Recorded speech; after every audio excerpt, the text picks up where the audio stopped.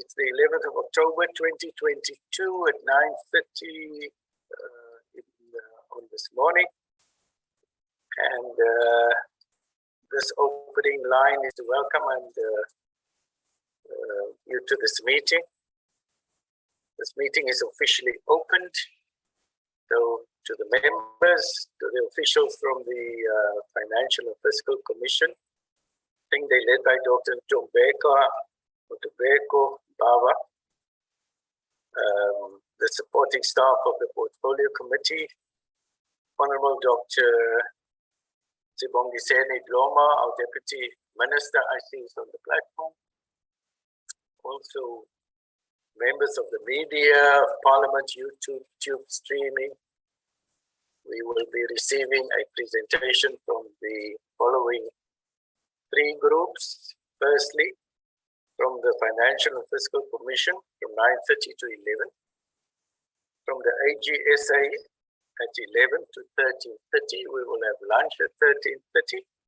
And then from NHLS from 1400 to 1500 hours. You are reminded to please also switch on your videos when you speak. I see we do have a tendency these days not to switch those videos on. So I'm really just trying to encourage you to do that when you want to speak. Before we continue, let us take attendance and apologies from Ms. Majalamba.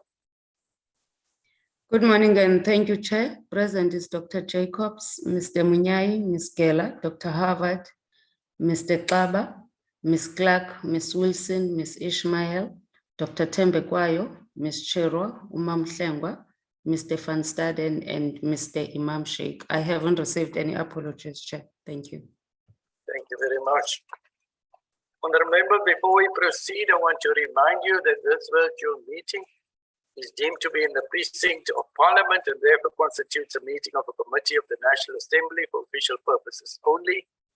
In addition to the rules of virtual sitting, the rules of the National Assembly, including the rules of debate, apply. Members enjoy the same powers and privileges that apply in a sitting of the National Assembly. Members should equally note that anything said in the virtual platform is deemed to have been said to the House that they were ruled upon. All members of logged in shall be considered to be present and are requested to mute their microphones and only unmute when recognized to speak. This is because the microphones are very sensitive and will pick up noise which might disturb the attention of other members. When recognized to speak, please unmute your microphone and connect your video. Members may make use of the icons on the bar at the bottom of their screens, which has an option that allows a member to put up his or her hand to raise points of order. The Secretariat will assist in alerting the chairperson to members requesting to speak. When using the virtual system, members are urged to refrain or desist from unnecessary points of order or interjection. We will now go straight over to the FFC. If you can start, please start with your presentation. It is 9:34. We would still expect us to be finished by 11. We would hope that your presentation in itself is not too long. I think 9:30 to 11:15 should suffice, and we'll have time for questions and discussions until 11 o'clock. Thank you.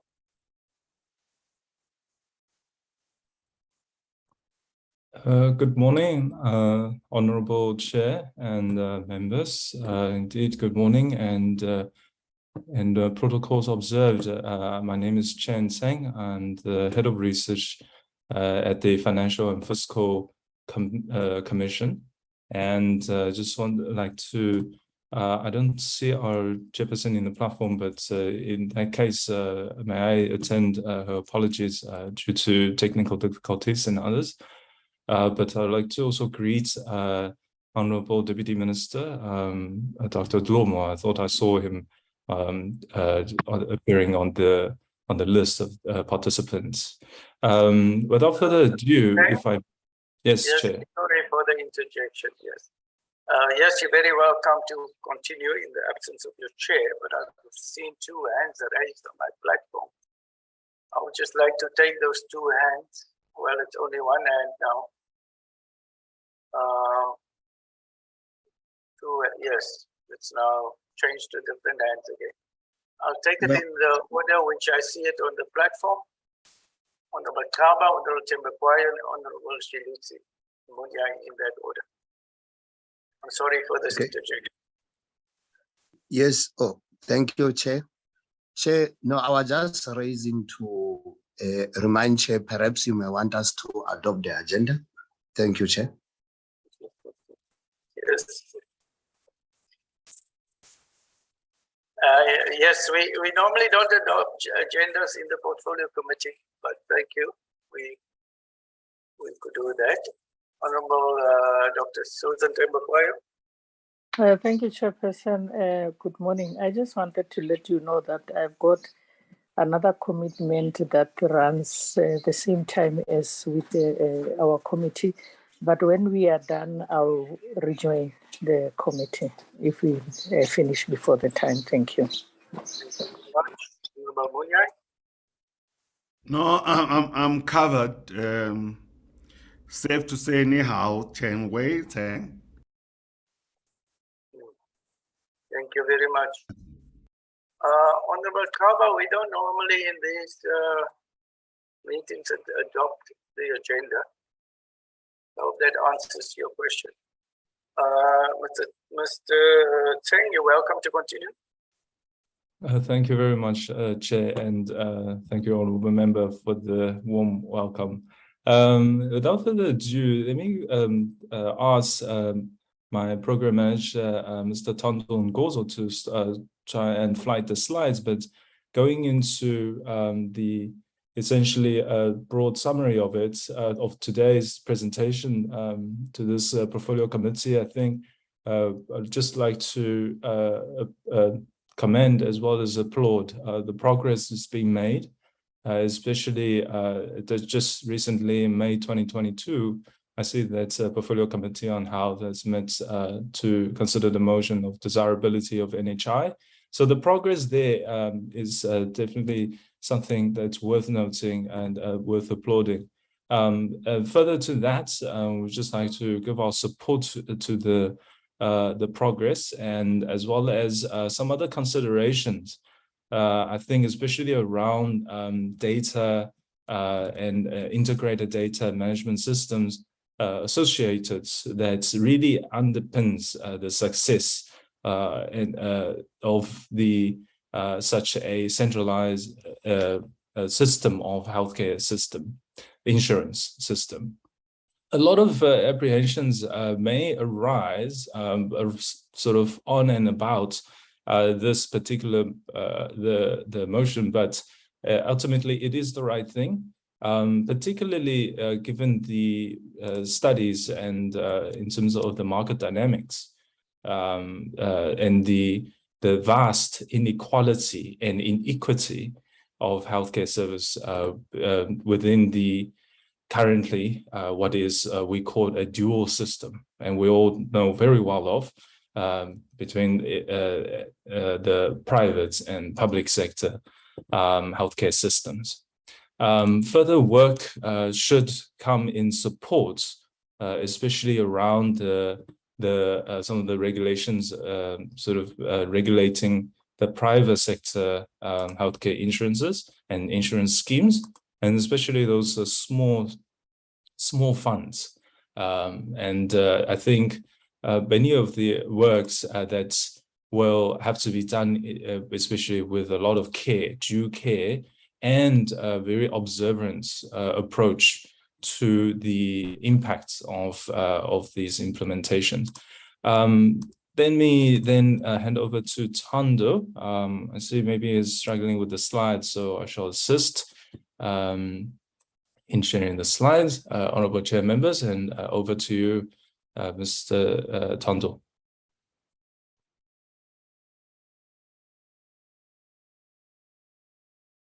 So thank you, Chen. Good morning to the chairperson and honorable members and everybody else who is on the platform. Chen, can we go to slide 4? Yes, thanks. So Honorable members, we just started our presentation by providing a context to what has dominated the health sector over the past 2 or 3 years. That is the COVID-19 pandemic. So in this slide, we're presenting this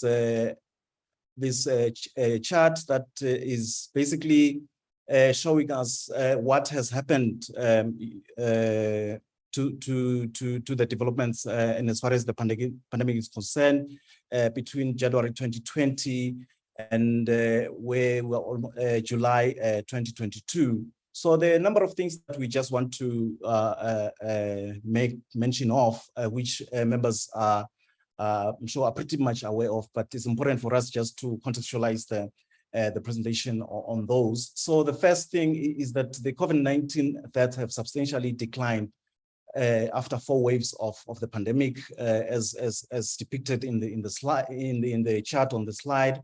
And then secondly, that in April 2022, government terminated the national state of disaster and only retained the transitional provisions that remained in place for 30 days. South Africa then experienced a limited 5th wave from late April 2022. We saw that during that period that deaths were more decoupled from the cases over this period. The imminent risk declined by mid-June 2022. And on the 22nd of June 2022, all remaining health regulations regarding COVID-19 were ended.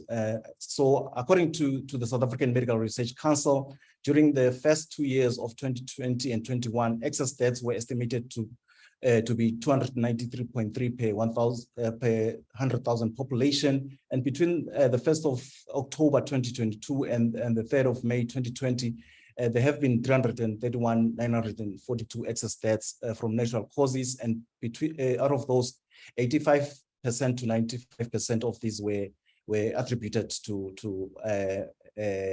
COVID-19. Next slide. So on this slide, continuing with the developments of the COVID-19 pandemic, we see that South Africa experienced 5 COVID-19 infection waves with over 4 million confirmed cases and 102,194 confirmed deaths by October 2022. The daily rate of both COVID-19 cases and deaths has significantly decelerated. And as of the 5th of October 2022, there were only 4,665 active cases and 7 deaths. With regards to the vaccine rollout, we note that it's a vital component in containing the spread of the virus and limiting the severity of the infections. So the 22 budget then allocated an additional 2.3 billion to buy more doses and administer the vaccines. Provinces will receive a total additional funding of 15.6 billion over the MTF period to support the fight against COVID-19 and address shortfalls in essential goods and services. Next slide. So these slides still continue to contextualize the COVID-19 pandemic. So we note that even though more than it speaks specifically to the vaccination rollout. So we see that even though more than half of the population has received at least one COVID-19 vaccine dose, the vaccination rate has severely decelerated, as shown in the graph on the left. What we also note is that youth vaccination rates in particular are very low. For instance, 37% of young people aged between 18 and 34 years have taken a COVID-19 shot, and approximately 30% of those that are aged 12 and 17 have taken the vaccine. So the graph on the right shows us that there are huge discrepancies among provinces with regards to vaccine administered. Gauteng, KZN, and Western Cape are far ahead of the other provinces, as depicted on the figure on the right. Next slide. So now coming to the section where we are analyzing the budget for the department. On this slide, we present a snapshot of the 22 budget and we compare the key budget elements of the 22 and 23 allocations. What's important and what we want to bring to the attention of the members is that it shows that the total government revenue has increased by 39 billion. At the same time, government expenditure is also increased by 79 billion, translating into a higher budget deficit of 6% in 2023 from 5.5% in 2022. So the main takeaway from this slide is that we still are facing a constrained fiscal environment, and therefore all departments, including the Department of Health, have to do more with less. Next slide.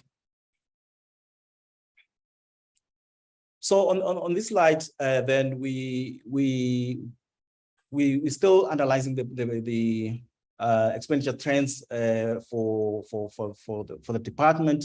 What we note is that the adjusted appropriation for the department is 65.4 billion for 21-22. Additional allocation provisions amounting to 758.7 million in 22-23 will fund conditions of service improvements to employees. Total expenditure will decelerate by an average annual rate of 1.7 from 65.4 billion in 21-22 to 62.2 billion in 24-25, in line with what we've seen in the previous slide, that even overall the fiscal is constrained. And then conditional grants account for 86.7% or 166.6 billion of the department's budget over the MTF period. Next slide. So on this slide, we see that the communicable and non-communicable disease program and the hospital system comprise of 75% of the department's budget. In other words, those two programs take a very large chunk of the department's budget. Over the MTF period, the growth in the allocation for the primary healthcare program exceeds 100%, while the budget for the program of communicable and non-communicable disease will decline by 10.4%. Over the MTF, baseline reductions amount to 112.2 billion in 2022-23 and 108.4 billion and 536 billion in the succeeding 2 years, respectively, speaking to the constrained fiscal environment that you started with. And then the baseline of the communicable and non-communicable disease program will be reduced by 9.8 billion of the MTF. Next slide. So in these slides, we're still dealing with a department budget analysis, but we are now focusing on the economic classification. So what we see is that the compensation of employees accounts for most of the health expenditure. Compensation will grow at an average annual of 1.1% over the MTF period, limiting the ability of provincial health departments to employ more frontline staff. 7.8 billion is allocated over the MTF period to the human resource component of the human resources training grant, which will supplement the budget that will take care of the additional doctors' posts. Next slide. So this slide, we're looking at the department budget analysis, but focusing on personnel, headcount, and costs. So what we note is that the number of posts across all salary scales is declining over the MTEF period. The total number of posts declined from 1,410 in 2021-22 to 1,167 in 2024-25. And we're saying this is concerning given the critical role of health workers, but also it may result in structural weaknesses in the operational and administrative consistency, capacity, and capabilities of the department. What we also note is that the person cost increased from 760 million to 769 between 2022 23-24 and 24-25. However, the total number of posts over the same period is declining. This to us suggests that there is a disconnect between the headcount and the total cost of personnel within the department. Next slide.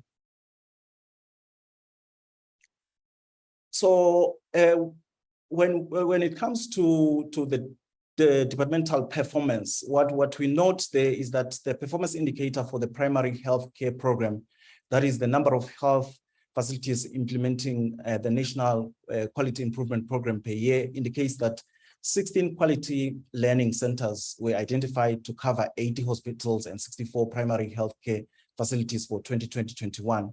What we want to note there is that there is no reference for the performance trends before 2021, making it difficult to assess how this performance indicator will significantly improve to 100 primary healthcare facilities and 80 hospitals over the MTEF period.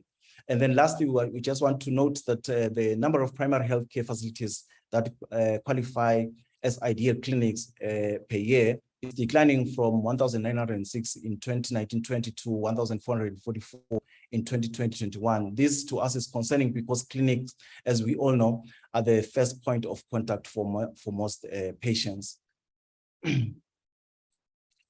So, Chairperson and honorable members, we now move to the section where we're analyzing entities. So starting off with the National Health Laboratory Service, it provides pathology services to over 80% of South Africans, and therefore is critical in monitoring the spread of diseases including TB and HIV.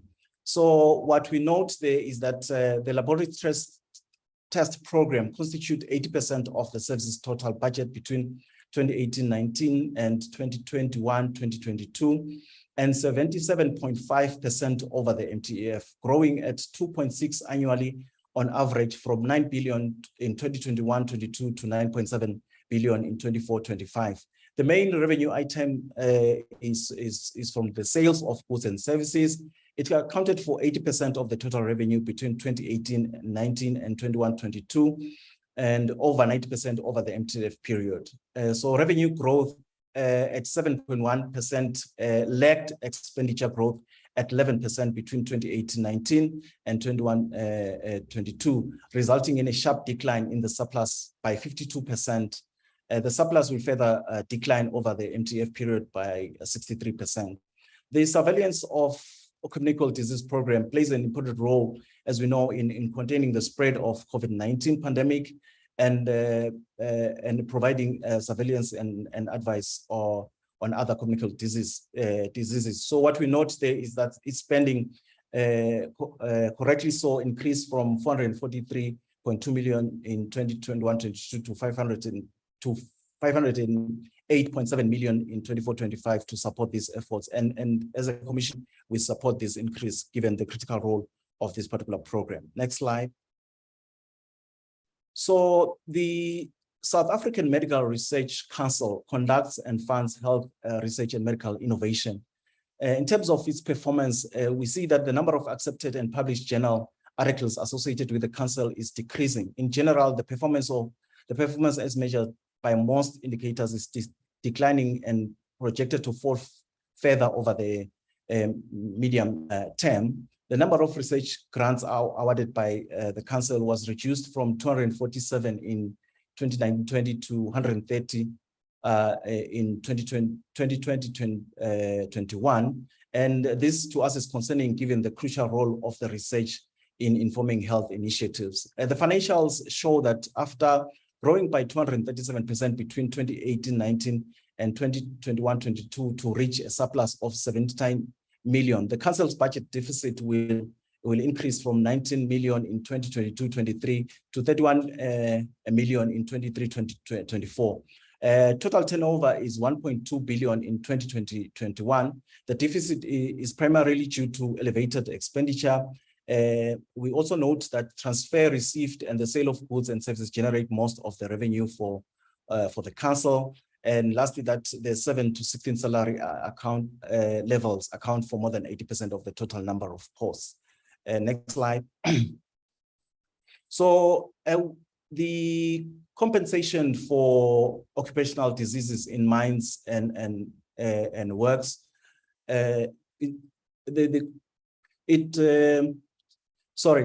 Competition Commission for Occupational Diseases in Mines and Works collects levies and controls mines and compensates lost earning caused by occupational diseases of cardiorespiratory organs. Regarding performance, there is a substantial increase in the number of workers in control mines and workers paid for loss of earnings while undergoing TB treatment per year, from 4,498 in 2019-20 to 1,045 workers in 2020-21. So the number of benefits payments to commissioner makes the commissioner makes annually has significantly declined from 9,889 in 2019-20 to 7,700 in 2020-21. The commissioner aims to increase the number of benefits payments made from 7,700 in 2021 to 9,000 in 24-25, and the number of certificates finalized from 12,000 to 14,000 over the same period.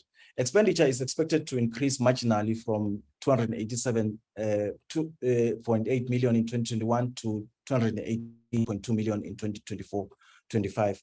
Over the medium term, the commissioner intends to improve access to services provided to mine workers, increasing the number of claims paid and fast tracking the claims management process. We also note that a surplus of 65,111 is projected for 24-25, following a deficit of 139,875 in 2020-21. Next slide. So the Council for Medical Schemes, it oversees the medical industry in South Africa to protect the interest of beneficiaries and advise the Minister of Health on related matters. So the Council is currently developing a guidance framework for low-cost benefit options and finalizing the proposals for Medical Schemes Amendment Bill, which incorporates relevant aspects of the National Health Insurance reforms and recommendations for the health market inquiry. And as a Commission, we think that this is an important initiative by the Council, and we support it. Its expenditure is expected to increase at an average annual rate of 4.8% from 185.6 million in 2021-22 to 213.4 million in 2024-25. The Council expects to generate a majority of or a large fraction of its revenue, that is 95.6 or 588.2 million over the medium term through the collection of levies from medical schemes, and only a small portion, that is 3.2, through transfers from the department, which is also supported by the Commission. Revenue is expected to increase at an average annual rate of 4.9% from 186.6 million in 2021 to 215.3 million in 24-25. We also note that its budget deficit has declined from 25.2 million in 2019-20 to 0.3 million in 2020-21, where total revenue is 177 million and 201 million in 2019-20 and 2021 respectively. So budget surpluses over the MTF period is expected to reach 2 million in 2024-2025. Next slide. The Office of Health Standards Compliance, it monitors and enforces the compliance of health establishment, private and public, with norms and standards. Over the medium term, the office plans to increase the percentage of public sector health establishments inspected for compliance with norms and standards from 10.1% in 2021 to 22% in 24-25, and the percentage of private sector facilities inspected from 0 to 20% over the same period. Allocations to the compliance inspectorate account for an estimated 35.5% or 166.6 million of the office budget over MTF period. The total expenditure is expected to increase at an annual average rate of 1.7% from 151.9 million in 2021 to 159 million in 24-25. The office derives its revenue through transfers from the department. These are expected to amount to 469.8 million in the medium term. Revenue is expected to increase in line with expenditure in terms of revenue is expected to increase in line with expenditure. In terms of performance, percentage of public sector establishment inspected for compliance with norms and standards per year declined from 17% in 2019-20 to 10% in 2021, and this is concerning to the Commission because of the importance of the compliance with the norms and standards. And then lastly, we see that the financials show that a budget deficit of 10.4 million in 2019-20 has been turned into a surplus of 6.1 million in 2021, and the office is projected to break even over the medium term. Next slide. Now, the South African Health Products Regulatory Authority governs the manufacturing, distribution, sale, and marketing of medicines and medical devices to promote health, the health and well-being and safety of public by ensuring access to safe and effective quality health products. We see that its performance shows that there is an overall decrease in all performance indicators in 2021 with the percentage of licenses related to new good manufacturing practices and good wholesale practices finalized within 125 days, recording the sharpest decline from 77% in 2019-20 to 59% in 2021. And to reduce its reliance on external evaluators, the authority aims to create an internal capacity over the medium term. As a result, the spending on the compensation of employees is expected to increase at an average annual rate of 9.5% from 180.6 million in 2021-22 to 237 million in 24-25 to fill critical vacancies. Spending on goods and services is expected to decrease at an annual rate of 8.8% because of reduced spending on contractors. Total expenditure is expected to increase at an average rate of 1.3 from 357.6 million in 2021 to 371.3 million in 24-25. This marginal increase is due to the reduction of expenditure on the backlog project, which is anticipated to be completed in 2022-23. The authority expects to derive 42.5% of its revenue over the MTF through transfer from the department, and 50.9% of its budget through fees it charges for its services. And then revenue is expected to increase in line with expenditure. Accelerating license of the license of its backlog of medicine products remains a priority, which the entity aims to clear by 22-23. The projected reduction in expenditure in the health products authorization program at an annual 21% over the medium term. This is due to revising and reviewing the business model to reduce unnecessary bureaucracy and delay. We see that compensation of employees will also decline as 25 employment contracts are expected to be terminated once the backlog clears. Revenue is expected to decrease in line with expenditure. Next slide. So, Chairperson and honorable members, the next section then we looked at the provincial estimates of provincial revenue on health.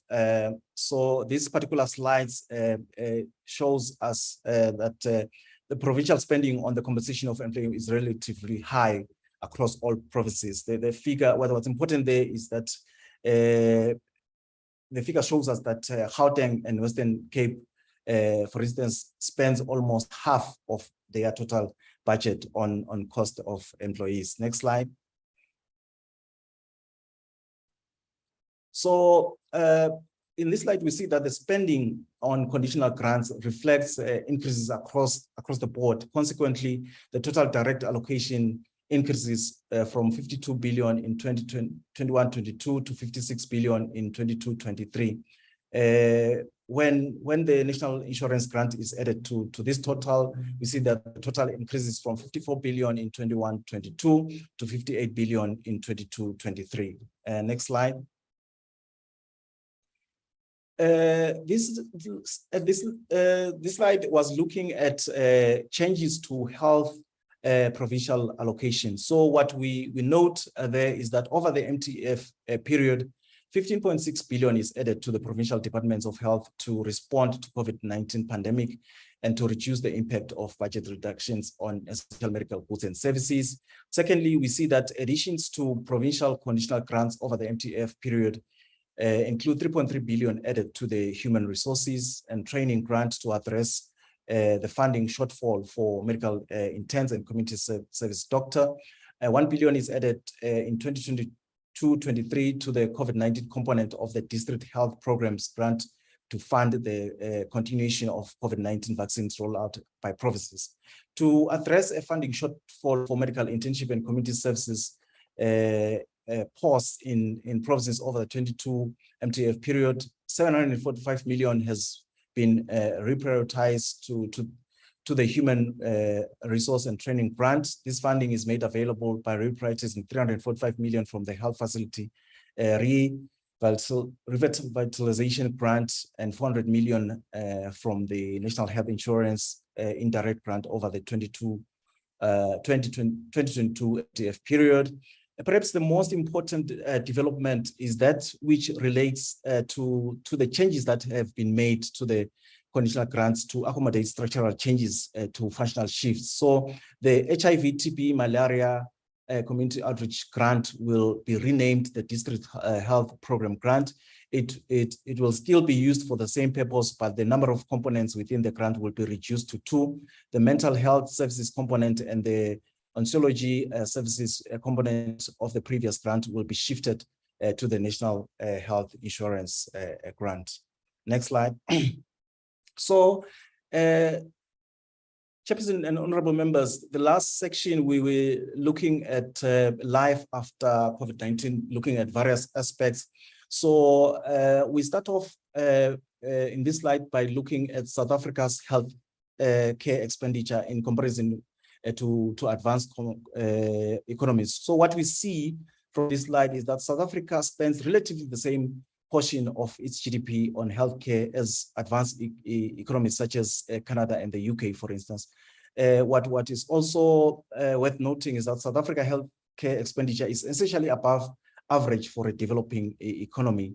And then we note that there is a weak correlation between healthcare services spending and health outcomes. And lastly, that healthcare spending and delivery are highly unequal because of the separating equilibrium of the South African healthcare system and financing. Next slide. As this slide, we specifically concentrating on the national health insurance. So we note that in March 2021, the Portfolio Committee on Health was briefed by the National Department of Health about the phases of the Parliamentary, and then we see that there are 3 phases of the Parliamentary public hearing process. The first phase involved visiting provinces and the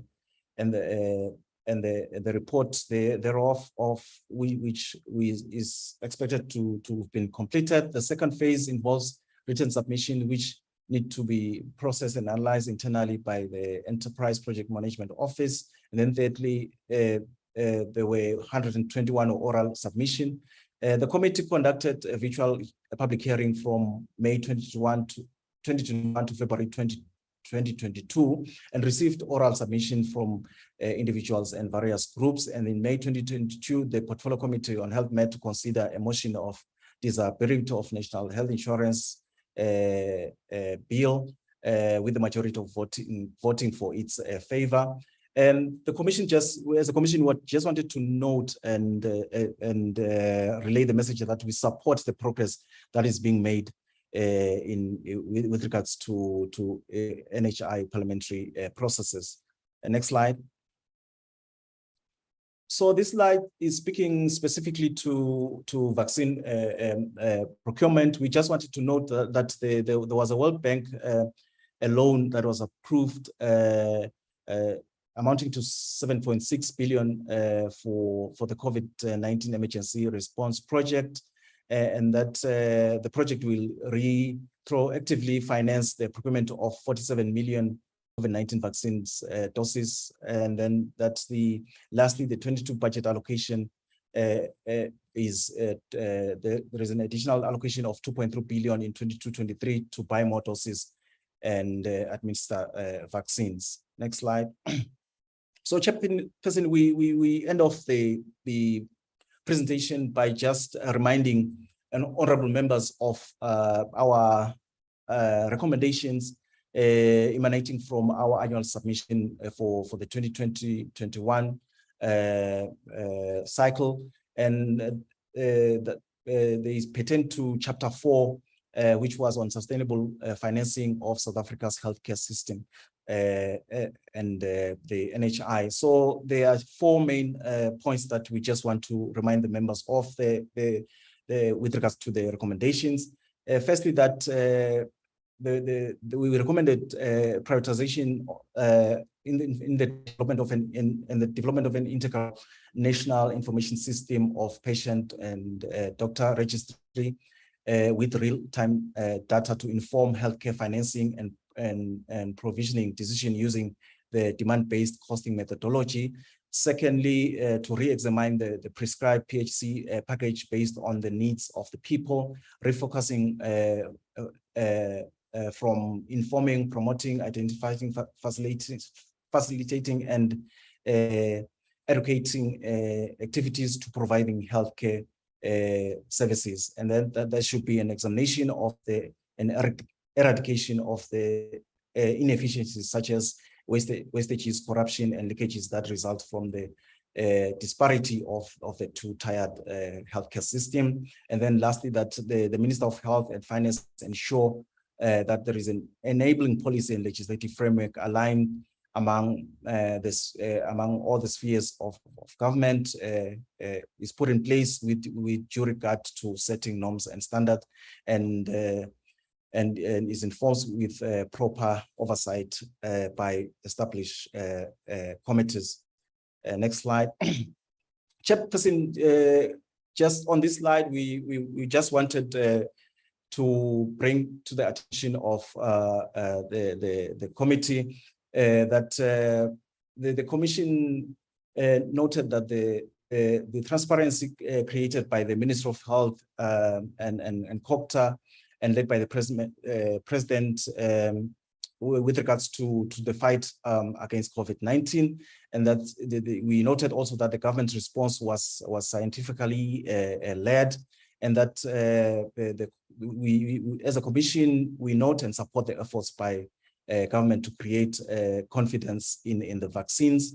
And then lastly, we note that both the inequality in relation to rural infrastructure and capability as compared to urban infrastructure will require parliamentary oversight to ensure greater equity in access of the COVID-19 vaccine. Chairperson, that's the end of our presentation, and I'll hand over to our Head of Research for concluding remarks. Thank you very much. Thank you, Sando. Thank you, Chair. Allow me to introduce our Commissioner, Kabulani, has just joined the platform. Without further ado, if I may hand back over to the leadership. Thank you very much for the presentations. We look forward to the further engagements, very enlightening presentations, quite short, which is good. And I will take hands from the honorable members now. Honorable Clark, Honorable Wilson, Honorable Munyai. Chair, don't forget about me. Honorable Ismail, yes. And me, Chair. Yes, so it's going to be, Ismail was actually first. Ismail, I'm going to give you first. Ismail, Clark, Wilson,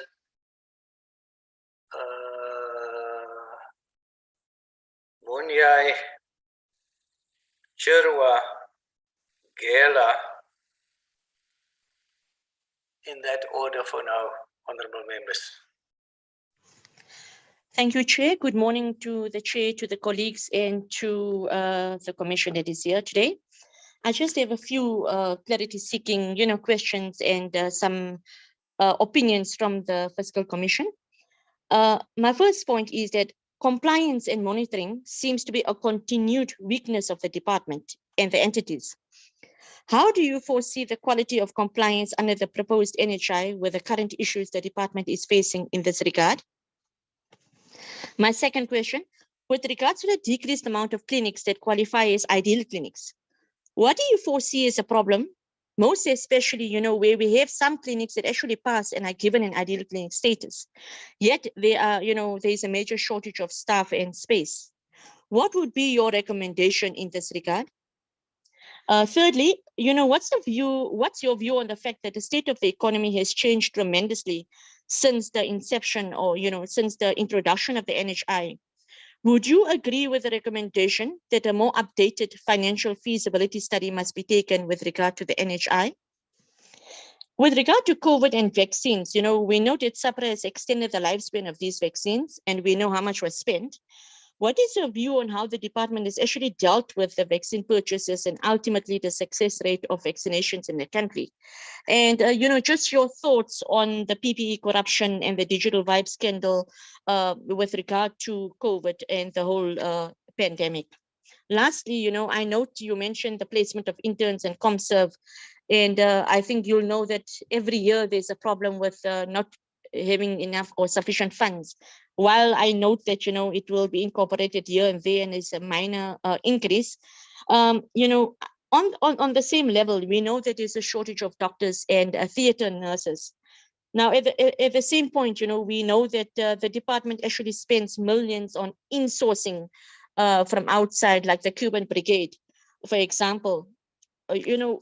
How do you actually view this with regard to, how we can actually capacitate within the country and use the funds of the country to actually, increase the amount of healthcare workers per healthcare facility as compared to actually insourcing? That is the point of my question. Thank you, Chair. Thank you, everyone.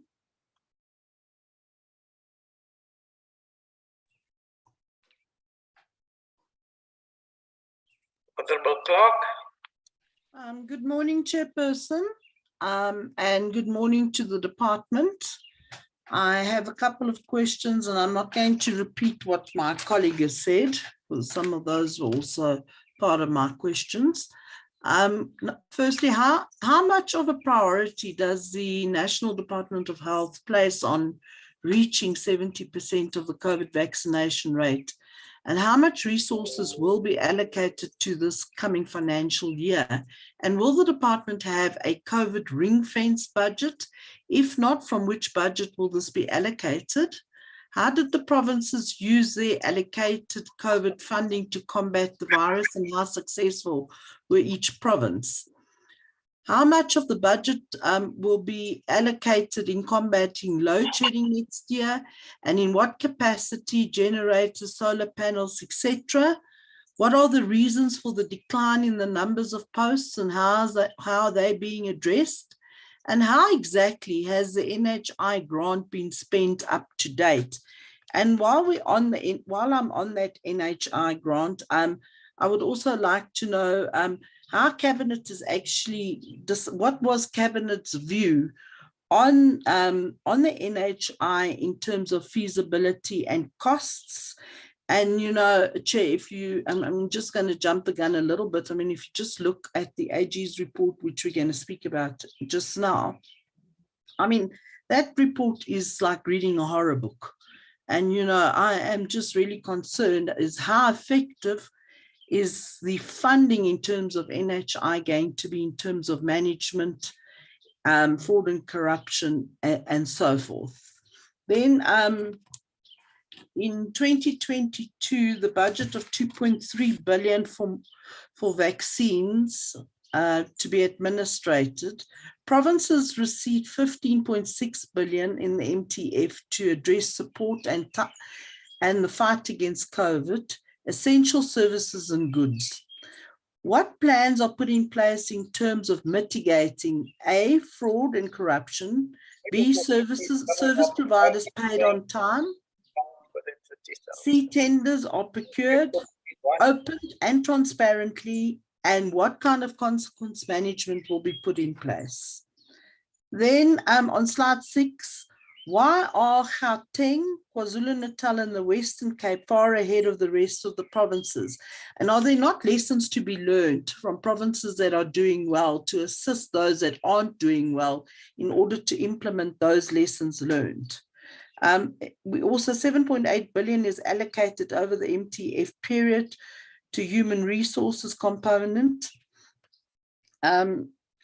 How will the department ensure that hospitals in the province, when representing their structures, in many instances, that these structures will then conform to this budget, the 7-8 billion that's been allocated? Because many times when we visit hospitals, if you look at their structures have not been adjusted for many, many years, and they're still functioning on old structures. And, you know, I'd like to know how that's going to be taken into account. And then also, will the department ensure that the accruals are brought down and that service providers are paid on time in terms of that issue as well? Slide 12 indicates that there could be a disconnect between headcount and total cost per personnel. How does that happen? How is this mitigated so that real-time budget costs are aligned to the needs that we need in terms of personnel staff? And what will the department put in place to improve the appointment of critical clinicians and nurses? And how will the training be improved? And what are the numbers of hospitals that do not comply to the ideal clinic specifications, and which provinces are the guilty culprits in terms of that? If you could please just tell me, what are the backlogs of the NHLS currently, and how would it affect the budget in terms of catch up?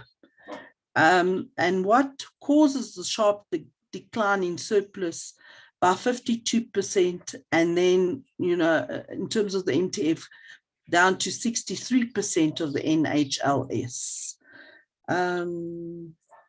What then, in terms of the Compensation Commission, occupational diseases of mine workers, what systems will be put in place to accelerate claims to workers, and will this be managed in that context?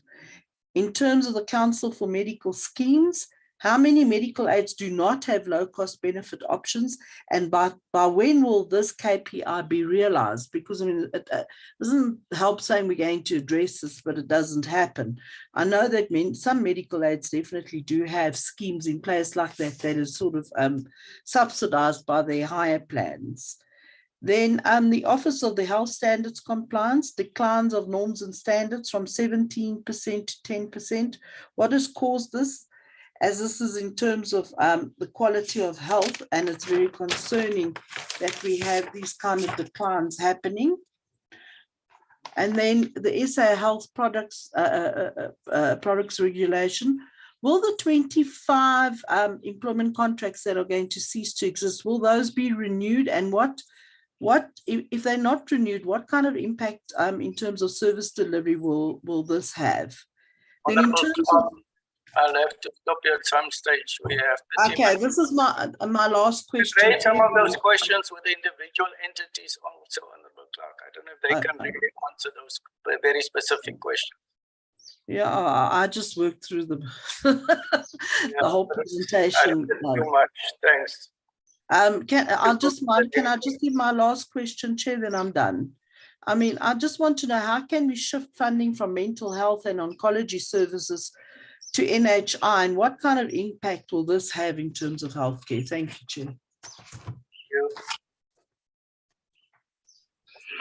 Thank you, Chairperson. I'm principally covered by the colleagues ahead of me, but I do have a couple of concerns. And I think principally around budgets. What we're seeing here, and the comment was actually made that we have restrained budgets, but so we will have to do more with less. Now, we already sit with an absolutely 100% collapsed health system, and one can't argue with it. The amount of oversights we do in hospitals and clinics proves that day in and day out.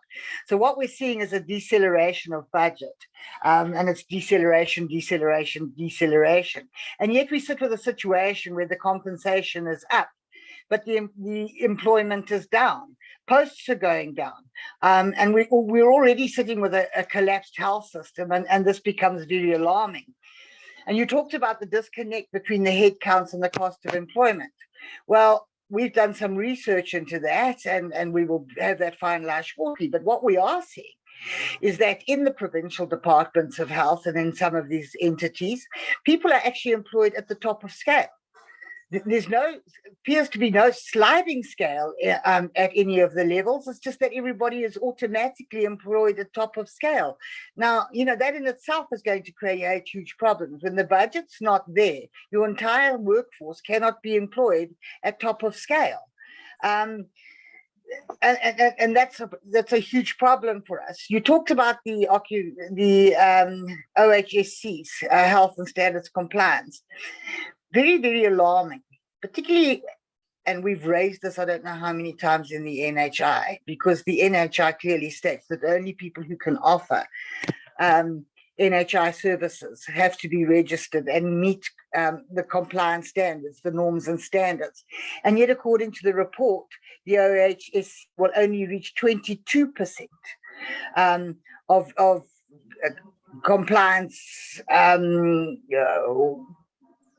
inspections, and that's very, very concerning. A 17% to a 10% decline in establishments inspected for compliance is devastating, but it shows. You can see that the OHSC is not getting out there. You can see that there is a complete neglect with regards to the norms and standards by just walking in the front door of any health facility in the country at the moment. It's terribly, terribly alarming. And under those circumstances, well, then obviously the NHI cannot work, because if you do not meet norms and standards and meet the minimum compliance, it's not going to happen. My concern too, though, is, and we will be getting obviously reports from the OHSC after this, is that they are so severely understaffed. They don't have enough inspectors. They don't have the time. They don't have the facilities to do these inspections. And it shows. It shows. The health establishments are doing what they like because there's nobody there to monitor them. And monitoring and evaluation was raised a short while ago by one of my colleagues, and it's 100% on the mark. Where there is no monitoring and evaluation, don't expect anything to be up to scratch. It's just not going to happen. The cost of employment, and I was looking at your provincial cost of employment, and I am actually now really looking forward to seeing the provincial presentations on this, because you've got, say, for instance, 31% under Limpopo. Well, I can tell you right off the top of my head, that's not correct, and I don't know where that information comes from. So I am looking forward to the provincial presentations to see what the disparity is. You compared us to Canada and UK, developing country, good budget. Well, we might be compared to the UK and Canada, but they deliver and we can't. Simple as that. We cannot deliver, despite the fact that our budget is supposed to be comparative. And lastly, the loan of 7.6 billion from the World Bank for vaccine procurements. How are we paying this back? What is its effect on health? Where is it coming from? And, what happened to the huge donations we received from corporations to assist us with the COVID pandemic? Thank you, Chair. Thank you. Honorable members, I'm going to remind you that you're not going to get your questions answered. At 11 o'clock, we will ask the FFC to leave. So the first three have not really channeled their questions properly, because a lot of the things they had raised could have been raised to the entities which we are receiving within this week. I would ask FFC to note those which are more applicable to themselves. Please note, honorable members, we have a very tight schedule today. Thank you. Honorable Munya is next. Thank you very much, Honorable Chair. The first thing I want to ask the organization, are they aware if they needed to make some comments on the NHI, they were supposed to write to Secretary of Parliament and participate and express their view on the NHI platform, because now the process is within Parliament? That's the first question. The second thing is that and I understand their mandate, by the way. The second question is that how old is this research? How old when it was done? The third issue, Honorable Chair, that I want to raise, I just noted it. I think they made some, let me just open it. It's on slide 18, Honorable Chairperson. Let me try to look.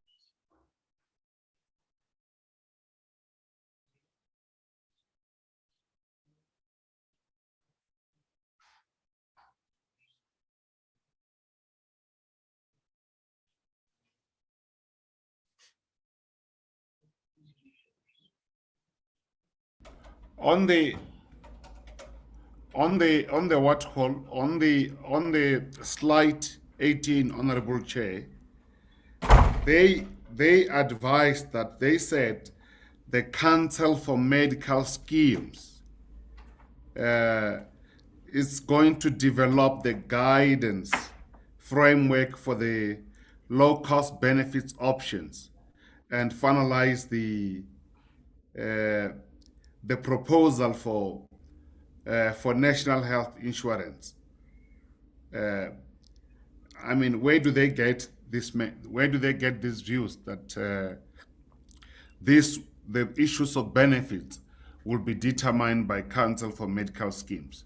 Where does that arise? Lastly, Honorable Chair, because you warned us about the issues of time, I think I agree with them on one issue, which says that the issue of wastage of resources, it's as a consequences of the two-tier systems, of healthcare system in the Republic. That on that point, I agree with them. But then I don't agree with them on the issue. Maybe they must clarify when they say that the Department of Health and Finance must be able to ensure the development of new policy and framework, legislative framework. For what? And also to ensure that there's a good oversight. Are they suggesting that we're not doing the good oversight to the executive? Maybe they must clarify that. Lastly, on the issues of comparison with the UK and South Africa. UK already have a national health insurance in a form of NHLS. So therefore, though the population will be more or less closer, and I mean, it's advanced economy. Here we have challenges of two-tier system. Here we have challenges of unemployment, inequality, poverty, and so on, which is as a consequence of the colonialism of a special type. How's it? Yes, it's Linda. How's that IG report? Oh, please, man, Clark. Oh, sorry. So, Chairperson, I think let me leave it there, and I'll leave everything unto you. So I'm saying they should clarify this question.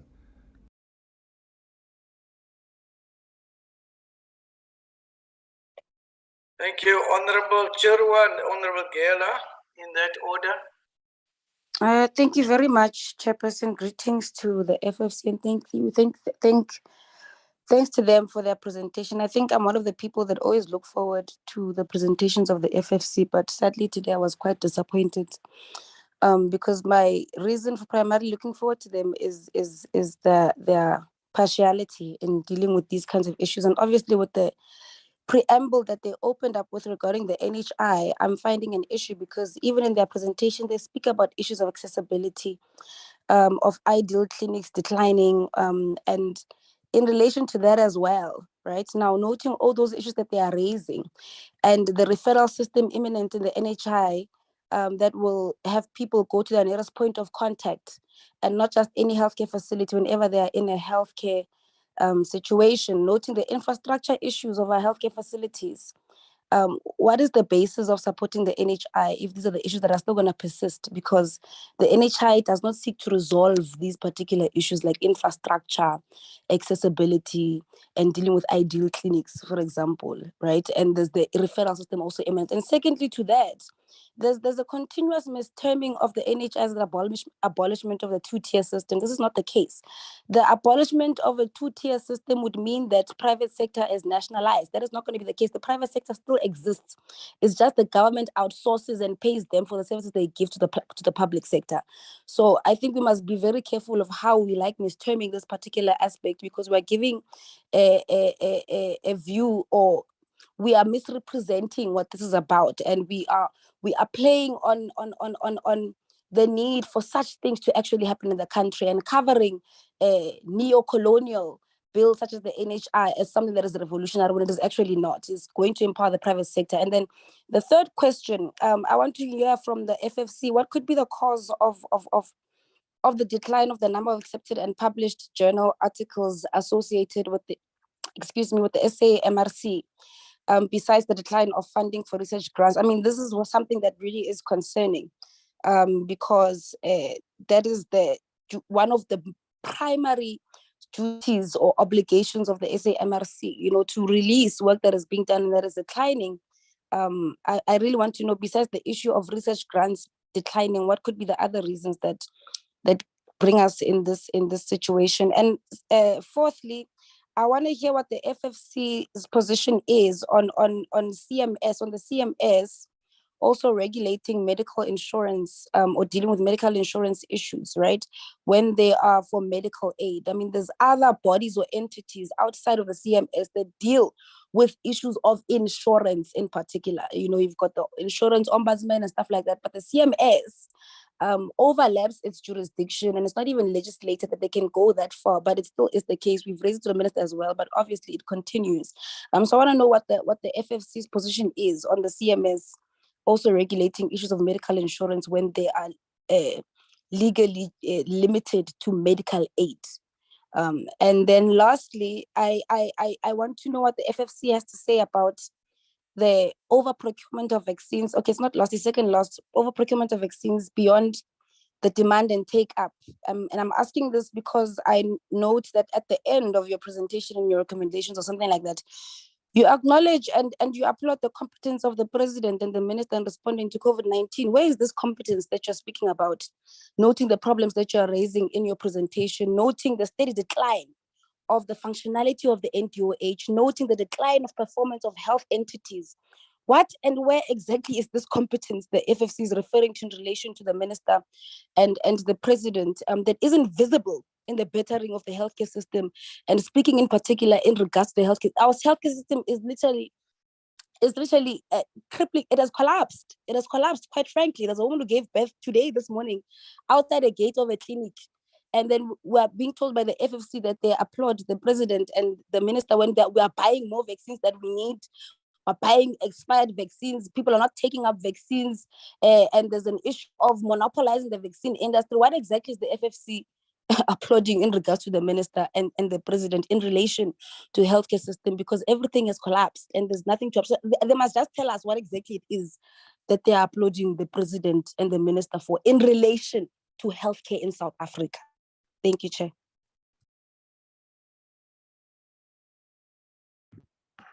Thank you very much, Chairperson. Firstly, let me welcome the presentation from FFC. Indeed, we see a very progressive presentation from by FFC.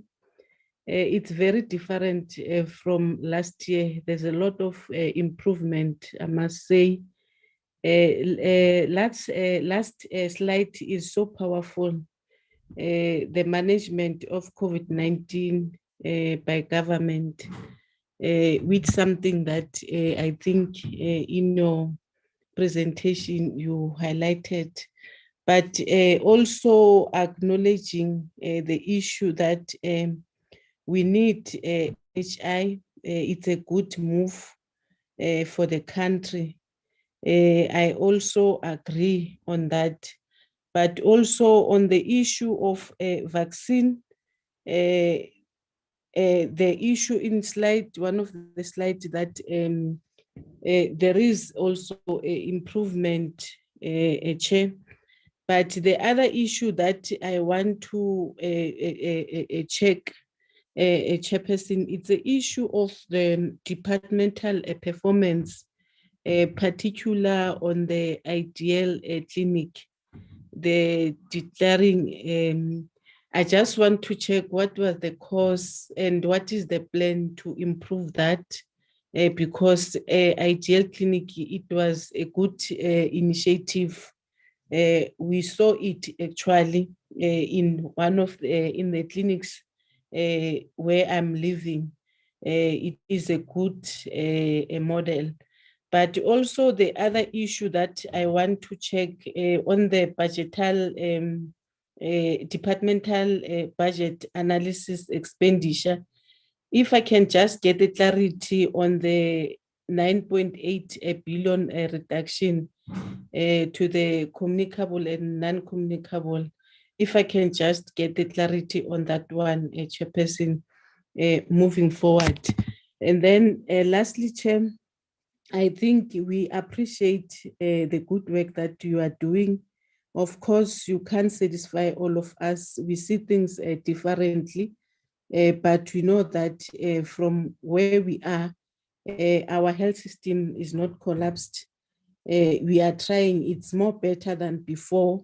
And we believe that even when we take NHI, it will be more advanced. Everybody is going to benefit equally. Of course, we understand other people are negative towards that because they understand, or maybe they don't care as long as they are covered. But we think the NHI is going to assist, especially people, the poor people of South Africa, to have equally rights and also to have equal health care in the country. Thank you very much, Chair.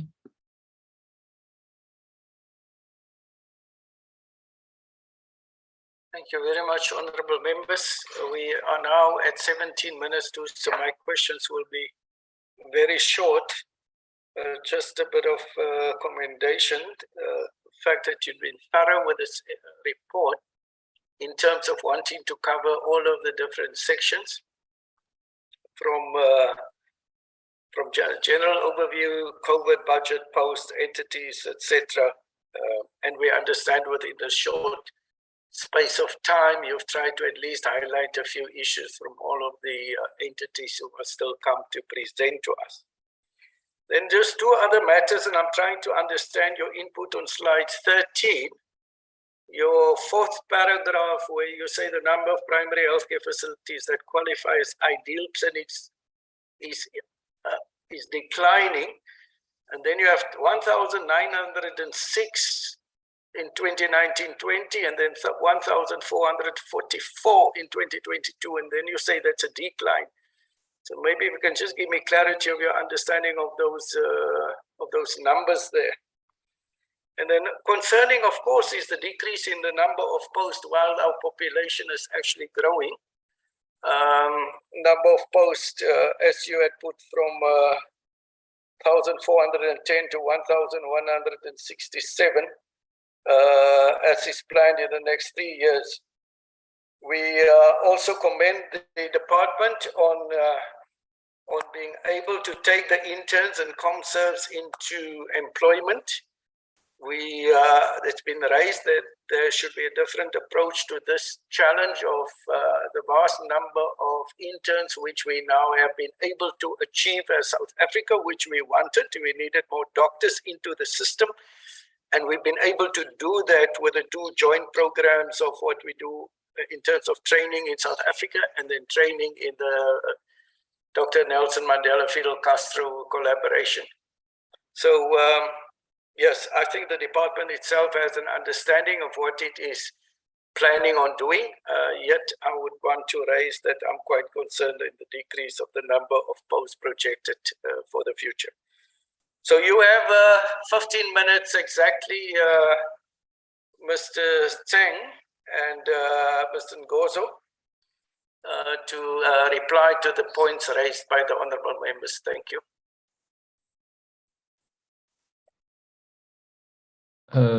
Thank you, Honourable Chair, members. If I may first inquire if our Commissioner Kabulani or Kawe, if she would like to say something before I jump in for the question to answer.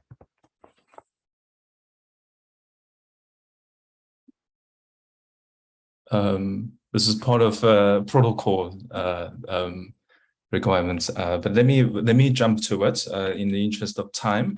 And thank you again, Honourable Chair members, for the very rapid fire. This is great. First, let me also thank the Chair for actually putting it right, because these are public entities, as much as we'd like to cover, and as much as we obviously pointing out some of the misalignments issues within the budget from a financial point of view, because it is weird, right? It sounds alarming when financial consistency is lacking. From 1 year a surplus to next year suddenly a huge deficit. From 1 year there was a huge cash balance, and then another day investments dwindled. So these are the what we're trying to achieve within that section of the entities. But indeed, the purpose of which we are not a department, and we are actually advisors to yourself, to this committee, in hoping that the information we share with you today, that you will take to conduct oversight over the executive, and quickly is not that there has been lack of oversight, not at all. Indeed, there has been a lot of work done. And that is what we were applauding.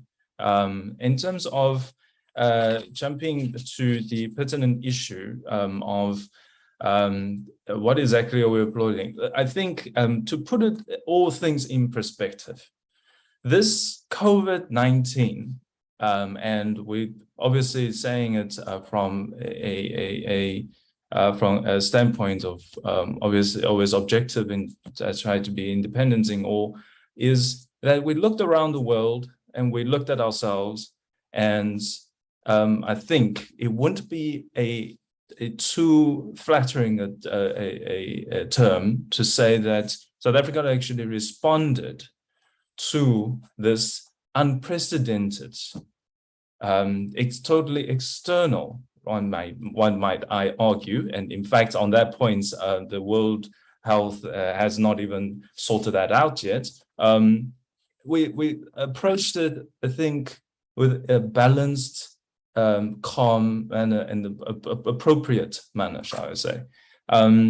Yes, going into the internal, there are quite a lot of issues, and especially to do with quality of compliance, and it certainly is concerning, I'd say, site to or initial position to start off from towards this NHI. NHI, it being quite a significant undertaking. Ultimately, NHI, we're not saying that it's a panacea to this two-tier market system. By the way, not yes, the end result is the sort of private versus public two-tier system, but it's actually a two-tier market from a market perspective, from an economist economic point of view.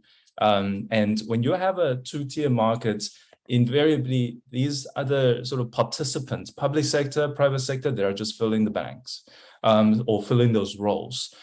So NHI is, like we said, it's not a panacea, but it is an attempt to try and merge or allow for the two markets to at least meet in the middle. Because if it doesn't meet, where as we put in our presentation, and also this is the thesis of the by Competition Commission on the private healthcare or health markets inquiry, is that disequilibrium creates price distortions, and it creates what we call a lemons market. Essentially, it's you have two markets, you don't know which one you actually belong to or you are accessible to. So what happens is the price then tends to, because everybody wants to make money in these markets, so they want to price it upwards, meanwhile not giving quality.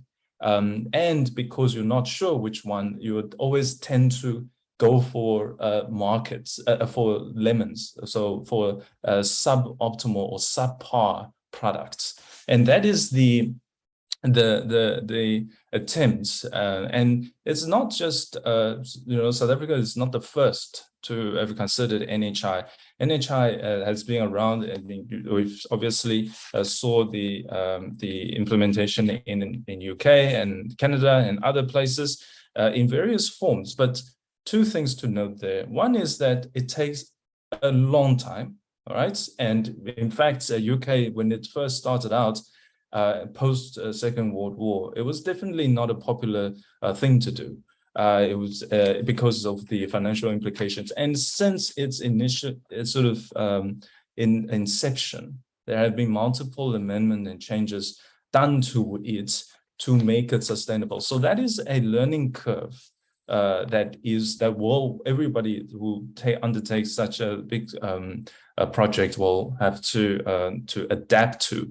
And in that vein, if you see, we are not oblivious or naive about it. For instance, and that's why I emphasized that a critical, very crucial, fundamental underpinning that will determine the success or failure of this is the data. And this then moves into the whole sort of quality of compliance, because only with data it enables, ensures all the other systems that works or doesn't work. You only have to see it through data and information systems. And I think to just share with Honorable Chair members that FFC is not naive in this regard, in that, so I think it's quite evident that South Africa, in general, the public sector, government, and as well as, and to some extent, private sector, except maybe sometimes the financial sector with their fancy apps and all that. But it's quite poor in terms of its information compliance, and quite poor in managing its data systems for it to be an enabler for implementation. And this we see it, right? Not just in health sector, we see it in procurement. And when you reach procurement is the entire public sector.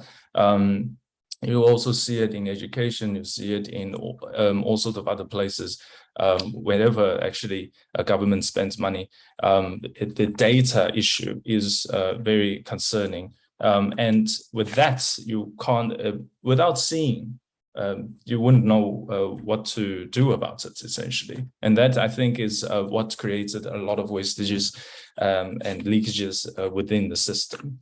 Another thing I think we want to address, and it seems that multiple times that it has come with the UK and all that international comparison graph.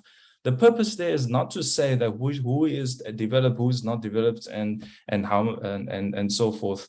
The ultimate purpose actually there is that it's not a it's sometimes, yes, it can be a money problem, but I think we are past that money problem, because South Africa, we are close in terms of how much we spend on this sector, comparable to developing economies. In fact, sometimes even beyond it. Again, we're coming back to the issue of the separating disequilibrium of the markets, of the healthcare markets. And many of so that is that graph there is not to say who is doing better, who is doing worse. Because, for example, US is, most of it is private citizens will pay, right? And that's why we see all these stories about how even some Americans will come to South Africa, or will go to places, Canada and Taiwan even, to get the benefits of assistance in terms of health insurance. And because the price in the US is just the spending, and the price for healthcare is just too exorbitant and unaffordable for most people, and yet they spend the most on that graph. So it's not about it's not purely about money problem. How old is the research around on FFC's research on the NHI? So this was submitted for the Divisional Revenue 2021-22. That means that we submitted it in just at the dawn of the COVID in 2020. Generally, we submit 10 months before the actual divisional revenue or the budget. And in terms of the very pertinent issues in the beginning by Honorable Ismail, very poignant. I think the issue here regarding the and also raised by various members, decreasing of ideal clinics. It is about management. It is about how the Department of Health ultimately manage and inspect, and we also got to inspect the inspectorate of the actual conditions of these clinics. And again, I think there is a lot of work to be done there. I wouldn't say it's particularly worse than a previous year, because it was the department has had its fair share of challenges. And especially in terms of financial management. And generally, when you have financial management issues, public finance management issues, you have all sorts of other sectoral implementations issues associated with it. And that's, again, the change there is not going to be last year versus this year, and we see immediate impact, because it's to do with also the sort of management accountants, the CFOs, and all those organizations, departments, and it's not easy. Sometimes to manage them, even if you want to consequence manage them, performance manage them. It takes time. Very last point, and the others, Honorable Chair members, I think I want to do proper justice to them. So we will perhaps with a written communication of questions, we can therefore make written submissions in answers. But with regards to this interns and conserve and shortages thereof, I think it is the Department of Health and Minister of Health should really consider insourcing. So there we could, in terms of healthcare practices and quality, there is quality. It's just that it's being diluted by this disequilibrium in the missing markets within the healthcare markets. and that's but in terms of training and development of our doctors, I think we are quite confident in their capabilities and abilities and the trainings that they have gone through. I hope that answers most. Apologies and for missing some, and further to that, we would like to be given, if we can have the chance of giving written submissions to the committee. Thank you for today. Thank you very much to all of you. Yes, you're very welcome to give those written submissions to the committee. And we appreciate you coming and trying to also answer all of the questions of the members. I'm just going to speak again to what Honorable Wilson wrote on the chat. Honorable Wilson, we apply for programs. Now, programs are very tight because these are managed by the Programming Committee of Parliament in line with what needs to be achieved at various stages of the year and in the different terms. So I would want to maybe just once mention this again, that in terms of those timelines given to us, we fit the programs in, and it's not a choice that we have of giving some longer time and others not so much longer time. Already for the AGSA, we've allocated 30 minutes. I took 30 minutes of your lunchtime and I gave it to the AGSA, understanding you're going to have many questions for the AG.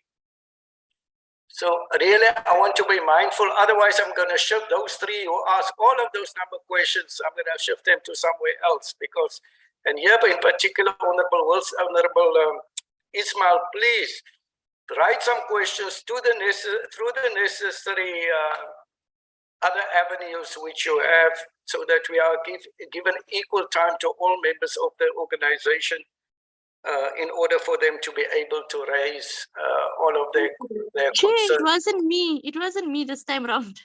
Okay, I apologize then.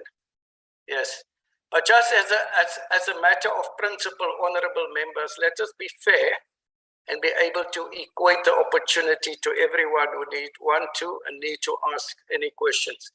I'm trying to have a look to see whether the AGSA is on the platform. Yes, Chair. Songezo, yes, thank you, Mr. Yes, we're in. You are here. Yes. Thank you very much. I've been looking forward to seeing who is here from you. While you're talking, you may also introduce who is here from the AGSA. And we continue with the presentation considering the limited time available today. Or if Mr. Andries Sejo would be doing that, whoever from your side will be presenting, whoever is on the platform from your side. Good morning, Honorable Chair and Honorable members. Today, we have a number of portfolio committee meetings running. Unfortunately, Mr. Andries Sejo is still in the communication portfolio meeting. However, as soon as he's done, he's then going to join. But I think for the purpose of keeping time, we can continue. I will then take the presentation together with my other colleagues on the call. Honorable Chair.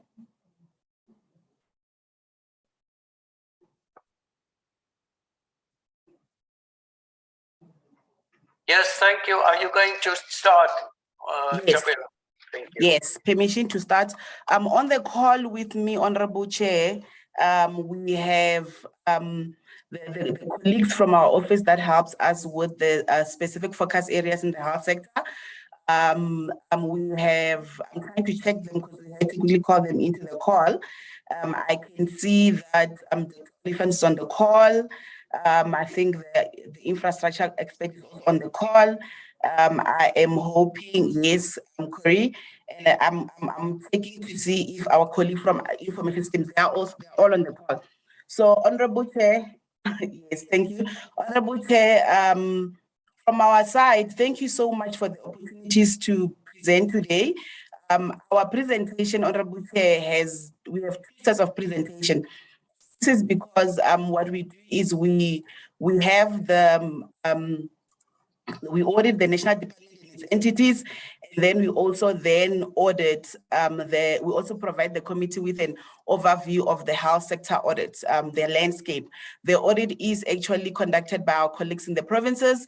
So today we will also be sharing with the committee high level, and then we'll engage with the committee. And if there are any questions that we are not in a position to respond, we would then take those questions and then engage our colleagues in the province and then come back to the committee.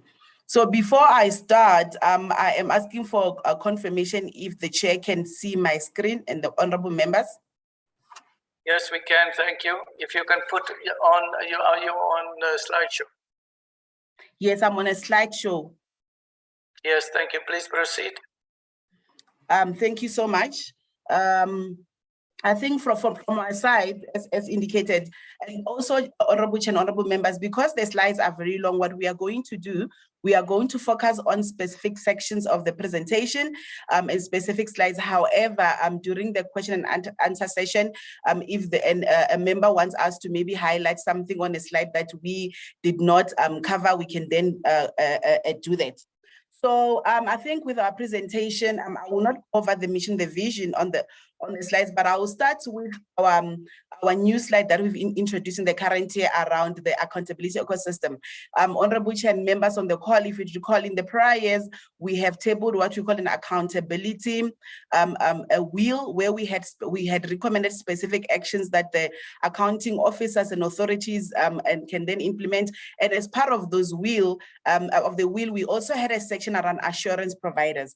And for us, with the assurance providers, we highlight that section because we understand the fact that at the end of the day, there is an overall bigger ecosystem that assists with the accountability within government. So this slide is the new slide that we are now presenting, and the purpose of the slide is to try to highlight the fact that there is different role players within the whole accountability ecosystem. And the message really is it's critical that each and every role player within this ecosystem, they need to do their part in order for us to see a shift in the public sector culture, as well as effectively see service delivery. So on the left-hand side, we have the portfolio, and this is the officials. We start with the officials on the ground, and these are the employees that are involved in the day-to-day initiatives of the department and its entities, and their responsibility is to ensure that those initiatives that are assisting the department to achieve its mandate, they actually execute their roles in line with the available laws and regulations and guidances. And then next to them is the senior management. Their role is to oversee what the officials are actually busy with. And then we then also have the accounting officers and accounting authorities that are supported by internal audit and audit committee. We also then have the minister on the side. On the other side, we then have the committees that really the main role is for support and oversight.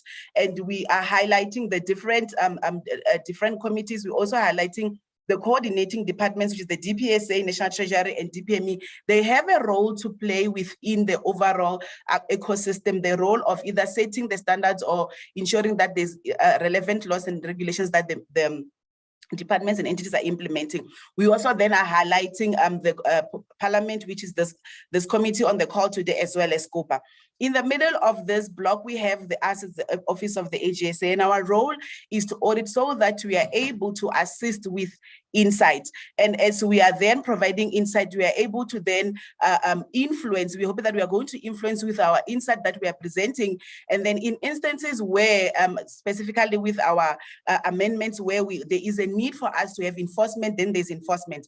At the bottom of the presentation, we then have active citizenry. As an office of the AGSA, we acknowledge the fact that we also need the citizens on the ground to be able to feedback to all the role players within the accountability ecosystem in instances where there's anything to be changed. So this is the ecosystem that you are saying they shouldn't be dependent on what the AGSA is doing or what, for example, the accounting officer is doing, but everybody in the ecosystem has a role to play. The next slide that we have is just a high level of how the portfolio has moved since 2018-19, but I'm not going to spend more time on it. I'm going to jump quickly to the slides on the overall audit outcomes. When we look at this slide, honorable chair and honorable members on the call, we are noting an improvement in the audit outcomes of the portfolio. And this, the main contributor in the improvement is because of the Mines and Works Compensation Fund.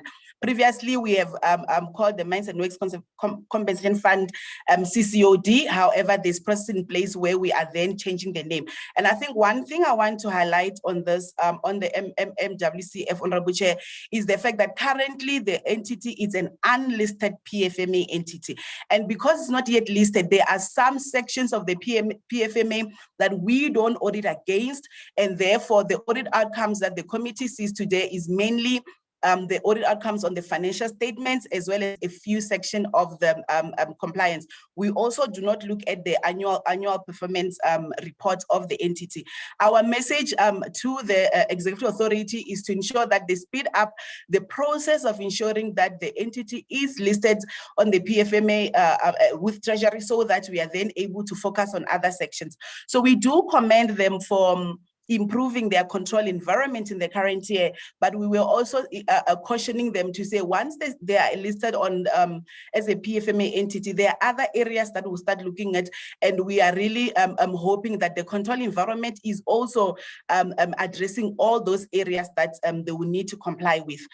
We commend in the current year the MRC and the OHSC for maintaining the a clean audit outcome. I think they've demonstrated over the years that with the good internal controls that they have and good financial management, they have really demonstrated to maintain this audit outcomes, and we really commend them for that. When we move to the orange, which is the unqualified with findings, we currently in the current year have 3 entities within the portfolio, which is the CMS, NHLS, and SAPRA. I will start with SAPRA. In the prior year, SAPRA was qualified mainly due to transactions that were coming from when they were MCC.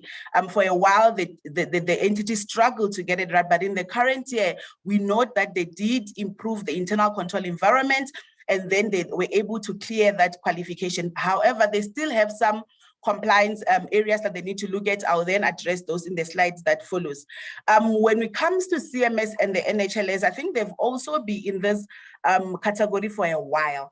And I think with the CMS, even in the current year, we've seen the fact that they had material amendments in their financial statements, and they also have a finding on compliance. The NHLS, on the other hand, I think in the slide that follows, I'll also demonstrate where they really had a number of areas where had it not been for the audit process that assisted them and for management that were able to clear it, they could have been sitting with a qualified audit opinion. So our message with the entities within this category is to say they need to ensure that the internal control environment is actually improved to ensure that they don't find themselves in the coming years regressing into the qualified audit opinion. The last one, Honorable Chair, is the department. Unfortunately, in the current year, the department regressed from an unqualified audit opinion to a qualified audit opinion. And I think they really were in the unqualified block for a number of years. In the current year, unfortunately, they had a qualification relating to specifically accrued departmental revenue that was relating to the recoupment of the COVID-19 vaccine. And I think what we saw with the department, as I said, for a number of years, they were sitting in the unqualified audit opinion. And we had been raising the fact that they are receiving the unqualified opinion because of some of the audit work that the auditors were doing where they had material misstatements. So unfortunately, when the control environment is not adequate, is not mature enough, in an instance where there is transactions that is not normal in the environment, that is finding the environment that is not mature enough. This is the results that we see. We do know that management is trying to improve the control environment to then move from this. But however, unfortunately, at the time of signing, they were not able to clear the findings that we were raising.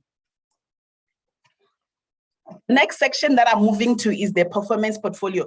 I think what I want to highlight as well, as indicated, because we don't my Mines and Works Compensation Fund is not a listed entity, we don't look at the performance of Mines and Works. So in the performance part, what we are doing is over and above the work that we usually report on, Honorable Chair and members on the call, where we look at the usefulness of the indicators and target, as well as the reliability of what they are reporting. We are also, as part of our strategy of culture shift, we are also trying to unpack some of the indicators and targets and and the reasons behind whether they achieved or not.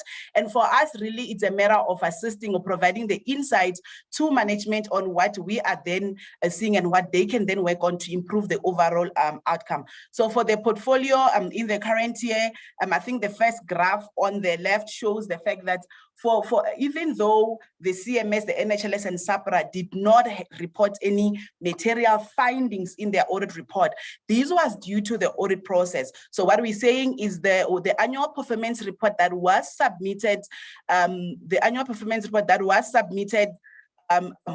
audit, unfortunately, it had material findings. Therefore, because of those material findings, and they were able to actually they resulted in not having enough, not reporting any material findings. However, the NGOH, because they had a lot of, the NGOH, because they had findings, they were not then able to clear it. So from our side, the message we are then giving is to say they need to have controls to ensure that before they even submit the financial statements or the annual performance report, they need to ensure the fact that those financial, those annual performance reports are through material misstatements. So the other part we are then showing on the slide is the problem that was related for the current year, and then we are also showing the findings that we then raised at NGOH, which is specifically around the fact that the target was not specific. Then when we then move to the performance itself, as indicated, honorable chair and members on the call, we looked at some of the targets that are currently sitting in the MTSF, and our aim was really to ensure the fact that these targets are actually filtered through into the APPs, and in the current year we did note they are filtered through, and I think in the slides of the health sector we'll be able to indicate which ones are filtered through. So in the then slide we are also then showing them within the entities the percentage of achievements, and we are highlighting a few targets that we believe the fact that they are key and those targets have not been achieved, and the possible impact it has when targets are actually not achieved. So the impact overall, we are saying when they don't achieve the targets in the current year, it then creates a backlog, because the MTSF would have set a target for the 5 years. When they don't achieve the target, it creates a backlog, and now the entity will have to play catch up to be able to then meet its MTSF target. In the next slides that we have, it's just a number of examples within the 3 portfolios where we just highlighted a few of the targets that we then deem are key, and however they are not met. We took this information from the annual reports, and this information included reasons that management has provided in the annual report as reasons for non-achievement.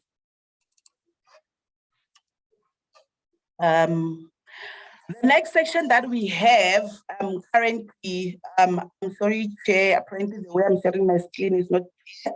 I'll try to stop share and share again.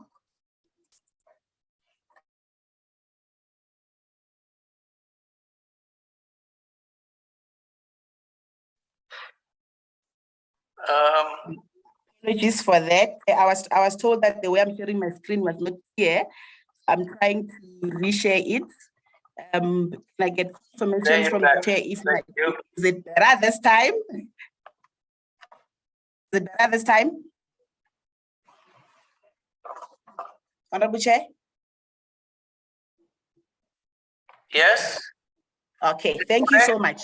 We can see. Thank you so much. Apologies for that. I'm using 2 screens in my office, so the other one was actually appearing on my screen. So in this slides, we were then we are just highlighting the sections where these are the important key targets that we deem that and when the committee, when honorable members and the chair are having a conversation with the department entities to really get the real root causes on why those targets have not been achieved, because these are the targets that are supposed to assist their portfolio to move towards the MTSF targets.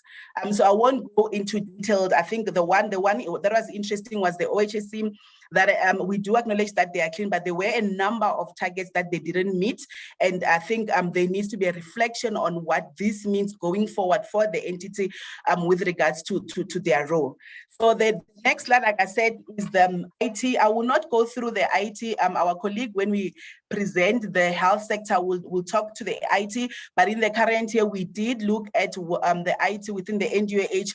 And there's really been limited progress, as much as some of the findings that we've been raising over the years have been cleared, but we are really realizing that the main root cause of the vacancies within the ICT department, as well as the budget consent within the ICT department, they really are not able to implement some of the controls that we deem are necessary for the department to have a proper IT system. My colleague, when she presents the e-health section, she'll cover it.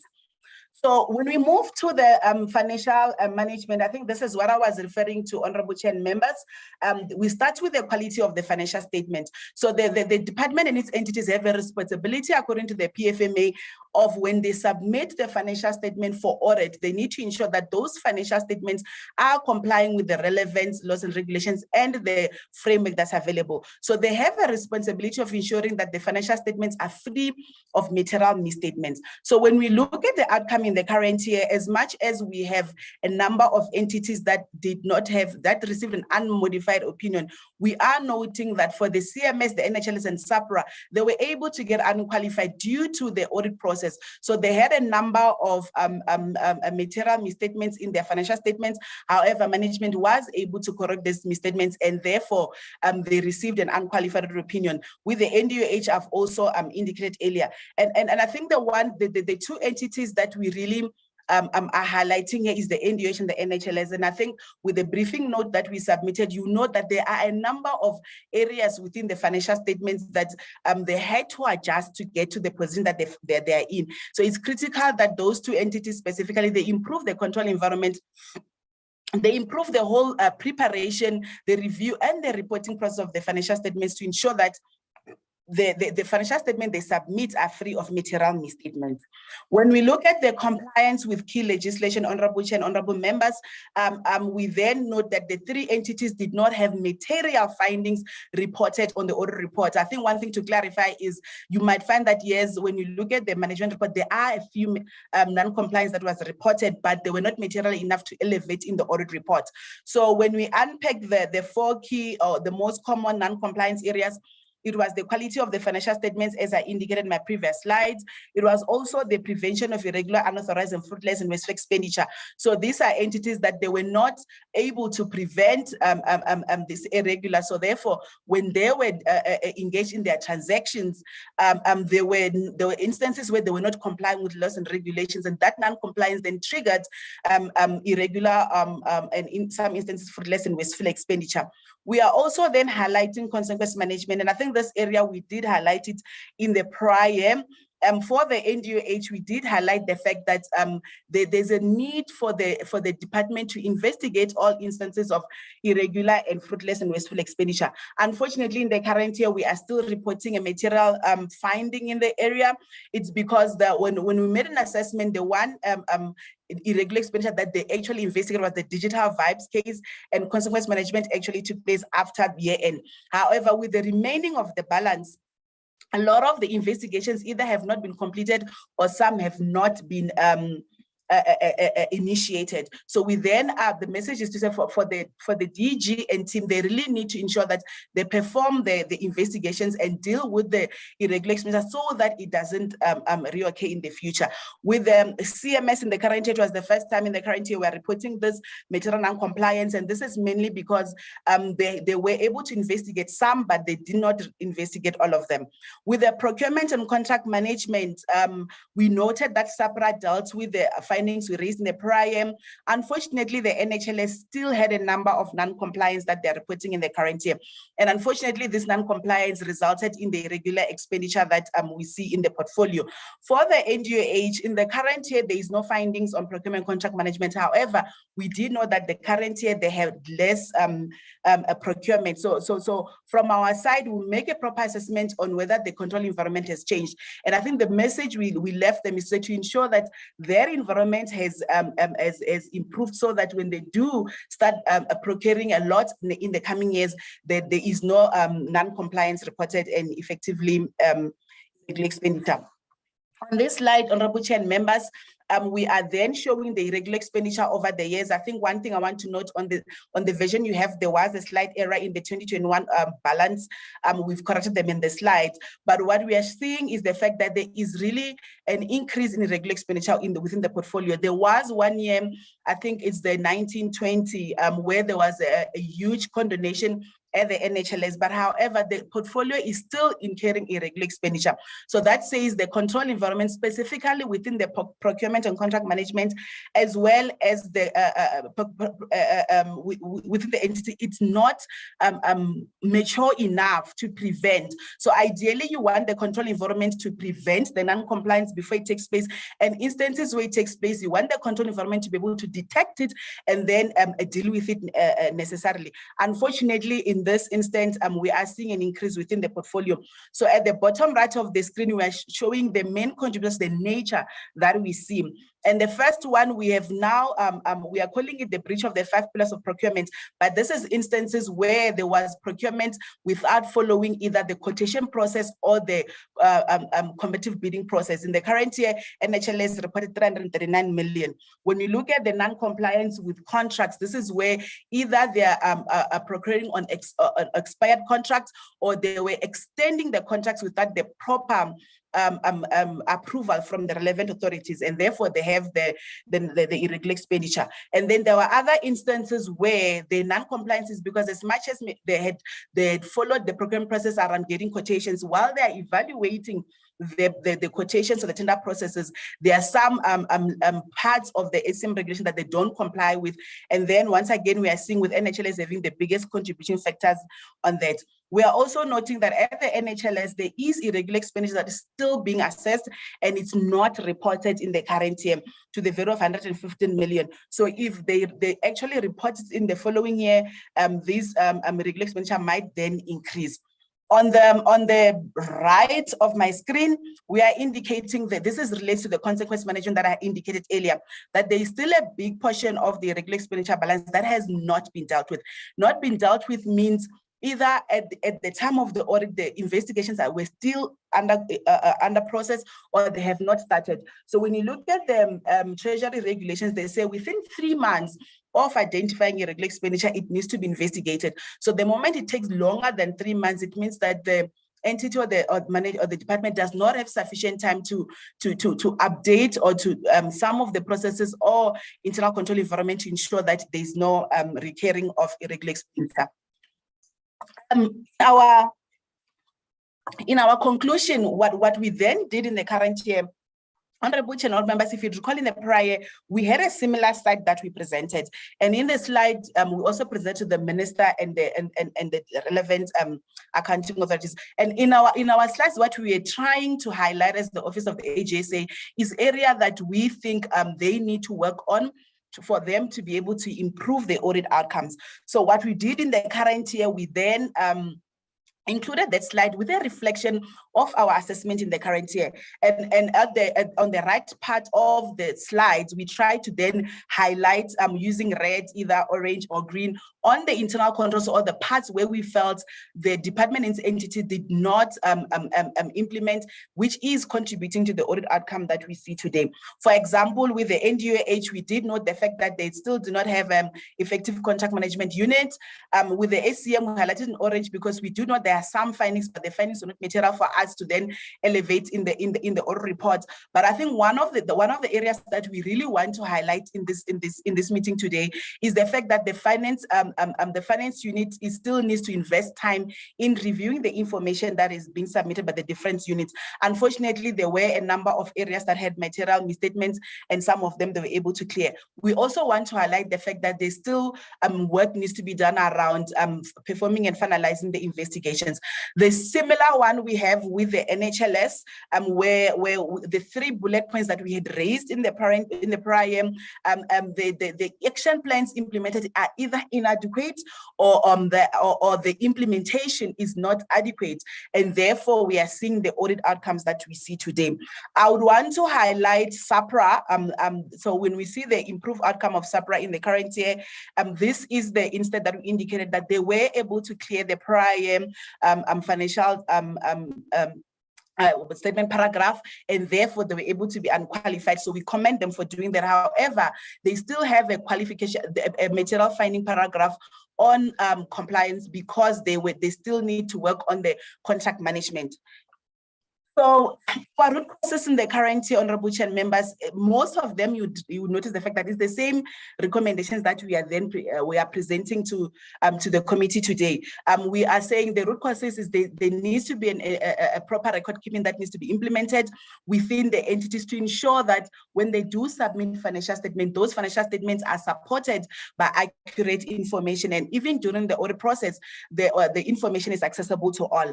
We are also then saying we are realizing that the process of the preparation, review, and of the financial needs to be improved. So there's a need for the department entities to utilize, because usually the internal audits within the departments assist the review of the financial statements. So there's really a need to really improve the collaboration with the internal audits to be able to give them the information or the financial statements and the annual performance reports in advance, to allow them time to be able to then review, and to also allow time for management to make the corrections, so that by the time the financial statements are handed for audit, they are actually free of material misstatements. There is also a need for implementing daily and monthly processing controls, and this also filters to the quarterly reporting. So the message we are saying, if the entities start making sure that even in their quarterly preparation of this documents, they ensure that there's effort and the information is supported by evidence. By the time they then prepare the overall financial statements in May, then they don't really have a lot of it, because the process in year would have dealt with a lot of challenges that might arise. We are also raising that they need to also be a strengthening of the monitoring of the compliance. So the recommendations that we have given to the Honorable Minister and the team that supports the Minister, even at the entities, it's similar to the message that we had in the prior years. But our message really is there need to be a reflection on the action plans that are then developed and implemented, because when the action plans are developed, they are developed to address a specific root cause that has been identified. So there need to be a reflection on those action plans to indicate why are these action plans not yielding the positive results, so that they are able to unpack and deal with the areas that needs to be dealt with. The last slide, Honorable Chair and members, it's the message that we have now combined. If the committee notes is we really combine both for the sector and for the department. But what the message that we are giving is that in 2021, these are the action plans, these are the recommendations that we have given. And at the bottom of slide, we are then reflecting, as I was reflecting in my previous slides, on the progress made. And I think the message is still to say the action plans needs to be revisited. So the key message to the portfolio committee, it's our message to say the portfolio committee needs to really request regular feedback on the implementation of effective action plans, as I indicated earlier, as well as also feedback on how the department's entities are actually prioritizing, investigating the instances of irregular and frivolous and wasteful expenditure. And I think one thing that the three that we added on the slide relates to the sector, so I will not deal with this now. I'll deal with them in the next slide. Honorable Chair, this is the end of our slides on the entities, so I will ask for direction and guidance from you if I should quickly jump into the health sector slides. Yes, please do. We will have a continuation of all of your presentations, and I have questions at the end. Thank you. Thank you. So, Honorable Chair and members, with the slides on the health sector, I I am not presenting alone, as indicated earlier. What we do with the Office of the AGSA, because we do understand that some of these areas that we look at have are technical in nature, and as an audit teams, we are auditors and we mainly focus on financial statements. We do collaborate and work with the technical units. So some of the sections, honorable chair members, I will hand over to our colleagues because we believe they're better placed to even present some of the real root causes that we note. So from the overall audit outcomes of the sector, currently today we are presenting a regression within the sector, and the contributor in the regression is the National Department of Health, as indicated in the previous slide. In the current year, we also see a picture in the sector that is not really moving as we would have loved to, but there's really a lot of work that needs to be done by the accounting officers on the ground. We do commend the Western Cape as well. They really have been maintaining the clean audit outcomes consistently over the number of years. But our biggest concern really remains for Eastern Cape, Northern Cape, and KZN. We do note the fact that Free State also has been qualified, but we've noted that over the years they've improved. And in the current year, if I recall correctly, they only had irregular expenditure. So they are really on their way to get it to get a better outcome. However, when we look at Eastern Cape, Northern Cape, KZN, they still had a number of sections that they need to deal with that are actually feeding into the qualifications that we see today. Of specific reference, I think of specific reference, we have Northern Cape and KZN. You would note that in the past 6 years, they really have been in this qualification area, and we raised in the prior that the biggest contributing factors is because there is vacancies in the key positions that are supposed to assist with financial management. And our message that we are really giving to the sector is they really need to make sure that the control environment within the financial statements unit as well really improve, so that we see a better audit outcomes in the sector. I'm not going to go to this slide. I want to go straight into the portfolio performance. So in the current year, the sector scoped in program 2, which is district health services, and for NGOH, it was the NHI. So unfortunately, in the current year, honorable chair and honorable members, we are presenting the picture that is the same as the prior year. So that means that the sector has really not moved when we look at the performance information. So in the current year, about 6 of the entities reported a disclaimer, while the other 3 are reporting a qualification. So one thing I want to highlight, even though officially as the Office of the AGSA, we don't give an opinion on the AOPO, but in the current year, we try to provide a reflection that says, should the AGSA start reporting or giving opinions on this, this is the picture that we are going to see in the sector. Unfortunately, today, this slide is exactly the same slide that we had in the prior year, where we are saying we are concerned about the audit outcomes we are seeing in program 2, and the findings and remain the same, and the root causes, as we engage with our colleagues in the provinces, for most of them remain the same. The biggest challenge that we are noting is because when they look at the performance achievements reported in the annual performance reports, and they try to reconcile with sitting in the registers on the ground, there is a lot of differences that they then note, and most of them then are limited to then say we are not sure of the numbers that are being reported. So there really needs to be an improvement with the whole process of moving from the daily registers, weekly register, monthly registered up until it's the sector reports in the annual performance reports. We also in the sector performing an analysis on whether the sector is on track to achieve its MTSF targets. And one thing that we do commend the sector is when we look at the indicators and targets, including the MTSF, the sector has successfully filter them through into their APP, strategy plan APP. And they use this usually using the standardized indicators where the National Department of Health will then communicate with the rest of the sectors that these are the indicators that they need to ensure that they're in the APP. This allows the sector to, as a whole, to work towards a specific goal, which is to meet the MTSF target. So we really do commend the sector for doing that. The next few slides that we have are is just a reflection of those indicators and targets in the MTSF, and the column under actual achievement is the feedback that we received. So this is the sector really gauging themselves or how far they are with these indicators and targets. And a lot of them, the ones that are orange, they are saying either they are on track, they are in progress. So therefore they are saying they're comfortable that they will be able to get to the targets come the end of the MTSF period. And then the ones in red, they are saying they're behind. So we included it for the completion of the slide because I won't go through the slide. So the message overall, when we look at the achievement of the sector mandate, as indicated before, we are comfortable that they've actually included all those indicators in the APP. I think our challenge that we really are raising is on the slide that I indicated earlier, that of the reported achievements that they have, we are unfortunately unable to confirm the validity, accuracy, and completeness of the reported achievement. And this is mainly because of the limitations that we experience when we are trying to audit the information in the different provinces.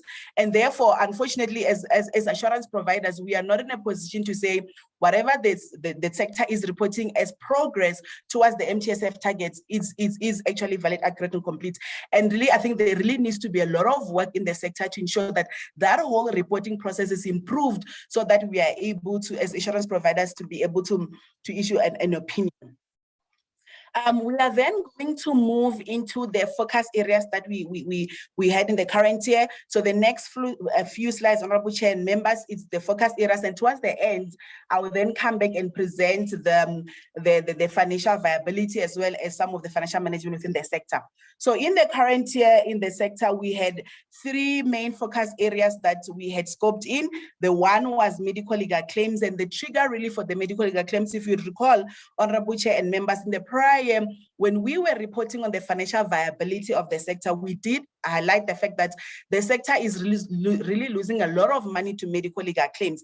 In the prior, I think we reported about 1.7 billion that was paid out from the medical legal claims, and our concern was that this is where the money that could be utilized for other services is going to medical legal claims. So in the current year, we don't scoped in at a transversal level, we scoped in the medical legal claims, and then work was done throughout the province by the RA team together with our experts on the call.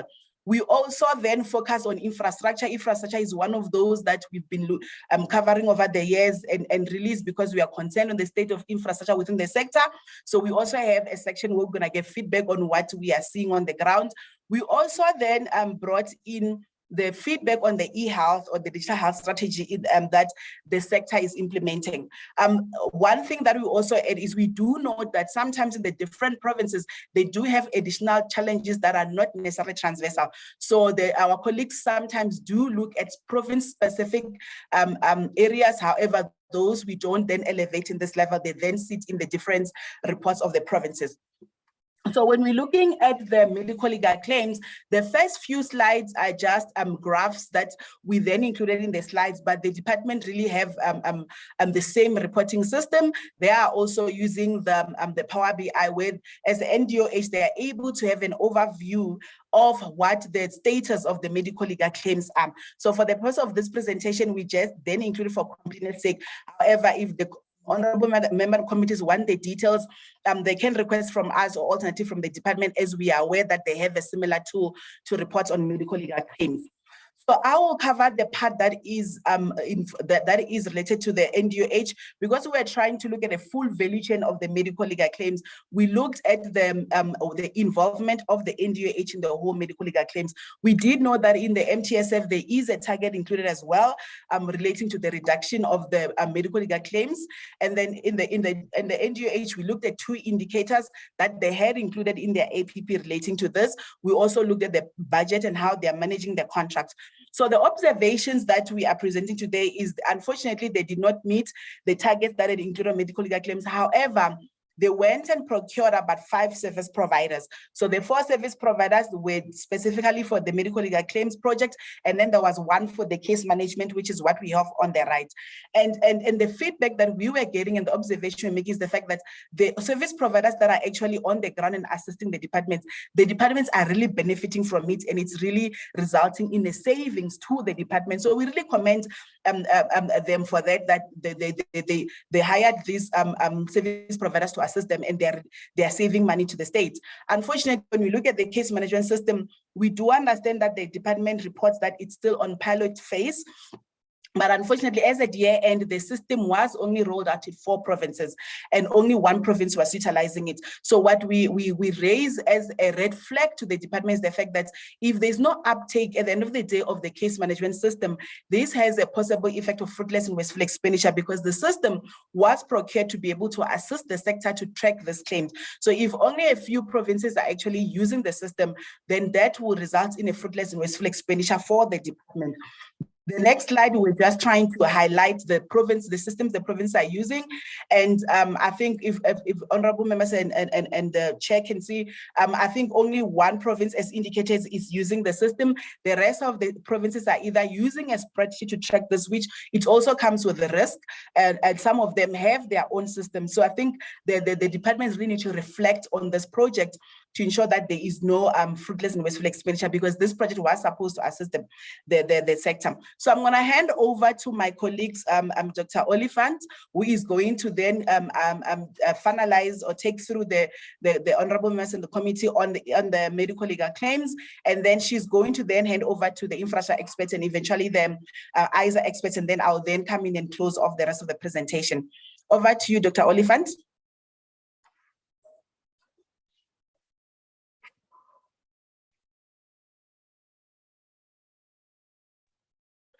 Thank you, Tabelo. Good morning, Honorable Chair and Honorable members. My name is Clotilde Oliphant. I'm the health specialist in the performance audit team, and I will be presenting the outcomes that was performed by our team at the provincial level, at the provincial departments of health. So Tabelo has already given us quite a good introduction as to the rationale for the audit. And our work was conducted against the backdrop of some of the challenges that are known, that are being faced by healthcare facilities in the public sector. These include incidents involving the unnecessary loss of life, as well as serious harm to patients that were attributed to medical negligence. The healthcare facilities also experienced challenges in the management of medical records, and in shortages in the required resources to deliver services, and in particular, the availability of human resources. These challenges contributed to an increase in medical legal claims against the department, and the payment and the monetary cost of these claims that were finalized through legal processes resulted in money being diverted away from the delivery of quality and timely healthcare services, may ultimately result in a vicious cycle for the departments. Our audit work was conducted at all 9 departments of health in the provinces, and we selected 3 healthcare facilities in each province. There were 4 broad focus areas that we identified, and the first audit focus area was on the management of patient safety incidents and patient complaints. So just to go through each of the focus areas quite briefly. The management of patient safety incidents. Now, just as some background, patient safety incidents are also sometimes referred to as adverse events, are events or circumstances that could have or did result in harm to a patient as a result of the healthcare services that were provided to that patient. Patient safety, the management of patient safety has become an important aspect of strengthening healthcare services globally, and the department has developed guidance that requires health professionals to report and analyze all patient safety incidents as soon as these are identified. And the purpose of reporting and analysis of these PSIs or patient safety incidents is for these to serve as learning opportunities that would prevent such the likelihood that it will recur in the future. In terms of complaints, the National Health Act states that any person may lay a complaint about the manner in which he or she was treated at a health facility, and also have this complaint investigated. Again, the department has issued guidance on how complaints, compliments, and suggestions should be managed within the department, and it's down to facility level. We found at 13 of the 27 facilities visited that there was a lack of dedicated staff or coordinating structures to oversee the management of patient safety incidents and patient complaints. We also, in terms of the some of the patient safety incidents were also not closed, or the closure of these cases were delayed. So the departmental guidance prescribes that the investigation and analysis of patient safety incidents should be concluded within 60 days. And for patient complaints, these should be resolved within 25 working days. So some of these cases were either not closed or the closure of the cases were delayed. Delayed were also identified in the closure of patient complaints. And how this relates to medical legal claims is that when delays in the closure of patient safety incidents and patient complaints take place, or when they are not properly resolved, these may increase the likelihood that patients affected by such cases may turn to litigation for redress. Our second focus area looked at the management of medical resources at facilities level. And with regards to medical claims, patient medical records are essential. They have an important role to play as evidence in the determination of medical negligence. We found that shortages among administrative staff that were responsible for the management of medical records were reported at 18 of the 27 healthcare facilities that were visited. These shortages had a negative effect on the management of medical records, and these are showed in the following findings.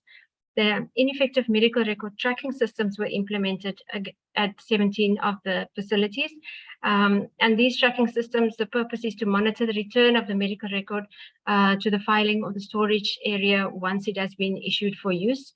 Of course, when there's no monitoring, there's a likelihood or a risk that the medical records may become lost. At 15 of the facilities, medical records were also not always filed in a systematic or an orderly manner, which also could contribute to medical records becoming missing or lost. There were also poor practices identified in the storage, archiving and disposal of medical records, and these shortcomings put the medical records at risk of damage. There was limited use of the recommended electronic archiving processes for dormant medical records, and as a result, the storage areas for the active medical records became overloaded. And there was limited storage space available for new medical records, which again put the records at risk of internal or external damage. We looked at how existing medical legal claims were managed within each province. These are claims that had already been lodged within a province, and found that at 6 of the 9 provincial health departments, there was insufficient human resources with inadequate human resource capacity and a lack of medical expertise to manage the medical legal caseload in the Legal Services Directorate of the departments. These contributed to some of the delays that occurred in the finalization of legal cases. In all 9 provinces, these Legal Services Directorate would contact health facilities directly that were involved in the medical legal claims to obtain the necessary medical records as part of the management of the case. We found at 4 of the Legal Services Directorates that there was inadequate communication and coordination between the Legal Services Directorate and some healthcare facilities when medical records that were related to the claims were requested, also resulting in some cases in delays of the finalization of the cases. The final focus area relates to the implementation of the case management project, and Tabelo has alluded to this in the previous slides, where the department planned to gazette a policy and a legal framework to manage medical legal claims, but this has not been gazetted at year end. The department also planned to implement a case management system to streamline case management and reduce contingent liability for by March 2022. However, as presented earlier, only 1 province has implemented the system. The system does not support the objective of the management of medical legal claims, and therefore the costs incurred on the system could potentially, as mentioned by Tabelo, be viewed as fruitless and wasteful. So the following 3 slides, Tabelo, were just included to illustrate the impact of the legal claims on health departments, looking firstly at the financial impact of litigation and claims on the sector. We won't go into the detail of the slides, but just maybe to mention the bottom line. that shows that 15,000 illegal claims valued at 125.3 billion rand were lodged against provincial departments, of which 96% were attributed to medical legal claims. And that the departments paid 855 million over the period. The following two slides, again, simply some examples, if members want to read through, of the impact on available funds for quality healthcare. And then we're just looking at some examples that occur when the departments have to pay. And in the final slide with some examples, we're looking at cases where 3 provincial departments of health made payments in relation to medical legal claims. Most of the payments were made as out of court settlements. Of note, in the examples from the Eastern Cape, there were no supporting documents or medical records could be found as evidence to support the department's case, which in many cases resulted in the department having to concede and settle these cases. So just in conclusion, I will hand over to my colleague, Corey Pretorius, who will present the infrastructure focus area. Thank you.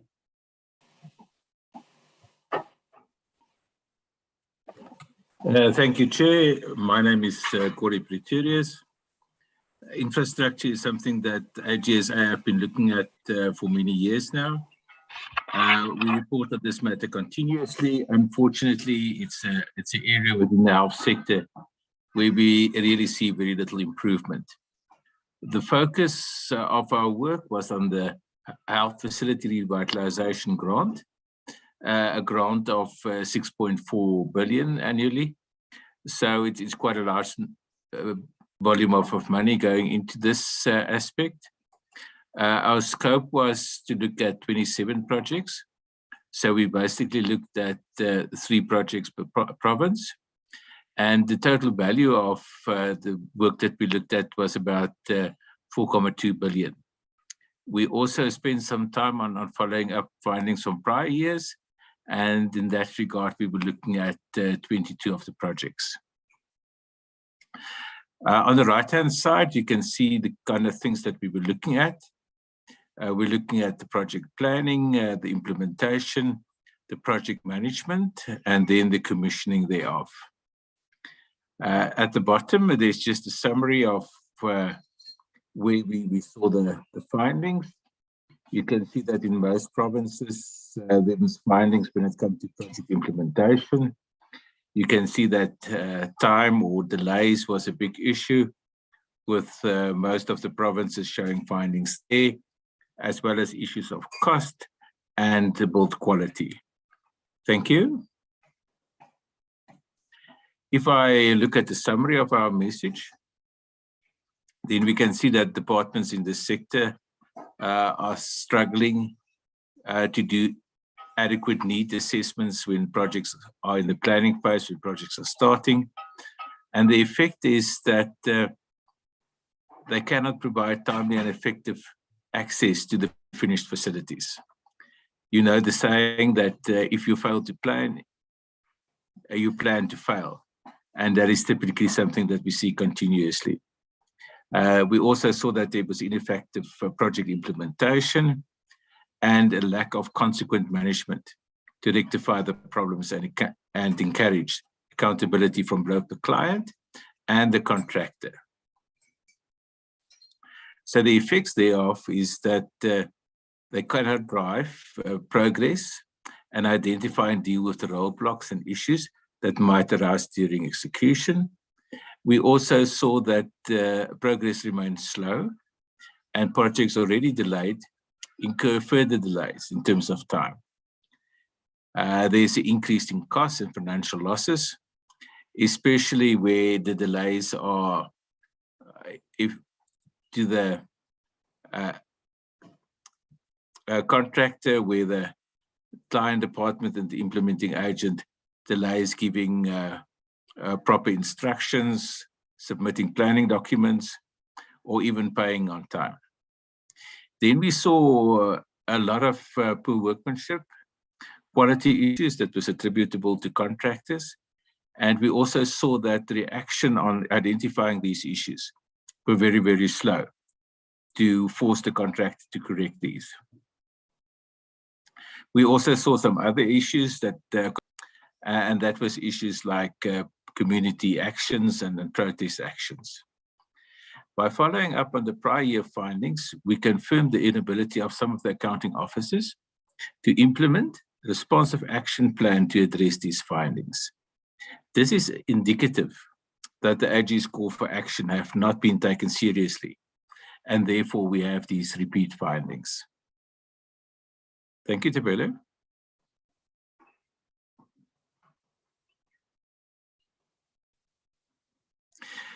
Just very briefly, if I look at the root causes, identifying the root causes are always one of our key drives, because if we can pinpoint why things are going wrong, it can be rectified.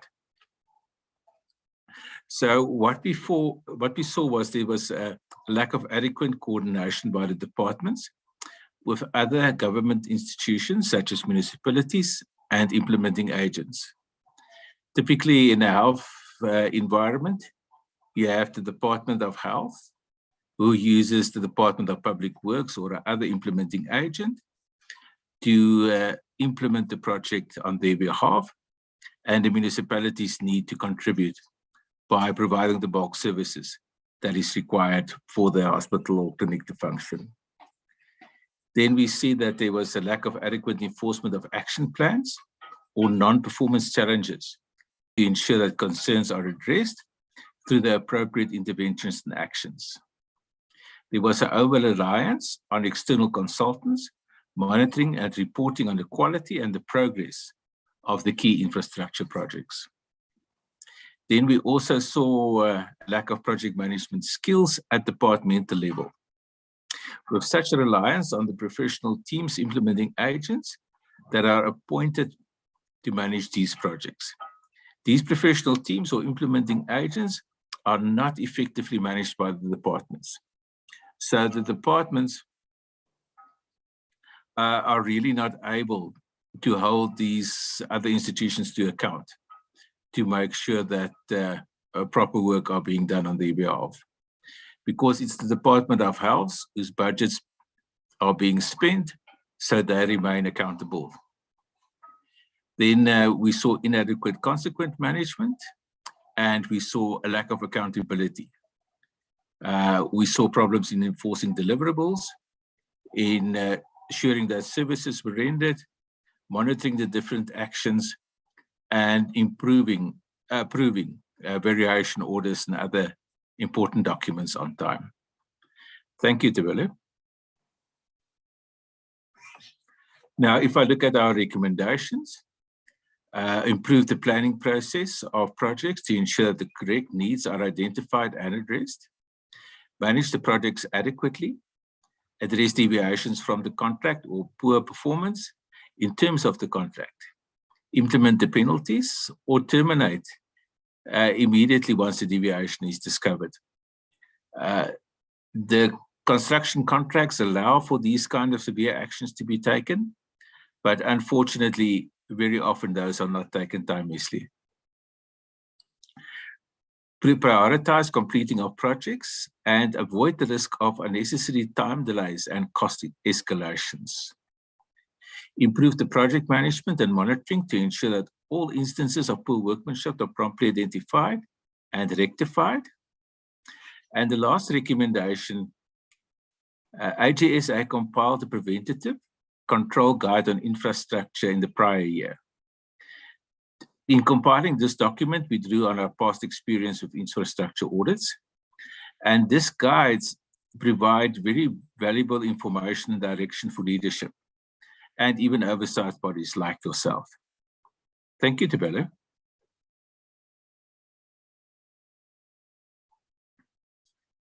I'm handing over to Portia now. Thank you, Corey. Good morning, Honorable Chair. Good morning, honorable members. My name is Portia Nguna, and I am the IT audit specialist that has supported Tabelo and team on the audit. Before I go into the e-health, I'd like to pick up from where my colleague Tabelo has left off in terms of the IT audit outcomes for the department. Chair, we elevate IT given the critical role that it plays in supporting some of the health services undertaken by the department as well as in the provinces. So because of that, we have assessed the IT control environment as part of the broader control environment in the department. And as my colleague has indicated, we do see an IT control environment that is rather concerning. So as part of our audit, we looked at IT governance and we looked at some of the controls implemented as part of the IT environment. And Chair, we'd really like to urge or encourage management to place greater focus on the IT governance, looking at those IT governance structures, ensuring that they are implemented in order to provide the appropriate oversight on IT initiatives in the department. And also looking at action plans to ensure that the IT risks that we have identified are also addressed. So I will now go into the health sector, Chair. And as part of our sector, we assessed the progress made on the National Digital Health Strategy. So some bit of background was that the department or the sector had embarked on implementing the e-health strategy between 2012 and 2019. And in 2019, the sector progressed from there to implement the National Digital Health Strategy. So in 2019, Chair, we had assessed the National Digital Health Strategy, or rather the e-health strategy. And even there was concerns that we had raised. So Chair, before I really go into providing the observations that we have noted, I would like to also commend the department on the progress that they have made in making use of technology. I think we've seen recently in terms of the COVID rollout, how they were able to quickly implement systems that really supported the COVID management and vaccine rollout. However, Chair, the progress made in the implementation of the e-health and now the digital health strategy remains concerning. We highlight these two strategies, Chair, because they are critical in achieving some of the strategic objectives of the department and particularly looking at the NHI. Some of the observations that we've made, particularly around the National Digital Health Strategy, was the lack of root cause analysis done to assess the failures on the e-health by the provinces. So again, because the department had implemented e-health and then progressed to the National Digital Strategy, it would have been ideal to assess what had gone wrong as part of the e-health and then take those learnings into the implementation of the digital health. So without this assessment having been done, it's as if the department is really going cold and neglecting some of the learnings that they would have noted previously. We also continue to see the lack of governance structures to exercise oversight over the implementation of systems generally in the province. So how it works is that in the provinces, there are meant to be oversight structures that are meant to meet in support of the digital health strategy.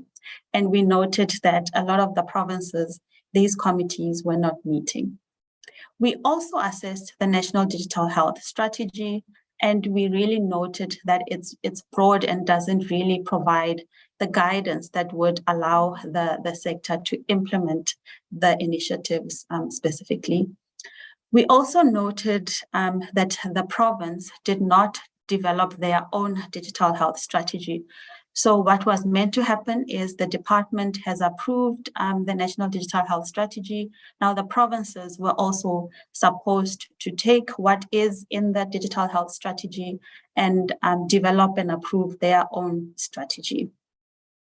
Budget continues to be a significant constraint in the implementation of the digital health and also in the implementation of a lot of IT processes in the province. We also note that there were initiatives for infrastructure supporting digital health were not planned or not in place. In terms of the impact, Chair, particularly around the implementation of the digital health strategy, is that we're highlighting the potential impact that it could make on the infrastructure and systems required for NHI. And of course, what we note is that a lot of the provinces are moving ahead and implementing systems that are not necessarily informed by the digital health. So in future, Chair, we're highlighting a risk where we would have various systems that could potentially not speak to each other as a lack or due to this standardization or lack of implementation of the strategy. Chair, I'd also like to touch on some of the work that we've done generally in the sector around the health systems. We were able to assess the availability of systems at the provinces, and we assessed this particular item again because IT or the continuation of IT is critical in providing some of the services. So we wanted to see what processes are in place to monitor or take note of systems that may have been impacted. So what we note is that availability of systems was really not monitored as much.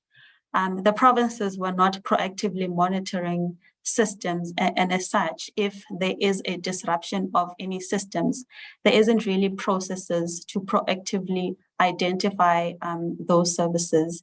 We're saying this could obviously have an impact on some of the health services provided.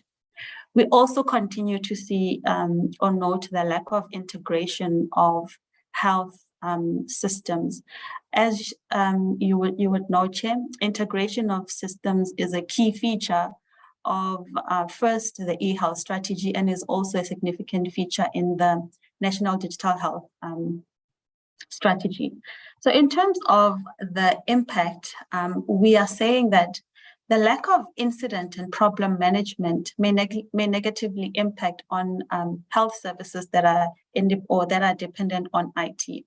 And also in terms of the lack of integration, we're saying, Chair, that information management and reporting to enable management to make decisions and plan properly is impacted due to the lack of system integration. Thanks, Thobela. In terms of the root causes, Chair, we would like, or we have noted that the minimal progress made on the implementation of the strategy was due to the department directing a lot of its focus towards COVID. The National Digital Health Strategy was approved in 2019, and shortly afterwards, COVID came.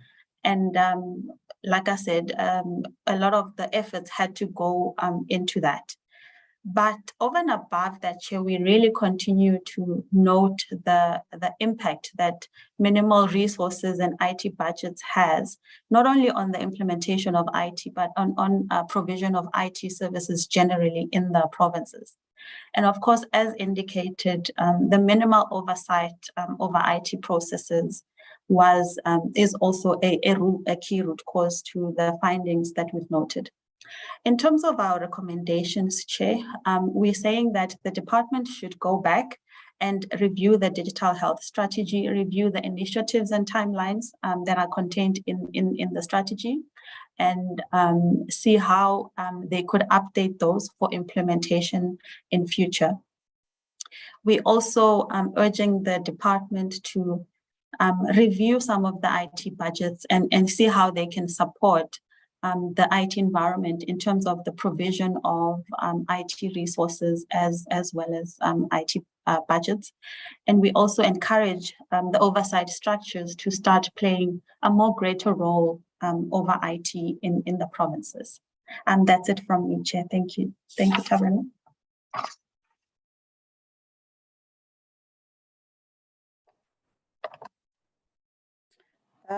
Thank you so much. I will then take through the honorable members and honorable chair with the last segment of the presentation. We are aware that it's been a while that we're presenting. So the last part that we are doing from a sector perspective is the material irregularities.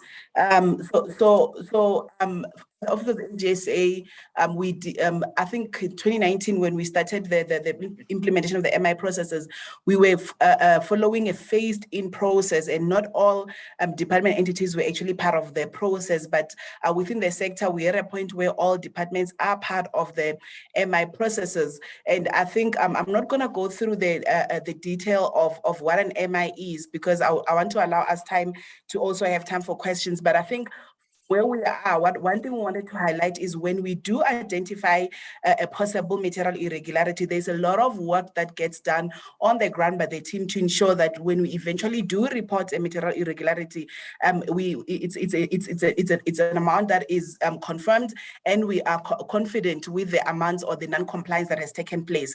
So we do note that we have sometimes get feedback that maybe the honorable members and the committee was expecting a lot of MIs from the sector, but there are a lot of MIs on the ground. Is that as an office of the AGSA, we really invest time in making sure that we get the process right, so that by the time we report them, there's also work to be done by the different accounting officers. So this slide just identifies the different steps that gets followed after a material irregularity has been notified.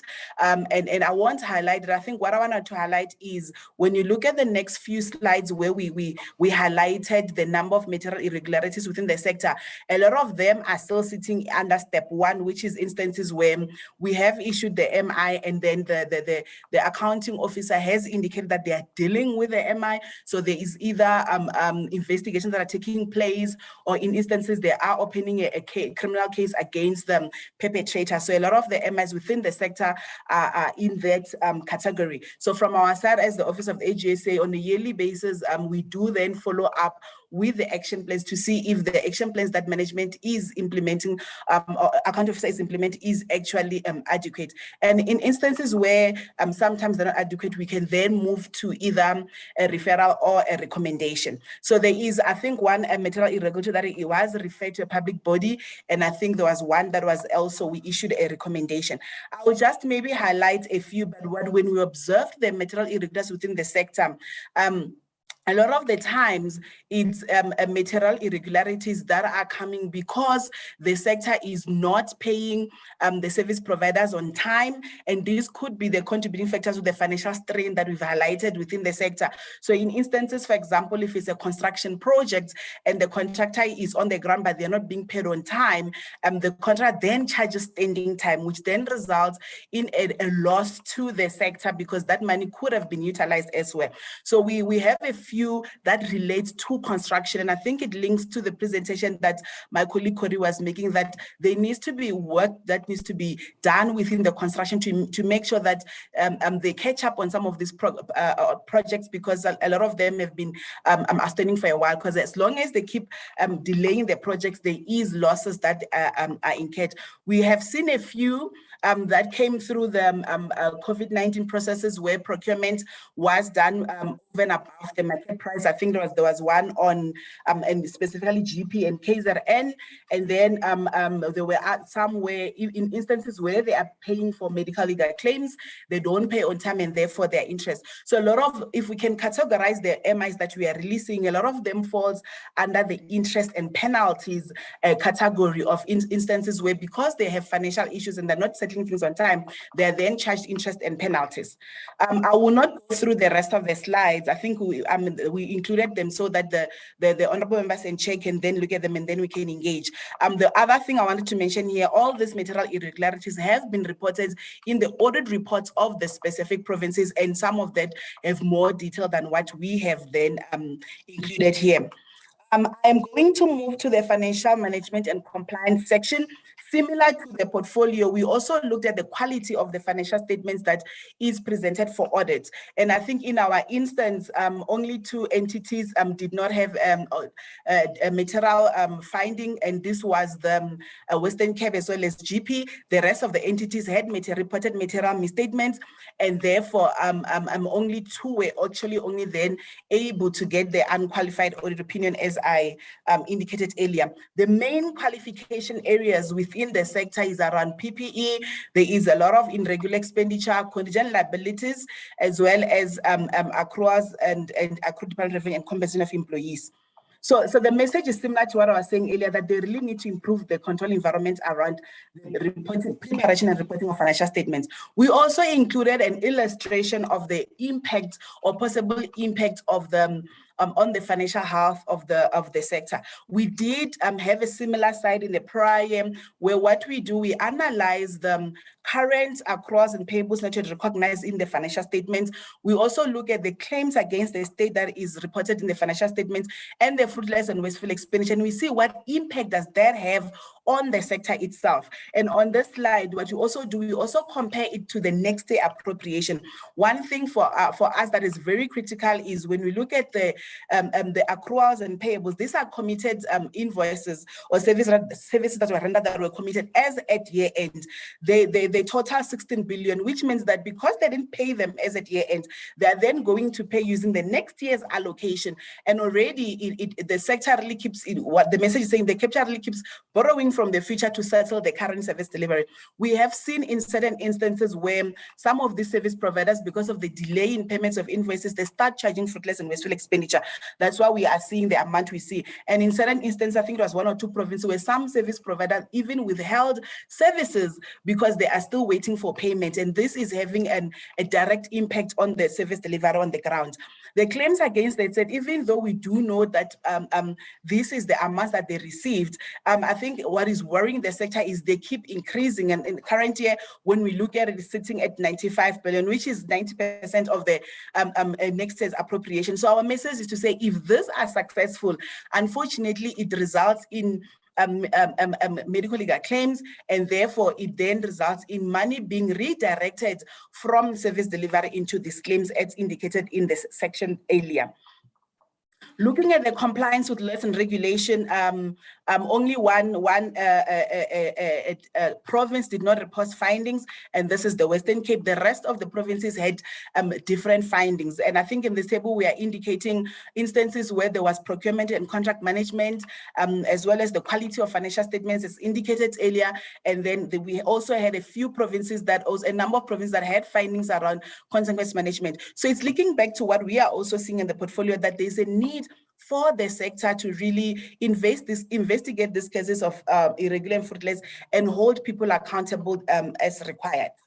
When you also look at the procurement and payments, we also try to unpack some of the issues around procurement and contract management. And we know that a lot of the provinces have reported findings around uncompetitive and unfair procurement processes. This is where they are either not getting sufficient quotations or the tender process was not correct, and therefore it was a non-compliance that resulted in irregular expenditure. There were a few employees that were identified within our processes where they were actually doing either business with the state and there were a few that did not declare.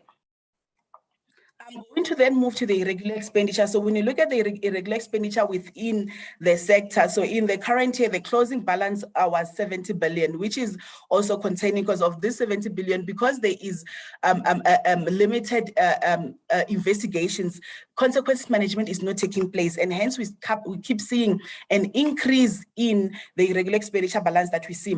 The top contributors of the current year irregular expenditure was KZN at 4.6 billion, followed by Gauteng. And when you look at the nature, unfortunately, Honorable Chair members, these are the findings we raise on a yearly basis. This is the findings, so we're saying there's procurement that is taking place without following a competitive bidding process or quotation process. In instances where they do follow, in some of the evaluation process, there are some steps that the sector is missing while they are doing this, and also they have findings around contract legislation on contracts. So it's rather unfortunate that this is the similar non-compliances we've been raising over the years, and they're still taking place within the sector. So there really needs to be an improvement of the control environment, even within the procurement space. The fruitless and wasteful expenditure that we see in the current year, the closing balance was about 837 million. Once again, there needs to be investigation to what is creating this fruitless. We do know that earlier, like I said, interest and penalties is the biggest contributor. And if what we see is if the control environment around how things are being managed within the sector is not improved, it is also starting to filter even into the fruitless and wasteful expenditure, where money is being lost to the sector that could have been used into service delivery. The root causes and the recommendations, when we do reflect on what's sitting in the sector, it's very similar to what we reflected on the portfolio. And I'm not going to go into detail, but I think our overall message is every year when we raise findings, the audit process is such that for the every finding that we raise, management indicates the action plans they are going to then develop and implement. And for us seeing the repeat finding, it really requires the sector to also reflect on those action plans that they have then developed over the years to ensure that and assess them if they are really adequate enough to address the root causes that we have included in all the findings that we raise, and instances where there needs to be an adjustment, they then adjust. So that is overall our message within the sector, to say if they reflect on the action plans that they have committed to do and ensure that these action plans are actually then addressed, and we are hopeful that then we might see a different picture within the sector. I will also not go through the portfolio committee message because it's similar to the one that we had on the slides. I think from our side, that's it on my side. I don't know, I think Mr. Scotto is on the call. I was going to ask him to just have closing remarks and then hand over back to you, Honorable Chair. Thank you, Vero, and thank you, Honorable Chair and Honorable Members. So from our side, apologies, Chair, for stepping late into the session. As you would appreciate and be aware, there are a number of sessions running at the same time. So I was also assisting some of our colleagues at Environment as well as at Comms and Water. So, Honorable Chair, from our side, I think it was quite important that we take both presentations. We do appreciate that. It's quite a bit of a lengthy presentation, so I won't be long. But for me, I think if there was something that I would really beg the committee to take away from in terms of this presentation would be our absolute concern with regard to the lack of progress insofar as it relates to the performance information reporting in the sector. As Tabero indicated earlier on, for us, the cause of concern is informed by the fact that even the program we selected is the one that we deemed key and material and significant to the sector, which would be Program 2, where bulk of the budget is allocated to, and where we feel that you'd get the most bang for your buck in terms of your strategic intent. So if the portfolio is not able to always be in a position to report on its performance insofar as that program is concerned, it then would beg some questions with regard to our ability then to, as an assurance provider, to support the portfolio and the sector in providing the necessary required level of assurance on the reported performance information. And then obviously that poses certain questions from the portfolio committee's point of view in terms of then some of the decision making that you have to do as a sector, all the oversight structures in the sector in terms of some of the critical decisions to assist in the critical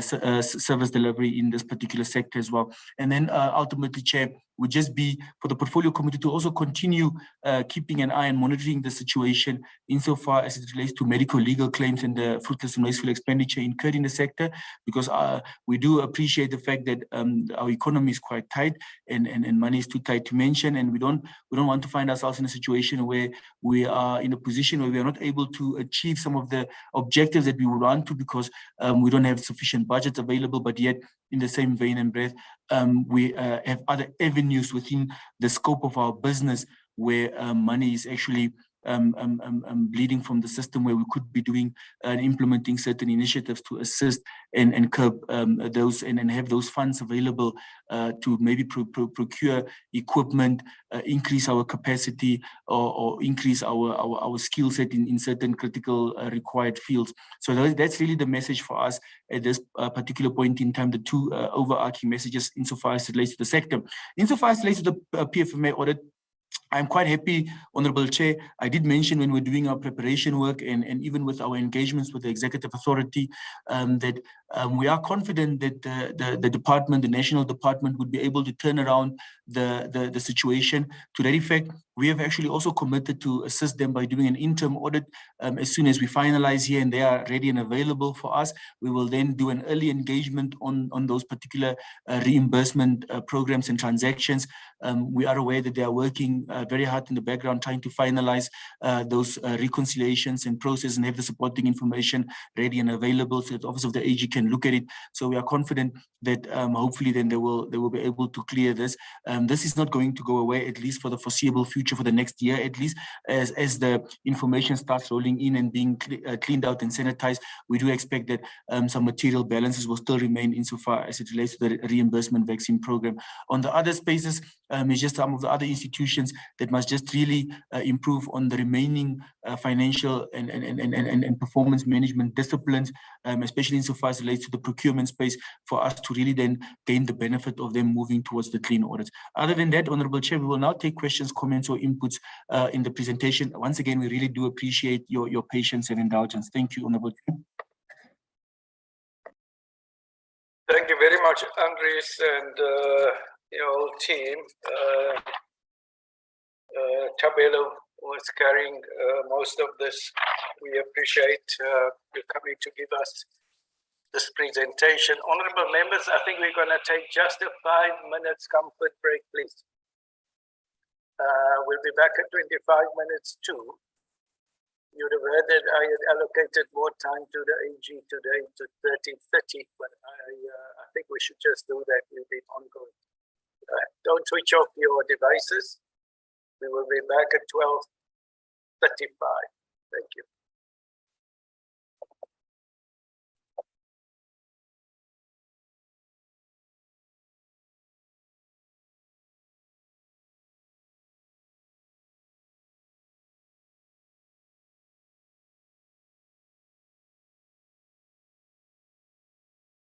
Recording stopped.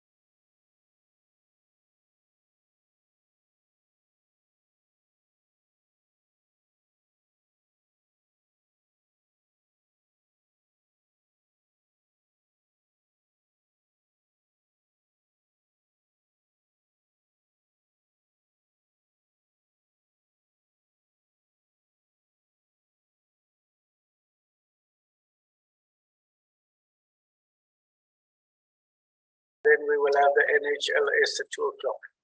So the members who have raised their hands, the Honorable Ismail, Clark, Wilson, Munyai, Mahlengwa, Chirwa, Yela. Any others? From Staden, please, Chairperson. Sorry. And somebody said they will write their questions in writing on the system or to me. I'm trying to see who that was. Just give me a short moment. Let me have a look who that was. Honorable Clark sent my questions in writing. Okay, that probably refers to the questions earlier to the FFC. In that order, honorable members, I am going to repeat. It's Ismail, Clark, Wilson, Munyai, Maslengwa, Chirwa, Yela, and Van Staden. Thank you. Thank you, Chair. Good afternoon to the presenters and good afternoon to everybody. I would just like to say first, thank you for the very thorough and informative presentation, very enlightening and very concerning as well. I just have a few questions. I'll bring it down to 4. Chair, I'm sure you'll be happy with that. My first question, compliances and monitoring systems seem to be a continuing challenge in this department. How do you foresee the quality of compliance under the proposed NHI? And how do you foresee the implementation of the NHI with the current issues the department is facing in this regard? What would the AGSA actually recommend to the department in this regard as well? Secondly, what's your view on the fact that the state of the economy has changed tremendously since the introduction of the NHI? What will be the AGA recommendation? Would it be that a more updated financial feasibility study must be taken with regard to the NHI? My third question, what's the AG's view on the fact that less budget is provided for the appointment of doctors, theatre nurses, etc.? I know you've mentioned it in the presentation. Now, what would be your recommendation to the department to address this core issue is without sufficient healthcare workers, there is no constructive healthcare in the country. And with regard in the same vein to service providers not being paid on time and thus having a major negative impact on the quality of healthcare services provided by public healthcare facilities. Examples are medical waste not picked up on time, linen not washed on time, diesel not supplied on time, and we know with load shedding, it's basically a crisis. What would be your recommendation to the department in this regard? And what's your view on how this will further play out under the NHI, considering that the NHI is a centralized system? And in the same vein, with regard to the IT issues raised in your report and the EVDS system, we know that a centralized registration system is required by the NHI. Now, how does the AG actually view this and how this will actually impact the implementation of the NHI going forward? So you can see my questions are related, I'm basically asking how is the NHI going to work? And I'm asking for the AG's view on this and the recommendation from the AG with regard to the NHI going forward. My last question, we have had many reports of whistleblowers being discriminated and penalized. Now, looking at Rahima Musa, the Dr. Tamayer issue, we're looking at the Tembisa Hospital issue. What is your view on this and what would be your recommendation to the department in this regard? I have hundreds of other questions, but I will then take that to the, different entities. Thank you, Chair.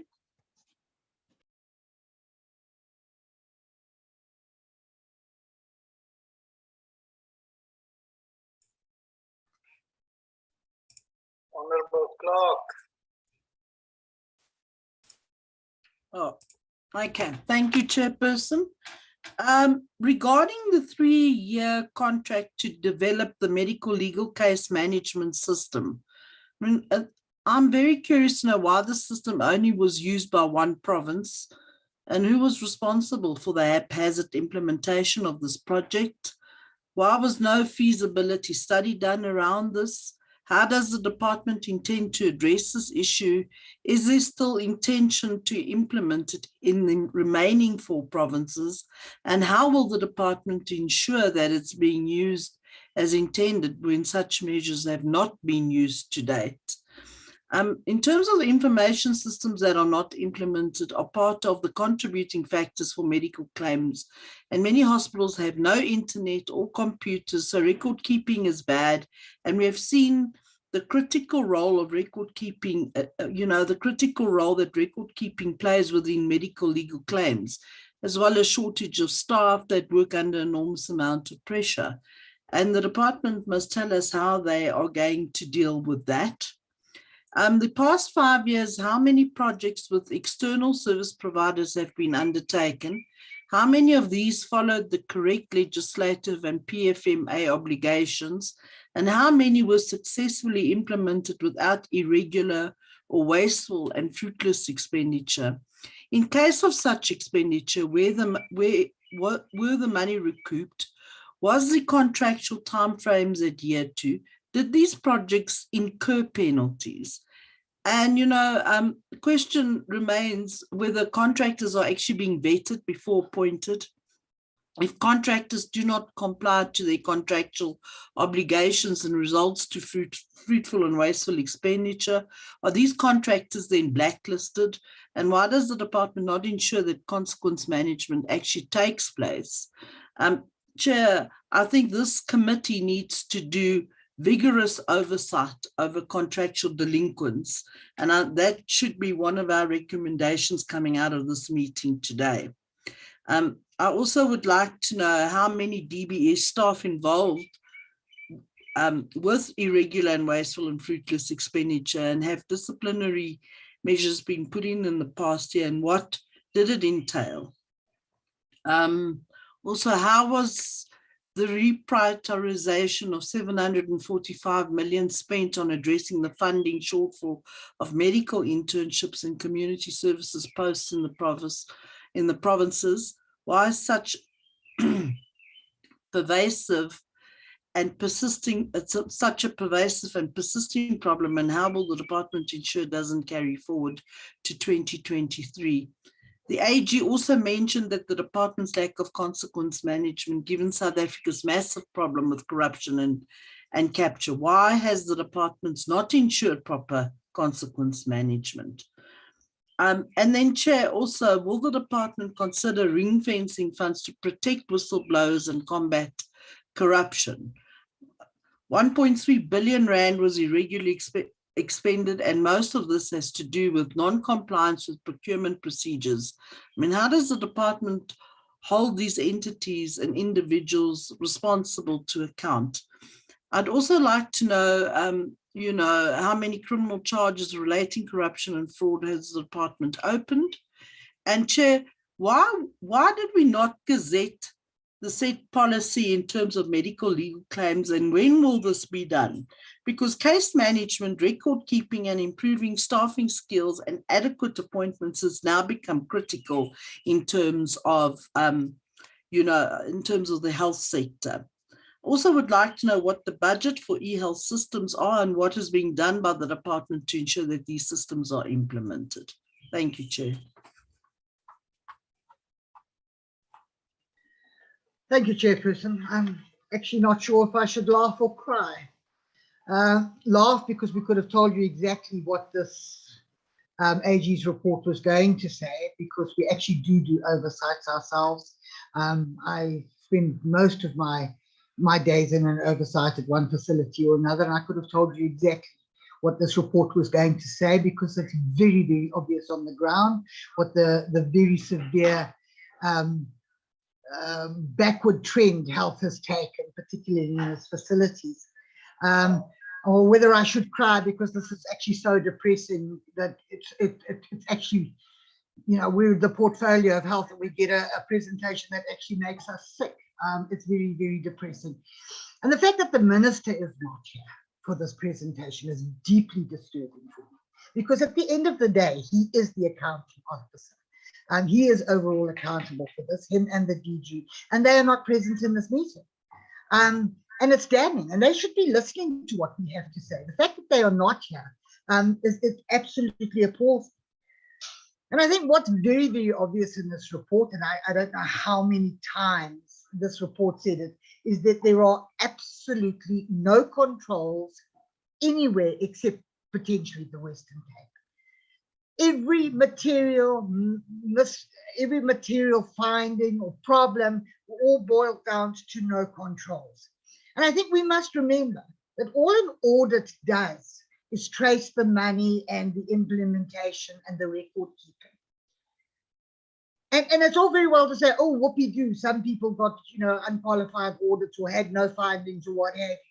That means nothing when the department, and I'm going to highlight the NDOH here itself, is only achieving 62% of its targets. In fact, the provinces are not meeting their targets, the entities are not meeting their targets. Quite frankly, this whole department is so deep in the sewage, but I'm not sure how we're going to get out of it. I don't know how many times in this report I read, and particularly when it comes to finances, no financial management controls, no prevention of irregular or wasted expenditure. I mean, 1.3 billion. That could have built hospitals. It could have built clinics. It could have improved the health system. Instead of which we've blown it and we've gone backwards. It's not acceptable. I lost count how many times in this presentation the words effective, lack of effective and appropriate steps, were not taken to address this. When your regular expenditure goes up 42% in a year, you've got to know that there is something seriously amiss. And what is amiss? Who are managing these departments? Where is the expertise? Who's managing the health facilities? Who's managing our finances? Because if you read this report, whoever is has not got a cooking clue and they shouldn't be there in the first place. It's the same with the infrastructure collapse. All of these projects that have not taken off. No costing, no time, no project control, nothing. So who are we putting in charge of these things? Obviously not experts, because that's very clear. They don't have a cooking clue what they do. And who are the contractors? And are we contracting people who are not qualified, who are then subcontracted to people who might have a bit of a qualification? We are in serious trouble. 125 billion rand on medical claims. I mean, it exceeds the year's budget. Where is this money going to come from? And I would really like the auditors to please tell me that we've put 93.8 million into the medico-legal project. What is this project? Okay. Where's that money coming from and what is it supposed to do? Because 93.8 million is a long way away from 125 billion that we owe. So it's going to go nowhere. But the fact remains is it's coming out of somebody's coffers. And because it's coming out of health budgets, we are not providing services. We cannot. There's no money to do it. It is little wonder that health is such a mess and that people are dying and that you've got medico-legal claims. And the more money you put into those kind of facilities, those kinds of projects, the more medico-legal claims you have to pay, the worse your health systems become, the worse the worse the poor and vulnerable suffer because they just cannot get decent health care. And that is in contravention of Section 27 and Section 9 of the Constitution and the Bill of Rights. We're actually going against our own Constitution and our own Bill of Rights. I'd love to know who the 4 service providers are with the medico-legal claims and exactly what they are being paid.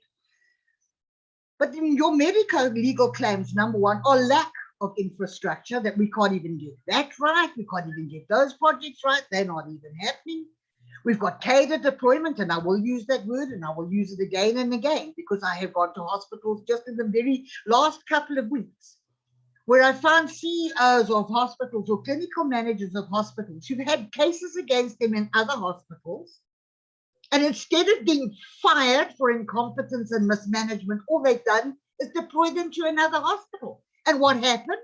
The medical legal claims in that hospital shot through the roof. Why? Because they are incompetent. They have no idea what they are doing. I'm sorry, it's just It's overwhelming. It's absolutely overwhelming. Pay in your material findings, payment for services or goods not yet received. Really? How?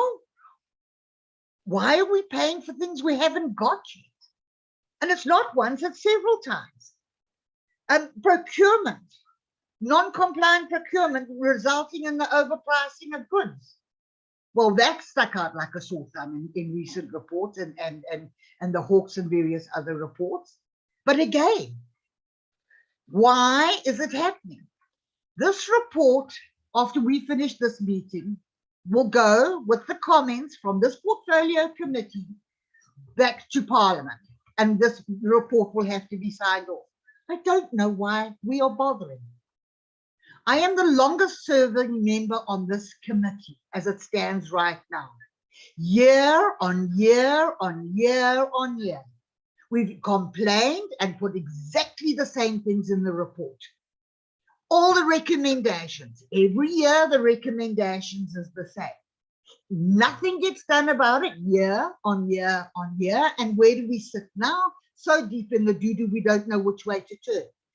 Because nobody takes this report seriously. Nobody is held accountable. Nothing is done about it. And all the while that goes on, the poor people in the poor areas, particularly the poor and vulnerable in the poorer rural areas who rely on public health facilities, get nothing. Nothing. No proper health care.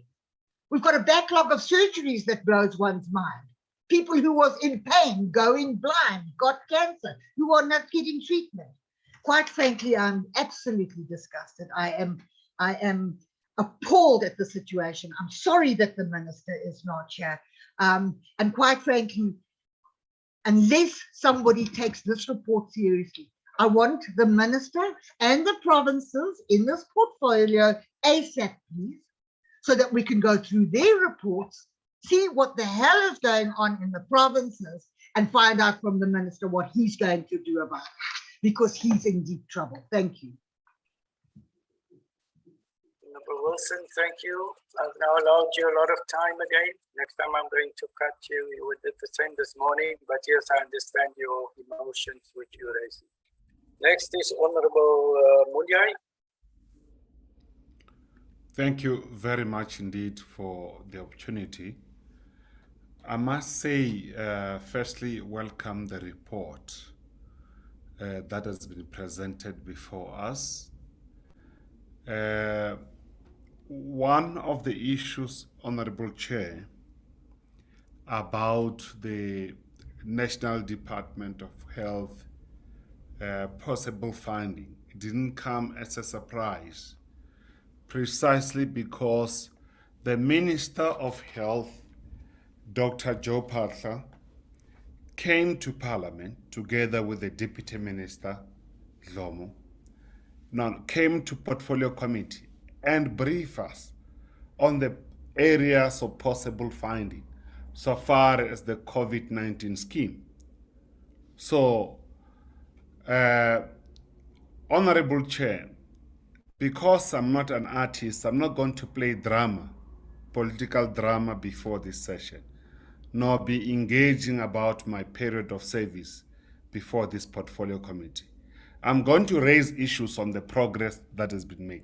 I think let's first and foremost welcome where there's a big progress. There's a progress. For instance, there are areas where entities would have made some progress, and there are areas where they are trying to improve. So without going to those details, but where, and I think we must encourage all of them to strengthen on internal controls, to make sure where there's, to make sure that we improve on our work. So where there's repeatedly ignorance of such a task, I'm sure we need to have consequence management. But overall, Chairperson, I'm very impressed. There are weaknesses that has been displayed. Of course, We must support the department and also all the entities to continue to improve on their work. On my part, Honorable Chair, and I think I'm very excited, there are areas where I'm concerned, and I think the issue that has been raised, issues of depending on consultant, that we should really reduce on that, because people that are appointed, they should have technical capacity to support the department. We can't be a department of consultant. So that will be my submission, Honorable Chair, and without waste of time, and welcome the report. Thank you. And lastly, Chair, I must really put this one forward. We are not in a public hearing of NHI. We are receiving the audit report. I think we should align ourselves to that. Thank you.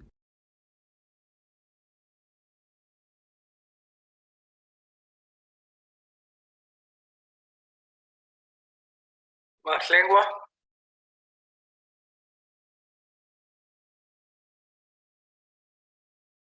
Mahlengwa, you are next. We'll come back to Mahlengwa. I'll go to Honorable Chirwa.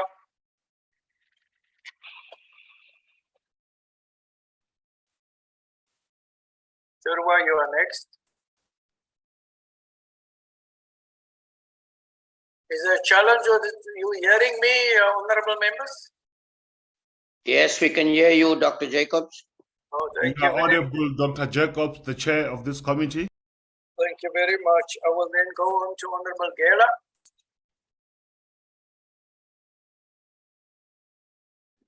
Yes, Chair, thank you very much. Chair, let me also welcome the report from the AG.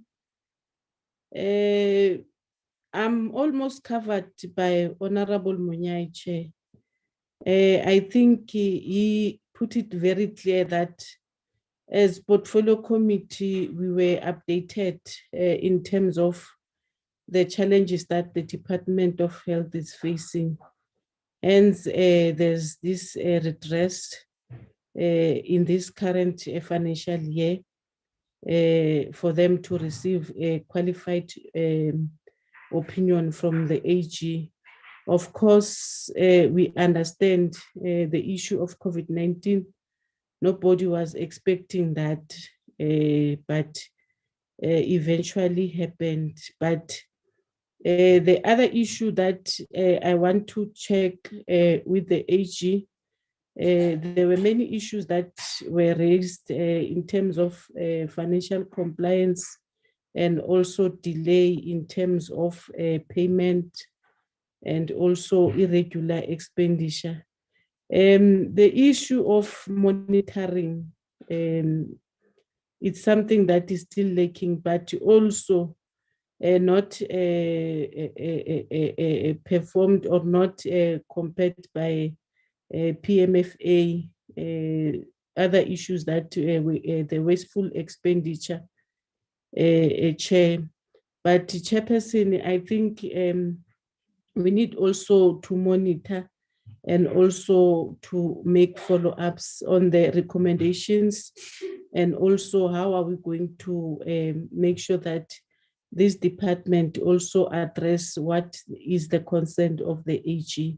But so far, we welcome the report as it is, and we hope there'll be more improvement in the next financial year. Of course, we know that it was not easy in the previous year. Some of the finances, they have to be diverted to COVID-19, but also, Chair, the issue of NHI, I think I want to conquer myself or align myself with Honorable Munyai, that we are not here for the NHI. Of course, we know that it's part of the report, that it must be also indicated, but NHI is the way that other members, they must just make sure that they understand and swallow it, that it's a good move for us in terms of making sure in other issues that need to be addressed, especially on the health sector. I will pause the chair. Thank you very much, Chair.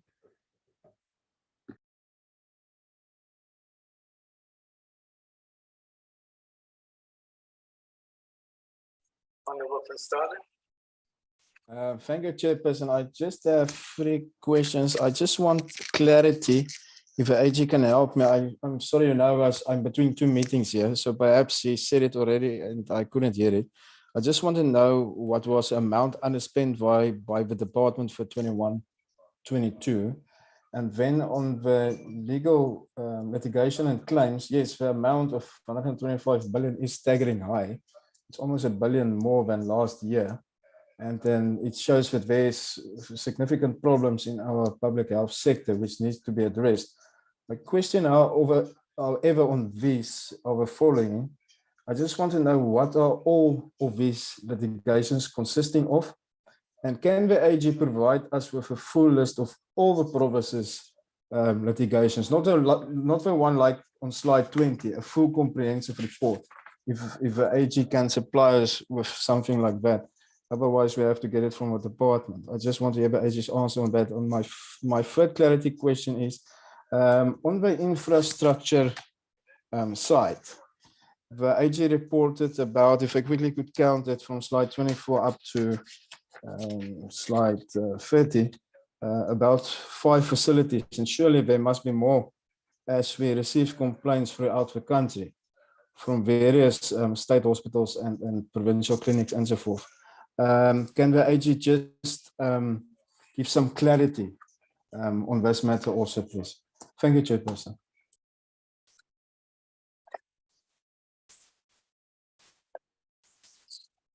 Thank you, Honorable Mahlengwa and Sharwa. Are you back? I'm back, Chairperson Mahlengwa. Thank you. Please continue. Thank you, Chairperson. Thank you to the presenters for the comprehensive report. I have a few seeking clarity questions. First one is about the target not achieved, because each year the target and a budget was there. What happened to the budget of those target not achieved? Second one, I'm worried about the document submitted without an evidence report, because when you submit anything, they should be accompanied with the evidence records. But this one, they submit without evidence record. That was very much worried me. The last one, they said the other provinces, they submit in an old-fashioned report. Who is the responsible to tackle them?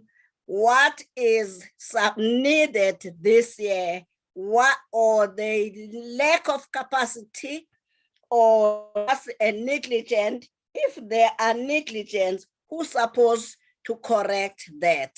Thank you, Chairperson.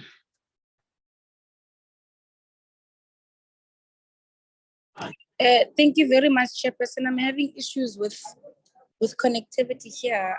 Thank you to the AG for their presentation. I think we have come to appreciate the AG's presentation every year, because it highlights very important issues that the committee is able to take on. And I think we can even relate to this, even the issue of digital violence that was brought to the forth, I think in 2020 or early 2021. My first question to the AG is noting the decline of the NDOH, the recent findings of Tembisa Hospital, multi-million corruption. From the AG, what are other similar issues that the committee must probe to unearth the imminent existence of corruption in the NDOH, our healthcare facilities, and in our entities? I think it's an important thing to look into in much detail and have recommendations on the part of the AG that are sent to the portfolio committee on how to go about this and strengthening our oversight work, right? Because it's also part and parcel of ensuring that some of these things are resolved, or in the very least, that they are exposed in the proper manner, in the proper way.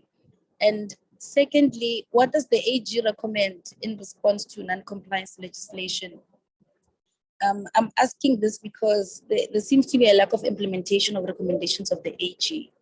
And also in relation to that, how does then the AG go about in defending its recommendations? Is there, or are there court interventions that are being pursued by the AG, as with other Chapter 9 institutions in the country, which, for instance, if ministries are ignoring certain recommendations, then they can be taken to the court of law? What are the intervention methods of the AG that are being pursued to ensure that the recommendations are being adhered to? Because it's a bit of a, disfiguring or a redundant process to always come in year in and year out and to deliver recommendations that are not being followed adequately. Another thing that I think I will appreciate from the presentation is that, the affirmation of the fact that the NDOH keeps getting worse. It keeps regressing. The NDOH was better, in fact, not even better, but it has been so regressful that even the term of Minister Joe Pasha is worse than the term of the former ministers William Kize. But please just advise on the questions that I've asked about. Thank you very much. Thank you, Honorable Kaba.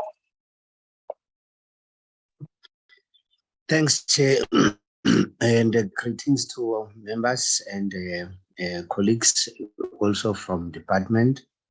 Chair, I just want to stand in support of Honorable Nyai, but also to indicate, Chair, that I think members had posed their questions, but on any other wrongdoing or a matter which may not have been attended well, we would be happy to understand a corrective measure for improvement so that we are of the best. However, Chair, we raise our heads, our hands to be in support and welcoming the report, like as Honorable Munyai had said.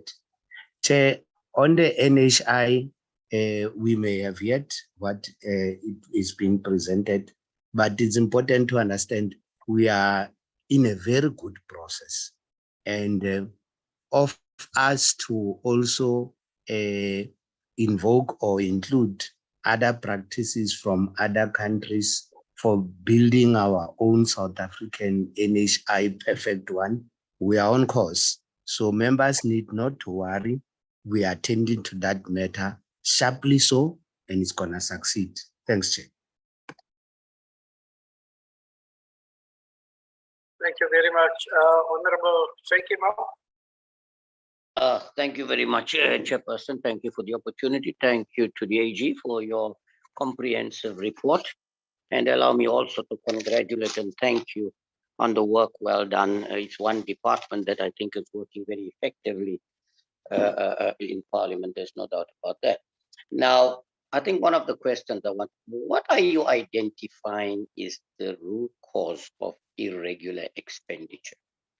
Is it because there is provision in the system, PFMA, for irregular expenditure? Do you think it is as a result of that it gets exploited and people tend to go out there and irregularly spend money because it can be regularized? Like in the local government, you've got, what is it, Section 36B, I think, where you regularize irregular expenditure. Do you think having that as a provision is a good thing? Because it seems like it's being abused. That's the first thing. Now, the second thing is, I know there was a lot of concerns and complaints. I don't want to go into the nitty-gritty of what's happening in the Department of Health. We know the department is not performing well. There's no doubt about it. Now, when the minister and deputy minister come and brief us and tell us what to expect, it does not mean that it justifies what actually happened. The question that we need to ask it was measures are put in place to correct this. And I think some of my colleagues are correct, and we must be honest about this. Year in and year out, we get the same concerns, the same findings. Sometimes it's getting worse. Yes, there is some improvement, which we must welcome. But how long are we going to go on with this? What is the root causes of this? Do our people that are responsible for these things have the necessary capacity? Which brings me back to my next question. What is the explanation you are getting for vacancies? Now, you know, Chair, we have a very high vacancy rate, and we spend a lot of money through our financial aid and things like that at tertiary institutions and things. But every department has got vacancies, and I cannot seem to understand, what is it? Do we have the qualifications, but it's not what the paper is written on? What is really the problem that we're experiencing? Are you still getting threats? I'm told that you are getting a lot of threats because you're going in to investigate. Some of these, particularly local, provincial governments and things, are giving you a hard time. Can you please explain? Now, not long ago, we amended and extended your powers. Is that powers that was extended to yielding any positive results? If not, what is it that you believe we should do so that we can work together and make people compliant in terms of it? And then lastly, I'll stop with this one. You know, is it possible, and I've asked this before, to get a list of repeat offenders who, despite the interventions, are not doing enough to correct what has happened before, so that we would have to look at alternatives in order to deal with this problem? I will stop there, Chair. Thank you very much. Thank you very much, honorable members, for all of your discussion points and questions which you have raised. It is really an interesting presentation that has been done. Very interesting points which are raised by yourselves. So I'm going to just answer one point that was raised because I think it was raised and I have the answer to it. And then I want to also raise 5 points of concern and accolades where it should be done for the work that's done by the department and the entities. Firstly, we never invite the minister and the DG to these meetings. They receive the same presentations, maybe even a little bit different, directly from the AG's office on a different forum. And I need to correct that. This is for members of the Parliament, of the Portfolio Committee, which to prepare us for the work that is coming in the week. And we must please be mindful of that when we raise certain points. And I know I sound like a broken record because I'm constantly trying to put us back into our position where we actually function and where we are. But I'm hoping you will take that very positively. The second one is to understand that this is a consolidated report of the outcomes of the sector, and it includes the NDOH and the 9 provincial departments, and that it also is intended to present an overall audit outcome on the predetermined objectives as set by, and I must include the entities set by the department, the provincial departments, and the entities. So within the work that the AG, I think, has just done, is they've looked at all these matters which they duly consider in their audit, and they had presented what they had presented to us here today. And based on the presentations, there are obviously a number of things which we need to raise as a portfolio committee with the department, with the provincial departments of health, and with the entities as these are presented by the Auditor-General of South Africa. I want to just note a few, and many of you have raised many. And the one that I find that is really, really critical is, or two rather, is this thing called record keeping. Maintaining proper systems of record keeping is very vital in the medical and the health space. It does assist us in terms of medical legal claims to be able to review the records and get an understanding and analysis of what is really gone wrong with a particular case. But it should also inform us going forward as to what needs to be done to prevent those kind of cases, because we saw the whole presentation here of brain damage, cerebral palsies, etc. These poor kids who then are put in this position that they have to suffer with the consequences of negligence performed by whomever. It is not something that we should not talk about. And you would have remember that it is one of the points that we have for a discussion where we're going to have a special portfolio committee meeting just on medical legal claims, and to see what it is that we must do as a portfolio committee in order for us to be able to maybe make recommendations or suggestions towards what can be done to improve this condition, because clearly this is very bad that so much of the money goes into paying for medical legal claims, and we're not able then to move forward in terms of the service delivery to all of the people of South Africa. Then the poor implementation of key infrastructure projects is something that is very serious. We need to look at the ICT control environment deficiencies.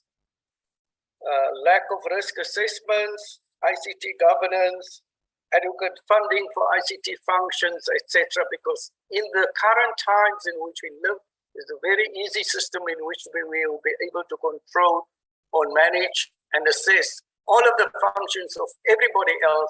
And this is this thing called ICT. It's a very privileged situation that we are in. But then we need to fund it. We need to make it function.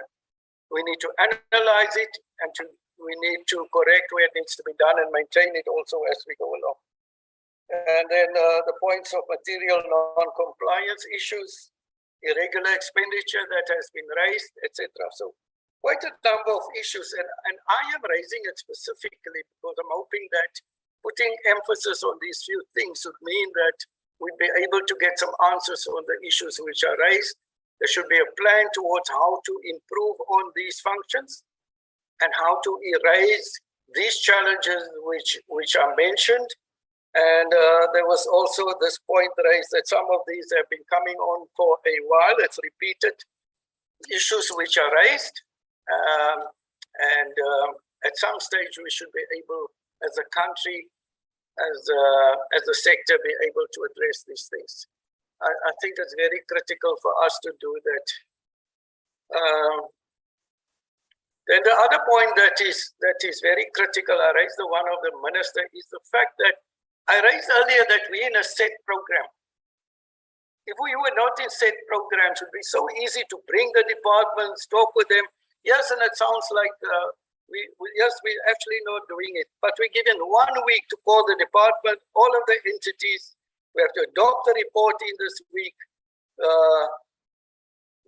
These are the things which we do in the normal programs, and we need to find then extra time, which I am completely for, that we find extra time in order to do our work more professionally, or attend to our work better than what we are doing currently. So, honorable members, I'm putting that back in your court also, that when you are called upon to give your extra time, then outside of our normal times, and be mindful that even when it's constituency period time, we've been reminded that we can have here and there meeting after 5 o'clock in the evening, but definitely not during the day. We have to also apply for those, and we must be given permission to do those. So all of you need to be available if there are particular issues, and we have a long list of issues, and I personally don't even know how we are supposed to be attending to those issues when our program, we get these set programs, and we must comply within the timelines provided to us for those particular programs. Right now, in the programs of the BRRR process, we have to adopt our report, if I'm correct, on the 21st of October. I can be corrected on that 21st, but that's where we are. But let me stop at that now and get the feedback from the AG, because we have very little time left now, 9 minutes left. We can possibly take another 4 minutes or so of your lunchtime, and then we start at 2 o'clock with NHLS if the feedback that we must get is a bit longer than that. Thank you very much. Mr. Andries, I wrote your surname again. Segetu. Sorry that I had to look up your surname. And Tabelo and the others, you're very welcome to reply. Thanks. Thank you, Honorable Chairperson, Honorable Members. I must say we do appreciate the questions, and I must also say there are quite a number of them. So in the interest of time, we'll try and manage and respond to them as best as possible, given the time constraints, but also where we are not able to get to to respond to all the matters that may have been raised. Members are also welcome, with your permission and indulgence, Honorable Chair, to then note those unresponded to or unanswered questions or matters that would have been raised, and then through you, Honorable Chairperson, you're more than welcome to submit them, and then we'll see how best we then make sure that we then respond to those. So yeah, so I'll maybe start with some of the other comments made. I would honestly, Honorable Chairperson, support the approach that is being proposed by the Honorable Chairperson, in the sense that if you look at the plethora of issues and the many issues that we have to deal with, that a more focused approach would really assist in this regard, in assigning specific time to a specific topic and dealing with that. So I do support the way in which Chairperson has tried to capture some of the things that we have tried to lift up, so that when the committee then embarks on its processes to hold the respective officials and individuals accountable as part of your oversight processes, that you are doing it focused on those areas that we would have wanted to highlight. And you summed it up, Honorable Chairperson, was with regard to the concerns around the record keeping, because if you think about it, and Tabero tried to put a spin on it when she was presenting it.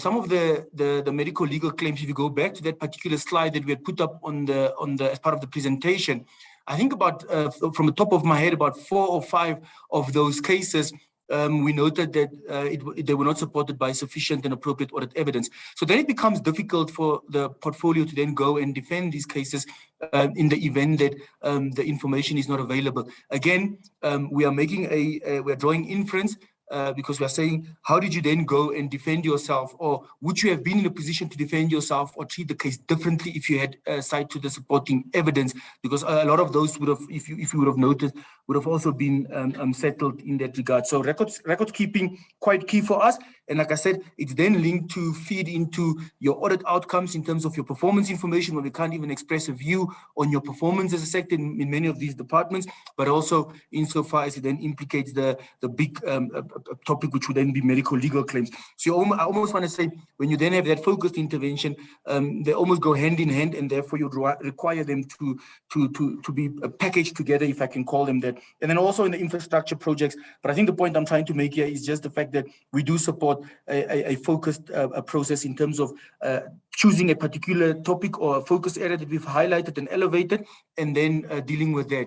Chairperson, why do we support this? You'll see even in our own presentation, what we do when we look at the health sector as Office of the AG, we try and look at the strategic planning documents of the sector. We look at the core of what we're trying to achieve as a sector, but also what are some of those key issues that we would be grappling with, obviously within the domain and the mandate of the Office of the AG.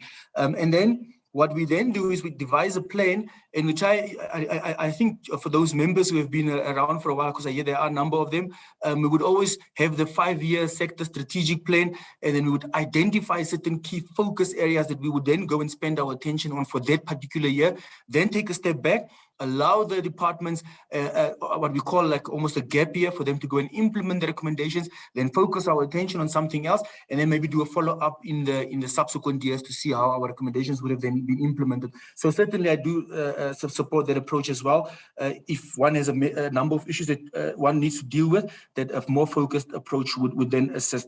Then, Honorable Chair, there were also a number of comments that were made and I'm going to try and talk to them conceptually, because they also do talk to what can we do, the recommendations process, what can we do differently, the consequence management processes, as well as how to deal with offenders, if I'm quoting unquote some of the comments that would have been made by the members. And that topic and conversation will also go hand in hand with the conversation around the irregular expenditure, the compliance aspect, as well as the material irregularities, because they all also, as with the previous topic, also feed into each other. So, Honourable Chair, yeah, the recommendations process. So if one takes a step back, members would recall that we made a number of recommendations over a number of years. Those were not being implemented. As part of the accountability ecosystem, and as also part of enhancement of our powers through the amendments of the Public Audit Act, we then have this process where what we refer to as a material irregularity. So part of that process, Honourable Chairperson, and Honourable Members, we first have to do the audit.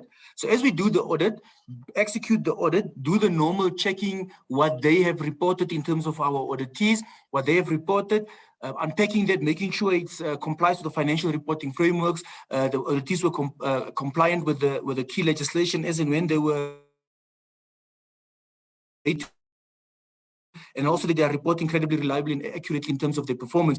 Part of that normal audit process, if we pick up a finding, and then we realize that, if you recall the presentation that was made by Tabero earlier on, where she spoke about the MI process and some of the criteria that needs to be met. If we identify a finding as part of the audit process that meets that criteria, then only does the MI process kick in, where we say, okay, we've given you sufficient opportunity as the accounting officer to maybe go and implement this, but we suspect there might be more to this, and we want to drive a different behavior and a different culture in the environment. Then it triggers the MI process. So the MI process is then where we try and I want to call it drive a different culture in our respective portfolios. So we are hopeful that the findings that we've reported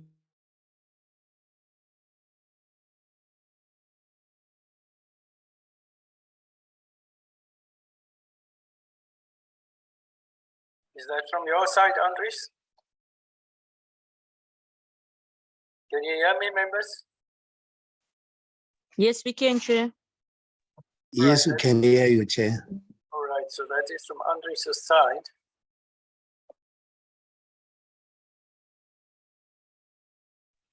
That is from Andries' side. If we lost him, Tabelo, you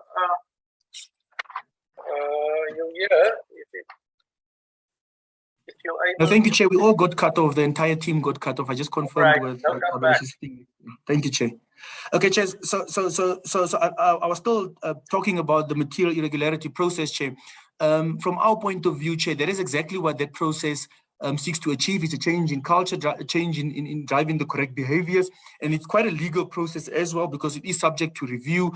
So therefore, we have to make sure, like Tabero mentioned when she was doing a presentation, that we've covered all the bases, belt and braces, crossed the T's and dotted the I's. But you would have already seen when she was presenting, there were a number of material irregularities already raised and being followed up with the accounting officers in the health sector across the various provinces. So that information is there. So we are hopefully going to see, if I refer you back to that first slide, the very first slide that the colleagues would have presented the portfolio committee when they started the engagement, where we had the accountability ecosystem. You would have noted right at the center of that particular presentation was that continuum that talks about raising key insights so that we empower our oversight structures, our stakeholders, but also trying to help them to get to the right spaces where they do the right things at the right time for the right reason, thereby influencing them so that we can move in the right direction. But where that's not successful, then we go through the enforcement side, and all of it hopefully with the intention or with the objective of improving the lives of the citizen.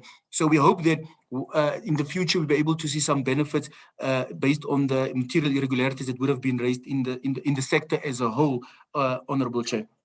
Then, Honourable Chair, there was some specific questions as well. I'm going to maybe advise the committee in terms of other recommendations, in the sense that the challenge often, Honourable Chair, is you would have also, as a committee, Honourable Chair, Honourable Members, received some submissions from the department and maybe various other role players that play a role in the sector. So Once they've done the submission, they come to us, they ask as a portfolio committee, that would ask the portfolio committee for money, budget allocation, in order for them to go and achieve and deliver on certain commitments. That we approve the strategic plans and the budgets when we do the budget vote process. And then once that process has been finalized, the respective portfolios go and implement and try and achieve these commitments that they would have made whilst they are spending the money that has been assigned to them through the budget vote process. So here's the thing, Chair. All these members, or all these portfolios or stakeholders have come on a quarterly basis. They've been reporting to the portfolio committee. The office of the AG then gives you a set of findings, and the findings seem to then indicate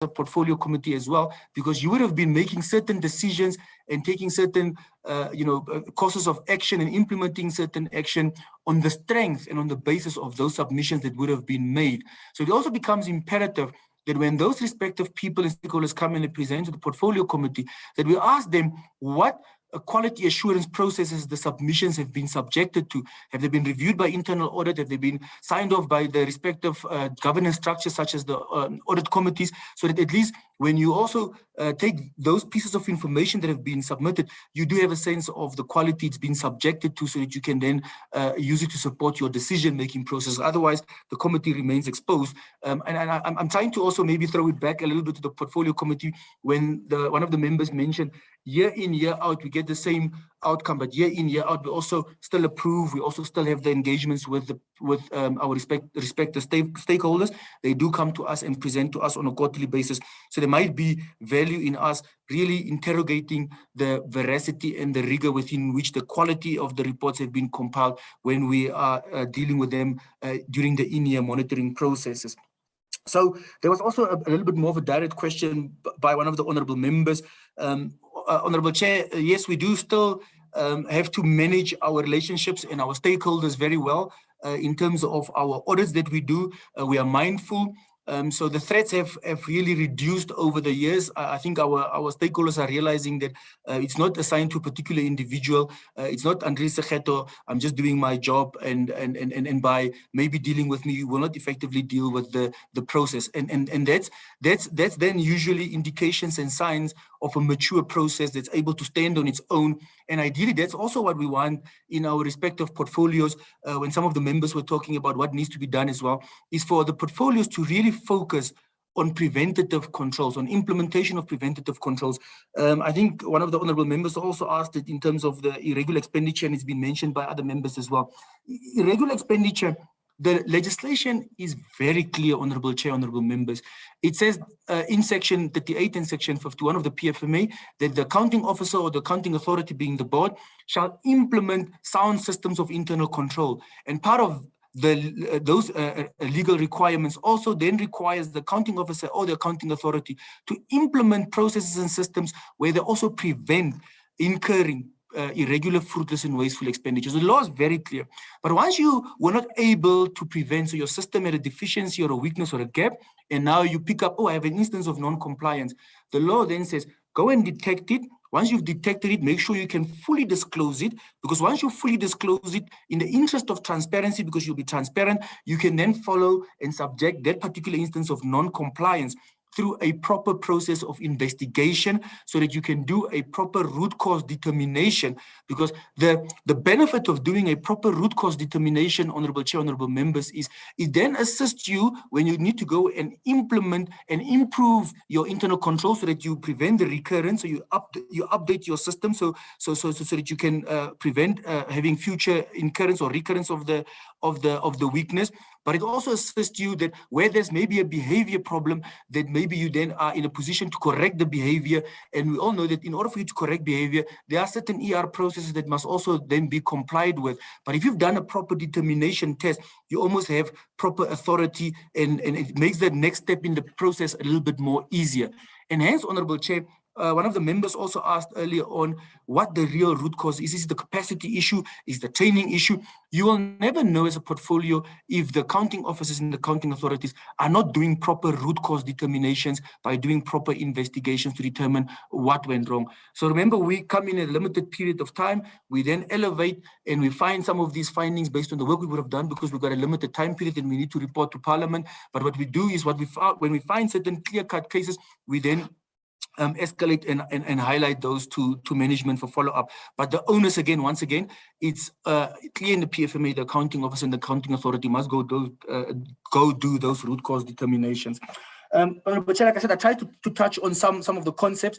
I do take my guidance as well in terms of and appreciate the question that was raised, the very detailed set of specific questions on the NHI. Yes, indeed, the NHI formed part of the audit, but ours was to brief on the larger scope of the audit in terms of the financial statements, the compliance with laws and regulations, and the performance information. What we did find, though, is on the particular program and the target and indicator that we had selected for the NHI implementation, being the predetermined objective management had set themselves out to achieve for the current year, we did raise some concerns on that particular target and indicator. We do appreciate that the NHI will become quite significant going forward, and we are certainly engaging with management in terms of that.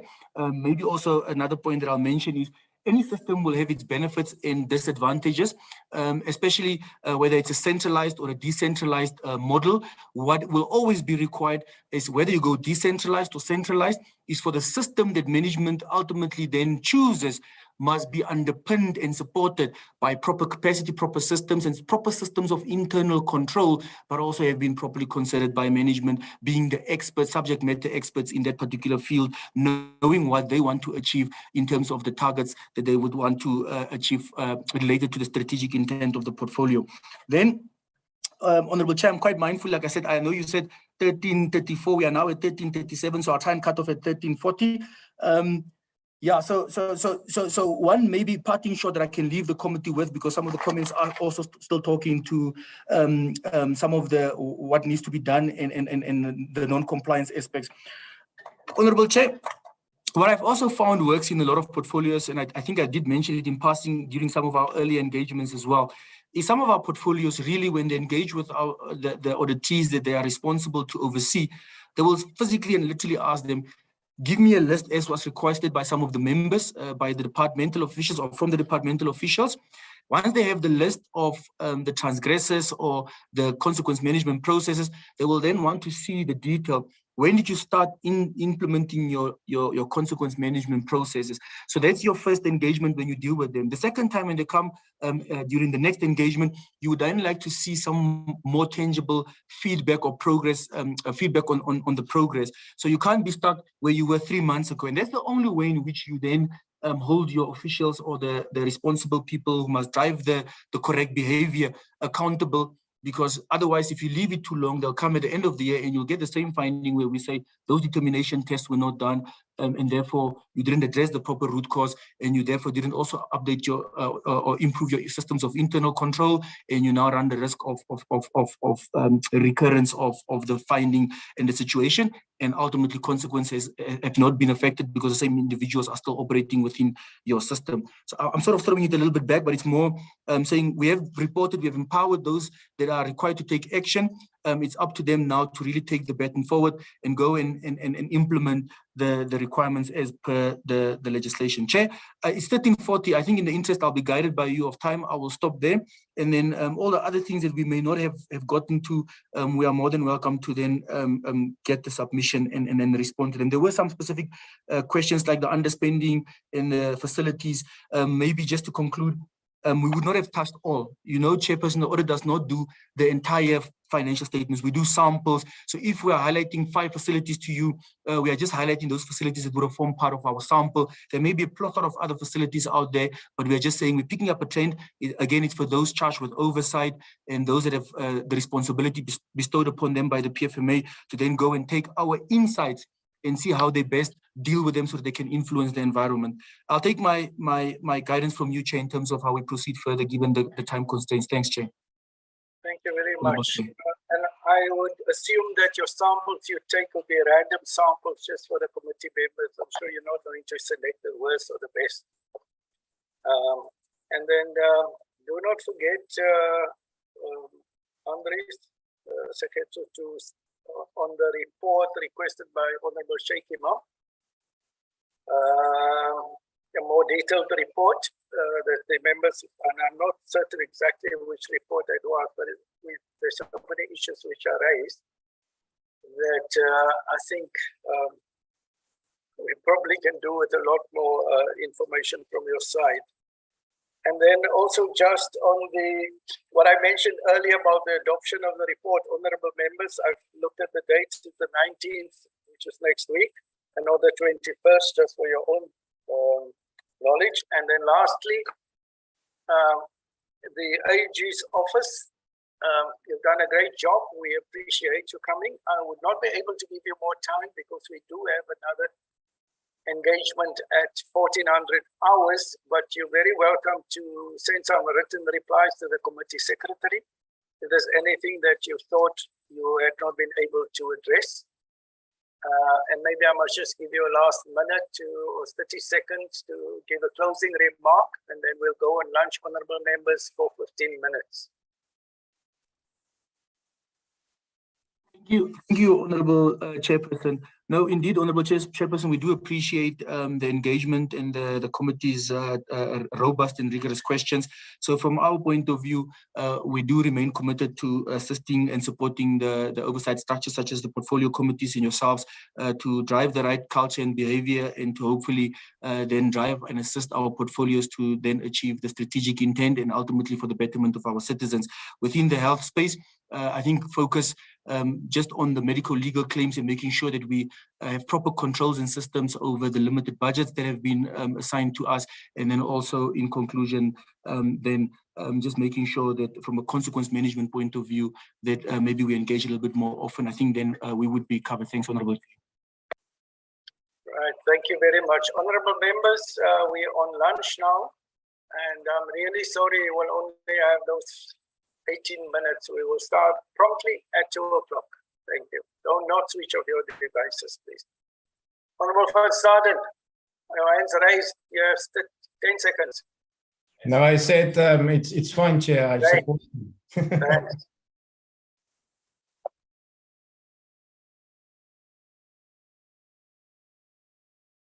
Recording stopped.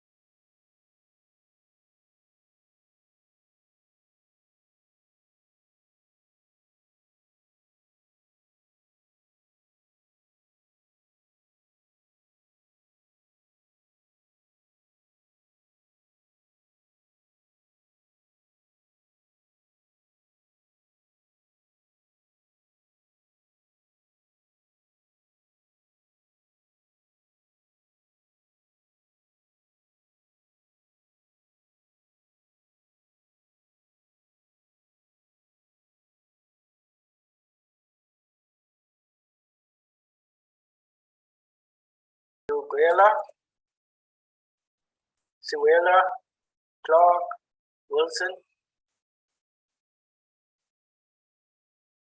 Ismail, Kaba, I'm here, Chair. Kaba,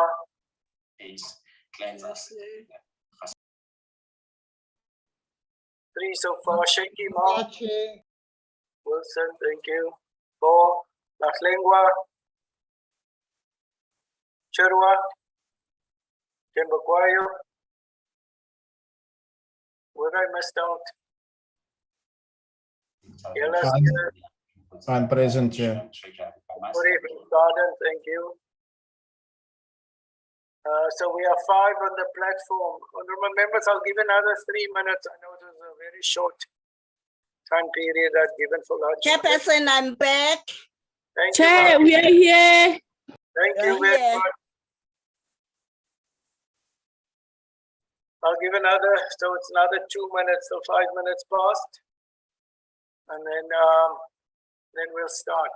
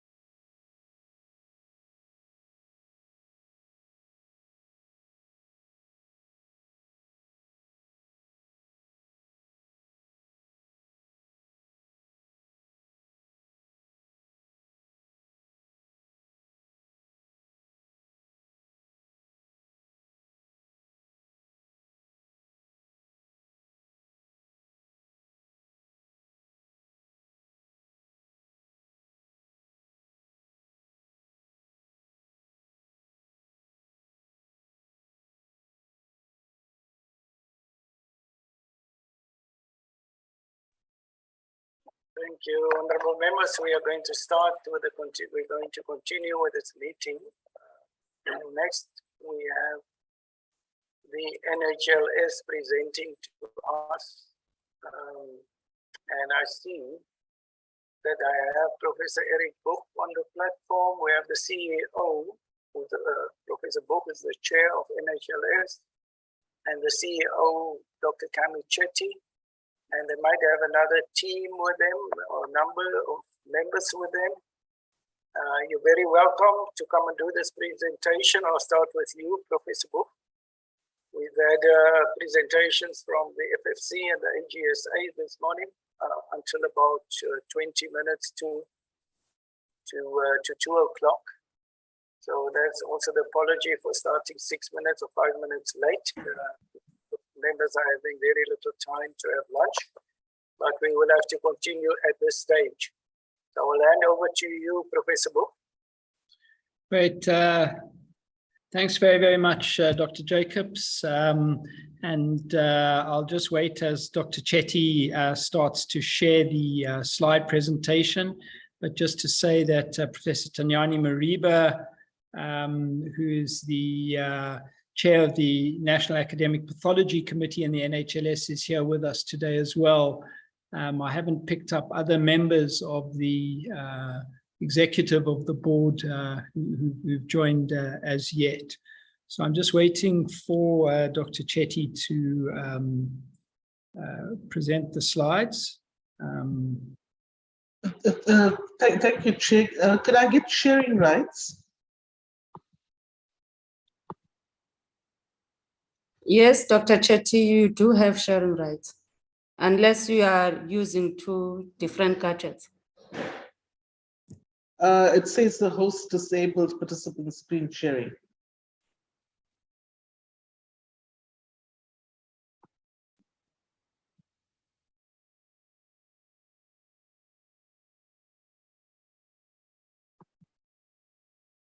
I still don't have sharing rights. I'm sure Vuyo's attending to it. Let's see, who else? Vuyo? I've given you, Dr. Chetty, the co-sharing rights. Okay, Dr. Jacobs, while we wait for those, for the slides to come, would you mind if I just I'll speak without the slides, if that's acceptable Yes, to you? please do. So just to say that it's obviously my pleasure as the chair of the board of the NHLS to report that the NHLS performed well over this financial year. We made every effort to deliver on our mandate on the whole, which we've been reporting back to you over time, as well as rising to meet the challenges brought on by the COVID-19 pandemic. We continue to respond very positively to that, and I think the whole nation knows about the NHLS and the NICD and its role. We did lose some employees to COVID-19, and we're deeply saddened by this. We do not believe that these were workplace-based cases, but rather people who were infected in the community, but we lost some exceptional individuals, and we remember them. Then, in terms of this report, we look at both our financial and non-financial performance within the constrained environment of the COVID-19 pandemic. Next slide, please. So I think the strategic plan of the NHLS highlighted four key strategic goals to position the NHLS as a progressive diagnostic pathology service, and recognizing, of course, that diagnostic pathology has really entered the digital age and a lot of technology developments, and we need to keep up with those. And we prioritized four key strategic outcomes: clinical effectiveness and efficiency, high quality services. We want to be cost effective. And I always emphasize to the portfolio committee that we are not here to sort of make money at the expense of the poor. We're here to serve all our people. And therefore we don't go where the money is, we go where our people are, and we stretch out where it's not cost effective for the private sector into deep rural areas. Of course that affects the costs of our services, but our prices remain more than competitive and well below those of the private sector. And we continue to provide good governance. And here I would like to salute and appreciate the board of the NHLS that has been very, very diligent in carrying out all its responsibilities. So the NHLS plays quite a wide role. Everyone's now familiar with the COVID testing role, but we will continue to do epidemiology, surveillance, and outbreak responses. We're at the helm of key developments in the National Antiretroviral Rollout Program and key initiatives in those areas. Of course, there's diagnostic testing for non-communicable diseases. and often linked to the HIV is also an independently TB diagnosis and treatment, screening for cervical cancer, and support of occupational health services. But at the heart of it is the laboratory tests that we do, and we do hundreds of different tests every day. Next slide, please.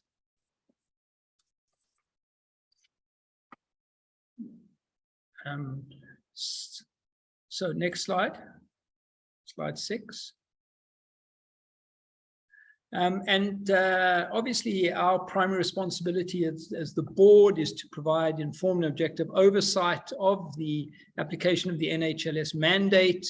Obviously we have a strategy responsibility and a governance responsibility, but we're also there to ensure that we deliver on the annual plan and the performance. And I must really say that you'll see that the performance has been very positive under very complex and trying situations. And we as a board really want to salute our Chief Executive Officer, Dr. Kami Chetty, who's led the organization in complex times. You'll see as she goes through the detailed presentation that the NHLS has maintained not just a steady ship, but one that is continuing to improve and advance as we go forward. We did miss a couple of targets on our APP, but you'll see from Dr. Chetty's explanations that some of these are more technical than actual challenges in our performance. We made 3 executive appointments as the board during the course of the year. Kwanazi as our Executive Director, Manager, Human Resources, Dr. Spor Khalamono as the Executive Director of the NIOH, and Professor Adrian Purin as the Executive Director of the National Institute for Communicable Diseases. We will once again have returned with an unqualified audit opinion from the NHLS, and we are truly proud of these achievements. Next slide, please. So we just wanted to give recognition to the different board members that contribute of their time and effort and have been really diligent. There's more on the next slide. We're quite a large board, and we can go to the next slide. So now, before I hand over to the CEO, I just want to make 1 or 2 broad comments. And I think that what I think is important is you'll notice this year we did not have as big a surplus as we had in previous years. And, that really comes down to a few different things. One of those is the drop in the rand. A lot of our materials are dollar linked and equipment that we have to purchase. We made major investments in the work that we've done over the COVID pandemic. And we've continued to go with very low fee increases. You'll see that each year we come back with fee increases that are essentially below inflation. And yet at the same time, if you go back to 2017, when the NHLS was in some difficult times, we were able to build our cash in the bank up to 4 billion rand when it was hovering at about 150 million back then. And we weren't sure that we'd be able to pay salaries at the end of the month if provinces didn't pay for their tests. We now have at least 3 months worth of expenditure in reserve. We're paying our suppliers just in the arena of 30 days, as we have been for some time. And we're able to do this, without coming back with massive fee increase requests. What is also maybe important is to say that we were able to meet all our commitments in terms of the Act in response to the COVID pandemic without having to go and ask Treasury for any additional funding to forward fund any equipment, materials, and additional staff we required. We were able to do that because we steered the NHLS to get into a positive position. And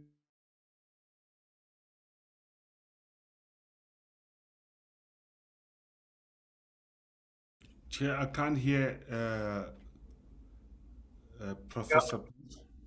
Yes, you're correct. I can't hear him either. Are you there, Professor Boch? I think it's, yeah, he's no longer audible. Shall we give him a minute or two, CEO?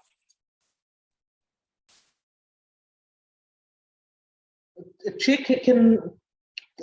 can I suggest that I continue with the presentation, and when Professor Book comes back on? Yes, my apologies, Dr.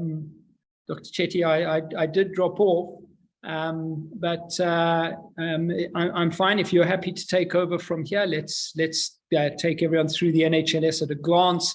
You can see the national footprint, and those of you who are strong in geography will be able to see how we move into all the deepest, most rural and most deprived, disadvantaged areas of our country. So Cami, over to you.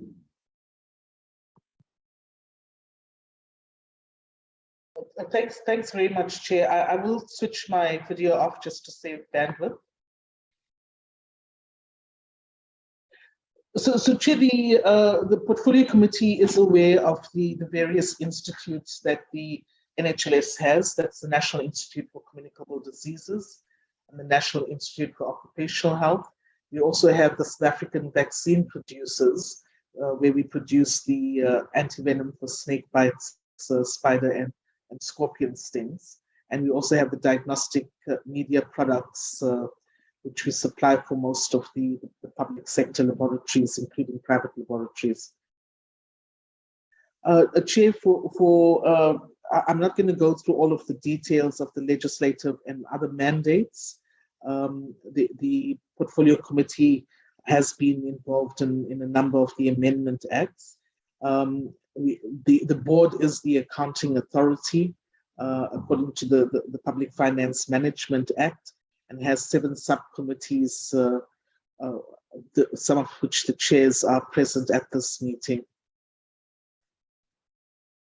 The board plays an oversight role, and I'm not going to go through details here, but has a very comprehensive risk mitigation strategy, and diligently applies its mind to all the audit and risk issues.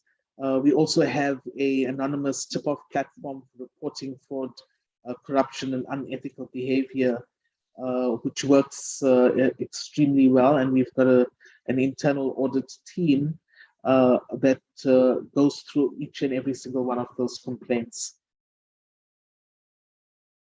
In summary, Chair, with regard to our financial performance highlights, the Chair's already mentioned we've had an unqualified audit opinion, as we've had for a number of years. We generated a surplus of 76.4 million for this financial year, which is not too large a surplus, so we've been managing our budget and expenditure quite well. Our revenue grew from 10.5 billion to 12.2 billion. And of that, the revenue for COVID-19 was about 2.4 billion. We've done over 5 million tests in the last financial year. And our test volumes increased by 16% from about 92 million in the 2021 financial year. I do need to point out, Chair, that whilst it may seem like it's a large increase, the comparison, if you don't do it for the previous financial year, which was a year where there were a number of tests, there was a decrease in the number of tests, compare it to the previous financial year, then it isn't such a substantial increase in the test volumes. With regard to the non-financial performance, we've had 18 new laboratories that were accredited by SANES as compared to the previous financial year. We've rolled out a system on occupational health and safety, the information system, to a number of provinces and workplaces. This is a system that we acquired as recently. We used to run it, but we've now got the full license for the system, and it's proving to be quite useful. we've have been doing quite a bit of wastewater sampling and been able to pick up the SARS COVID RNA virus in the water supplies, and this has proved to be very useful for monitoring some of the variants, and even to the extent of being able to predict when an outbreak is going to happen. The NICD continues to play a pivotal role with regard to surveillance. Not only did it play an important role in COVID, but also in being able to detect monkeypox and other communicable diseases as well. We achieved 88% of our targets. It's a slight increase from the previous year of 86%. The NIOH, the National Institute for Occupational Health, has been playing a pivotal role, not only in the COVID-19 epidemic, but plays an important role with workplace occupational health issues. It's also the only entity in South Africa that has obtained accreditation for 4 different quality management systems. We've published a number of articles, and there's been quite a massive amount of articles that have been published during the COVID-19 epidemic. So the NHLS, the NICD and NIOH play a leading role in being able to write these expert articles that informs policy. Chair, the performance by programs, at the end of this presentation, we've given you the details of each one of our KPIs and what was the target and what was achieved and wasn't achieved. We've summarized it in these slides just so that we don't have to go through all of the details. So with regard to laboratory services, we achieved 11 out of our 12 targets. The targets that we did not achieve was the percentage of UNE, that's urea and electrolyte tests performed within 8 hours. The reason for not achieving this is because in some of the provinces like the Eastern Cape, the load shedding and water shortages did have a negative impact on the laboratories. What we have decided to do is that the NHLS, where we've got laboratories in hospitals, is very dependent on the hospital generator capacity. So we've taken a decision that in order not to be completely reliant on hospital generators, that we install our own generators where this is possible. So that's one of the steps that we're taking with regard to that. With regard to academic affairs, research, and quality assurance in just program 2, we achieved 10 out of our 11 targets. The KPI we did not achieve is the number of intern medical scientists who are admitted and trained in the NHLS. The reason for this is that we did appoint the medical scientist interns, but unfortunately they were appointed on the 1st of April, so it meant that we could not report on it for the previous financial year. So theoretically, we did get the appointment, we're just off by a day. With regards to surveillance of communicable diseases, we've achieved 100% of the targets. And with regards to occupational and environmental health and safety, we also achieved 100% of the targets. As I said, Chair, at the end of the presentation, the details are there. They have been, it has been an achievement achieving all of those targets. With regard to financial administration under program 5, we achieved 6 out of the 8 targets. We didn't achieve the target of the number of debtors days, and this has been because of the difficulty that some of the provinces are having with regard to a payment and because of their budgetary constraints, and we weren't able to reach this target. It's not off by much, and I'll show you those details. Other KPI we didn't achieve was the turnaround time for awarding tenders within 90 days. Chair, what we found is that the tenders that were above 10 million has to go through a whole process of going to the board, and this can take sort of longer than 3 months. So in future, what we're going to be doing is dividing it into tenders below 10 million, which can have a shorter time period for turnaround, and then the tenders above 10 million, which are a lot more complex and need to go to the board. With regard to program 5, again around information, communication, and technology, we achieved 3 out of the 4 targets. The target that we didn't get was the order entry system, which is basically linking up the clinics so that they've got an electronic health record that will directly communicate with our lab information system. We did do this for COVID, but we weren't able to achieve it during this financial year, but the system is currently in progress. With regards to human resources, still under program 5, we got achieved 4 out of the 5 targets. And the target that we didn't achieve was our BBB broad-based Black economic empowerment target. We've taken an comprehensive review of the target, and we're trying to improve on our internal processes in order to be able to achieve this target.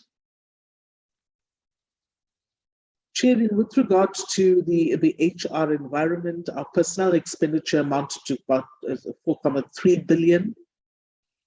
The personnel expenditure as a percentage of the total expenditure is about 39%, which is pretty good. Our average cost per employee is 511,000. We had a number of employees attending, 245 attended the pivotal programs, and we've got a massive adult basic education training program, and a number of our workers and employees are attending the ABBOT training. We've awarded 221 bursaries to staff as part of the personnel growth and development. Our staff turnover remains quite low. We're one of the sectors where staff stay in the organization for a long time. And this is also indicative when we're signing up the Lifetime Achiever Awards of 40 years, 45 years in some instances. We're still the largest training provider for pathologists, and we remain a large training provider for scientists, technologists, technicians, and laboratory assistants. I'm not going to go through all of the details of this chair. This gives you the stats of the 8,387. You will see that most of the staff are in the semi-skilled and skilled areas. We've also given you the equity targets and employment equity status broken into males and females. With the semi-skilled, there are transformation targets that we still do need to reach, but we are improving on that quite a lot. With regards to the female equity target, again, you can see that there's a large number of females that we have employed, and we closely monitor these equity targets in every interview in order to improve the demographics of the organization. With regards to our financial performance, I've indicated that our surplus was 76.4, which is a marginal increase from 65.4 million in the 2021 financial year. Our income grew from 10.5 to 12.2 billion. I've given you the details about the amount from COVID. Our total expenses grew from 11.6 billion to 12.7 billion. but the total labor cost increased from 4.1 billion to 4.7 billion. So that's about 35% and 37% of the total expenditure for the 2 financial years. Our production costs decreased from 10.5 billion to 10.1 billion because there was quite a bit of consumables and the reagents that we had bought in the previous financial year that carried over. The direct material costs constituted about 54% of the total cost of sales, which decreased from the previous year. Our assets were restated from 7.4 billion to 7.8 billion. The inventory has been reduced because the COVID-19 inventory that we procured has been steadily used up. Our cash in bank was 3.5 billion. That's a net cash inflow of 500 billion if we compare it to the 3 billion in the previous year. And as I've indicated, our test volumes increased by 16%. The revenue collection from the provincial departments was 10 billion as compared to the previous year, which was 9.2 billion. However, as I've indicated, we are keeping a very careful watch on this as the debtors' days have increased, and we're in constant contact with the HODs who are very cooperative and are assisting us. So, Chair, as you can see, we've maintained very strong financial viability, and we've consolidated and enhanced our cash reserves, which is absolutely vital for the stability of the organization. I'm not going to go through the details here, but you can see that with regard to the net surplus, there's just been a marginal increase. With regard to the subsidy from government, we get 3 conditional grants. One is the conditional grant for the National Institute for Communicable Diseases. The other is for the National Institute of Occupational Health. And then we get what's called a teaching, training, and research grant. There's been a decrease in this grant from the conditional grant from National Treasury. We have been approaching National Treasury to impress upon them that the conditional grant should not be reduced, more especially for institutes like the National Institute for Communicable Diseases. Those functions have to be funded through conditional grants from the National Treasury as they national competencies. So is teaching, training, and research. But we will continue engaging with Treasury in order to look at the improvement of those grants. With regard to the creditors' days, there has been a slight increase in the creditors' days from 35 to 36. Within this financial year, we're hoping that we will bring those creditors' days back to 30 days. The difficulty that we've been having is the receipting of goods, we're just making sure that the provinces do get capacitated so that we've got the receipting of those goods so suppliers can be paid on time. Debtors' days, as I've indicated, have increased from 109 days to 129 days. There are some of the provinces that like Eastern Cape and Northern Cape, where the debt has been increasing. The calculation doesn't include the KZN Department of Health's disputed amount, and the Gauteng Department of Health has almost cleared up its settlement agreement, and we're very pleased with the Gauteng department. We are encouraging them to keep up with their payments. I must note that KZN, whilst it has still got a historic debt, the current debt they are paying in full. So we are very pleased about that. This just gives you an indication that over the financial years, what we have been billing and what we have been paid, and we are keeping a careful watch. We look at how much is for the current financial year as well as how much to the historic debts. And you can see we did very well in 2018, 2019. But there's the amount that's been received now is slowly decreasing, but we're addressing that with the provinces. So Chair, in conclusion, the presentation shows that the NHLS has improved substantially both in its service delivery and financial performance. We will continue to with the work that started and make sure that the NHLS is a well-run and effective entity. We're strengthening all of our internal controls. So the irregular expenditure that has been reported, we are applying for condemnation for a number of that irregular expenditure. We've got detailed explanations around each one of that. And we'll make sure that we continue strengthening the financial performance. We will be accelerating a number of projects that will improve the efficiency of the organization, whilst at the same time we'll ensure that tight fiscal control is kept over the resources so that cost containment and effective use of those resources will be implemented. And we'll also make sure that operational efficiency and effectiveness will be one of the key drivers of performance.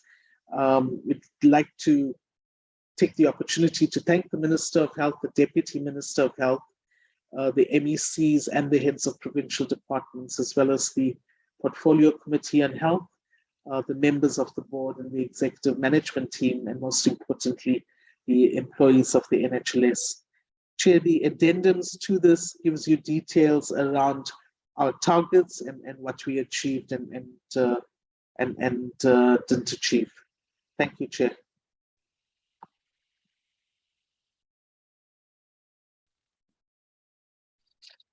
Thank you very much, Professor Book and Dr. Chetty, for the presentation. We are very excited about your audit outcomes in terms of the qualification, if I heard correctly. And we're also thankful that you came to present to us. We are going to take the questions from the honorable members. And we are mindful of the time that we allocated, but we will see how it goes.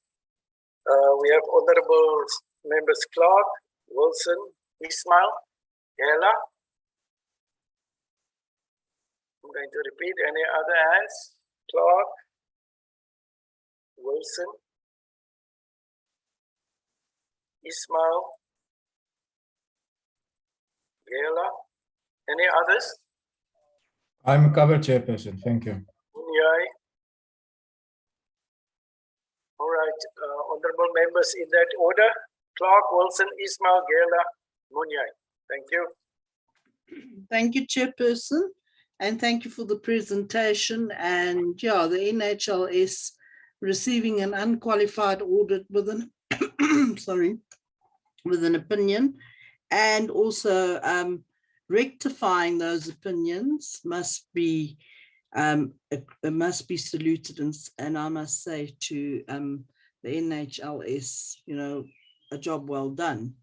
There's a few things I do want to ask though, however. And we've just had the Auditor-General come and present to the committee. And if you could just give me clarity on 3 points.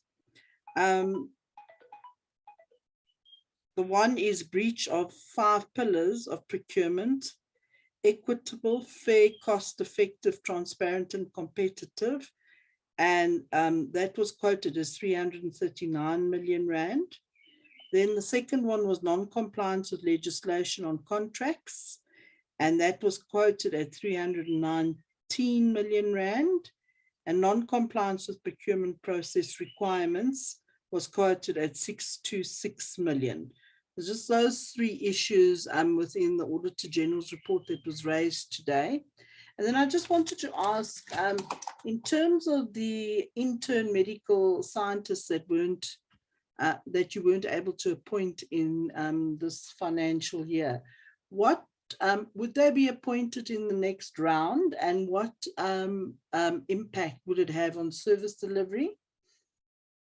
And then you mentioned that the tenders above 10 million rand would go to the board for approval. And how many of those tenders that are over 10 million rand are with the approval of the board? And then just in terms of information and communication ICT development, when will this be concluded in terms of your KPI that was not met? Thank you, Chair.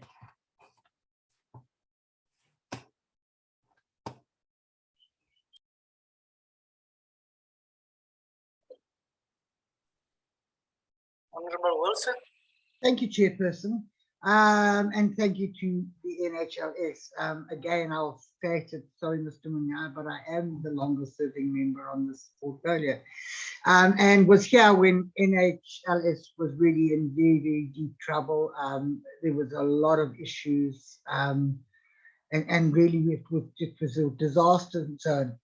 But I have to say this, having been the longest member on the portfolio committee, that the improvements that we have seen in NHLS and the maintenance of their infrastructure, their finances and everything is probably the highlight of what we're going to do this week in terms of the department and its various entities. And I congratulate you on a job well done. I think your management and your board are really principally most times on top of things. Obviously, there are issues. I'm not going to raise those again because the Honourable Clerk has just raised them.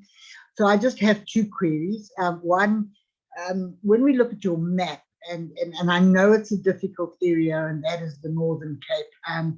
I know that it's spread and its geographics make life very, very difficult. But there is not a huge presence of the NHLS in the Northern Cape. And again, I know the geographics there are different. Do we have a problem with service delivery with NHLS in the Northern Cape? Obviously, you play a vitally important role, and if you're not easily accessible, this could create problems. So I'd just like some feedback on that one. And lastly, you did take over the forensic laboratories. We raised this in our last meeting with you. We were receiving lots and lots of complaints from the forensic labs that were then falling under your umbrella in terms of their infrastructure, the buildings that they were in that were condemned, equipment that had been delivered that they could never use. If you could give me some feedback on your investigations into those situations. They were raised in the last meeting, and I don't see anything in this presentation. I thank you, Chair. Good afternoon, Chair. Good afternoon, colleagues, once again, and to the NHLS team, thank you for coming out again today. And thank you for the presentation. And yes, a job well done for receiving an unqualified audit again. However, I am partly covered by the previous two speakers, but I just want to zoom into, again, the AG report that stated, the NHLS maintained an unqualified audit opinion with findings on compliance. Now, this is a matter that, we have to actually, again, raise. And although Honourable Clerk has actually raised somewhat, I just want you to know that, the material findings relating to compliance were reported in the current year relating to procurement and contract management, which resulted in irregular expenditure. Now, these were repeat findings as they were reported in the prior year. Now, management did indicate that they will capacitate the SCM division and training will be provided, to the procurement officials and managers in the regional office. And there were obviously recommendations. Now, I want to find out from you, although there's been vast improvement, what is the NHLS doing to address these findings by the AG, and how soon will this be implemented so that we don't have, an ongoing process where we have you again coming out with the same findings? Secondly, is that please can you perhaps update the committee on the investigations? I'm sure you will remember there were SIU investigations, and also I think the Hawks were investigating on the NHLS. Maybe you could give us some report back on that. Thirdly, again, there was, I think somewhere in March, if I'm not mistaken, there was a public protector's report dated 30th March on the NHLS. And I think the issues there were raised on, you know, how many, you know, the issues of allegations of conflicts of interest, misconduct, and maladministration. Can you perhaps give us a brief report on how many officials were actually implicated, how many have been actually charged, how many were taken on reviews, you know, and on what basis were these reviews, if it's still applicable? And then maybe you could explain the claims lodged for damages against the entity amounting to 67.1 million rand, and also quantify the legal opinion, you know, solicited in this regard. My last question would be, you know, with regard to the uptake of TB and HIV tests. Now, how are you, or in correlation with the National Department of Health, dealing with the resistance to you know, I'm not sure if I'm pronouncing it properly, but the reform Picon for TB, and what are the implications of this? As I stated before, I'm not sure if it's if I pronounce it properly, but I know there was some resistance to this, and therefore I'm asking. Sorry, Chair, just one question that I forgot. Habit of penultimate. Why does the entity report on 11 performance targets when the annual performance plan actually provides for more? Thank you, Chair.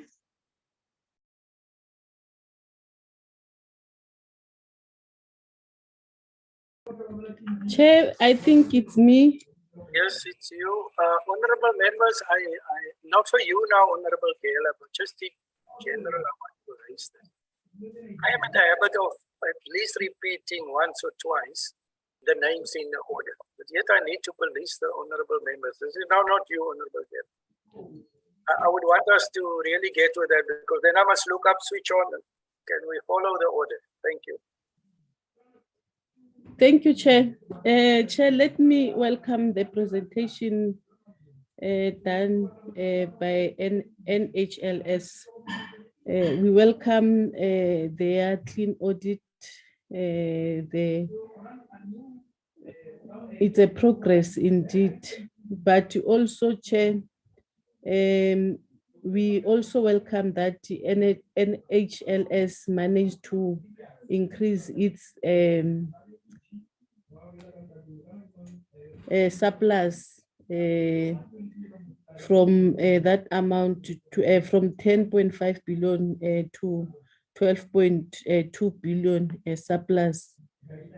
But coming to the issue that I want to raise, Chair, on the executive management team, there's a position of COO that is vacant. I just want to check when it will be filled, so that at least they have a complete structure. But also coming to the program 4,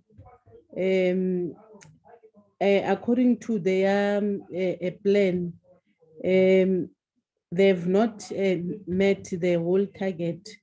And as example, this program, it's under spend, but I want to check whether these funds will be turned to the National Treasury, or it will be a rollover, so that at least they can implement according to their APPs. Thank you, Chairperson.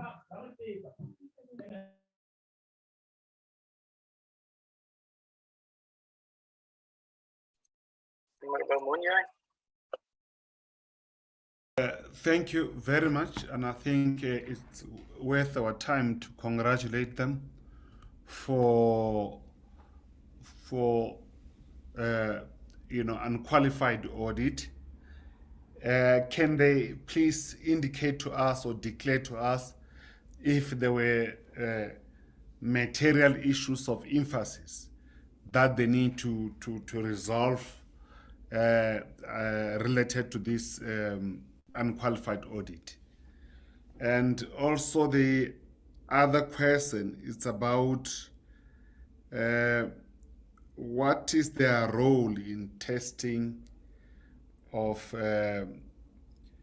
devices and also medical equipments? What the role do they play, you know, including UAVs as well? Thank you.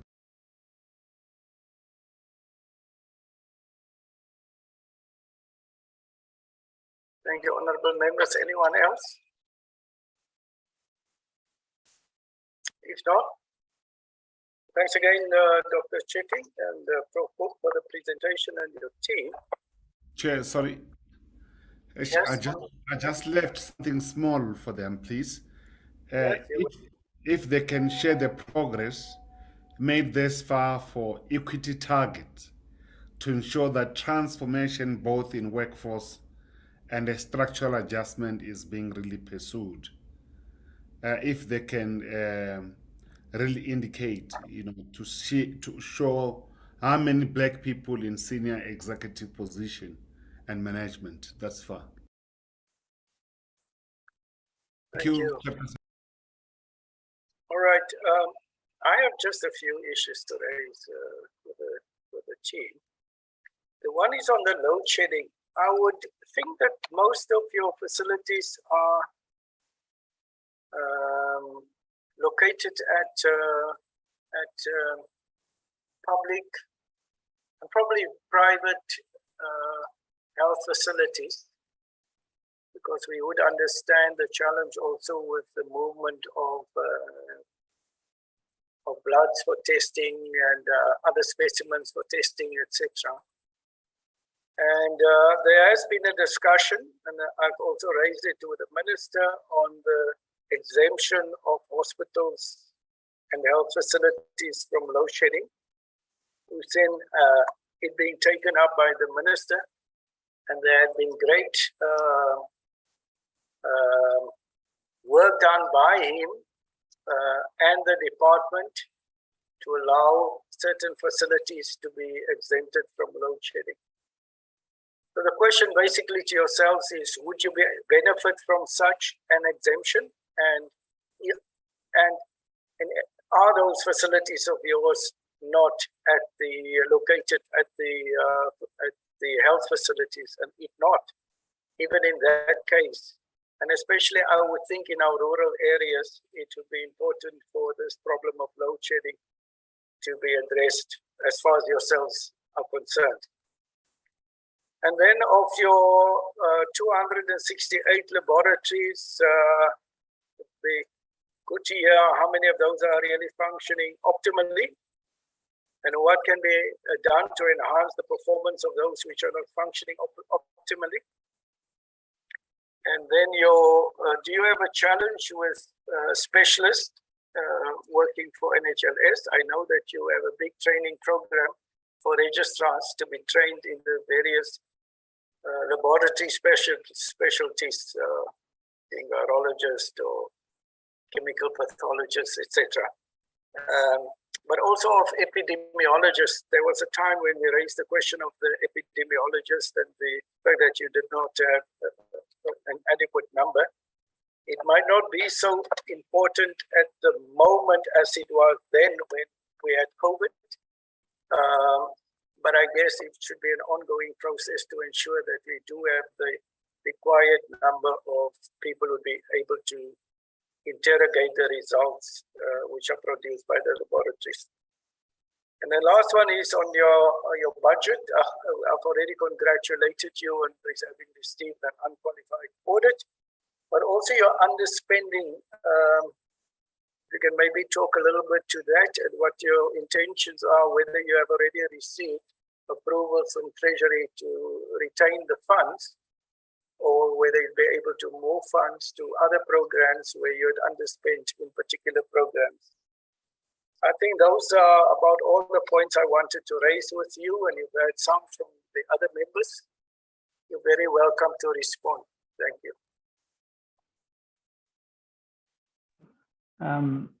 Thanks very much, Dr. Jacobs, Honorable Jacobs, and the other members of the committee. I'll respond to those that deal with governance and strategy and matters at the level of the board. Excuse me for taking off my jacket in this heat. So just to say that in terms of, maybe I should just start with Member Ishmael's requests about the SIU, the Hawks, and the Public Protector. So you'll recall that we've had two series of corruption in the NHLS.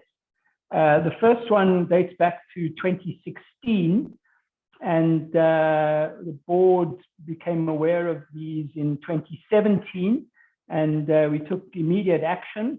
What we can say is that, as you know, we reported it to the Minister, to the Chief Procurement Officer and the National Treasury.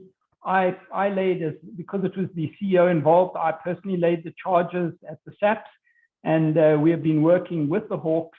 And you'll recall that we went to the SIU to say we were worried that there wasn't enough progress and speed with which the matter was being dealt with, and asked Advocate Mutibe if it was possible for them to investigate. And Advocate Mutibe indicated that it's a very special day, he said, because it's very unusual that an entity arrives and asks for itself to be investigated.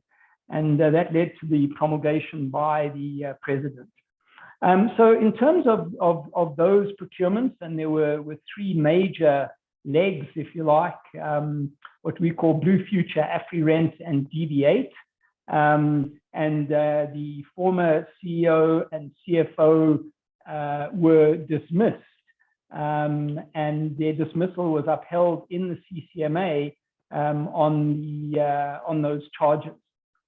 The supply chain manager and the legal manager resigned in the face of their disciplinary hearings, and the head of internal audit and risk was dismissed for dereliction of duty and misleading the board. And that was also upheld in the CCMA when he tried to get an alternative verdict. In terms of the criminal matters, as you know, we've done whatever we can. We've provided support from our forensic auditors and shared all the documentation and information we have from the forensic audit with both the Hawks and the SIU. And one of the cases is now in court, and the CEO, the supply chain manager, and the legal manager are out on bail. The CFO would have been with them, but unfortunately for his family, he passed away in the interim. So that's where the first tranche is. The second tranche was the corruption around the PPE procurement. And then again, as you know, there's been work, we've been working hand in glove and adding capacity to the investigations. I won't go into the details, but suffice it to say that the asset forfeiture unit has been involved, and we've obtained forfeiture. And in addition to that, there's a criminal case in court at the moment arising from that. So that's the progress on those cases. With regard to the public protector, from the public protector's report, the board remains adamant that the public protector's report is flawed in both law and substance, and has taken a decision to take the entire report on review for set aside. We submitted our original, as the chair of the board, I signed the original affidavit for the court, and then the public protector has to provide us with the information and documentation that she had not withheld previously once we had sought set aside. It took quite a long time. They asked for a number of delays in the matter of providing us with the substance and the evidence. We have now seen that evidence, and we feel that our case is even stronger, and it's now in the courts. You were asking in terms of individuals. You will notice that the findings in the report have quite strong words, but the sanctions were rather light. But in the report, there was a recommendation around the company secretary. The company secretary was, there were three allegations against the company secretary. The board had investigated all of those previously, we stand by our decision not to take further steps against the company secretary, because we do not believe that those steps are warranted. I'll just give you one example. One of the findings was that the company secretary had destroyed board documents irregularly. The documents that were referred to was the report of the forensic auditor on the corruption of the former CEO and her colleagues. The board made a decision that we should not have hard copies of those floating around. We were concerned about evidence of entry into people's offices and documents being removed and obtained, and we did not want those documents around. I kept the original copy for a couple of years in a secure place of the forensic auditor's report, and there was electronic copies, but the company secretary was instructed to destroy that for what we believe is good reason, and therefore it just doesn't make sense to take action against an individual when you know, it's quite clear in our opinion, and we've taken legal opinion as well from senior counsel, that there's no imperative for us to do so, and we have said all along to any stakeholders approached us, if they provide us with hard evidence, we will not. We will act without fear or favor, but we will not create victims out of people who are protecting the integrity of the organization and holding the fort against nefarious behavior by others. If the information changes, we will not hesitate to act. So that's where we are on those cases. In terms of procurement, the CEO will answer Honourable Member Clark's questions in greater detail. But I just want to outline that we as a board have paid a lot of attention to procurement. And although these numbers look terrible, actually procurement systems have dramatically improved.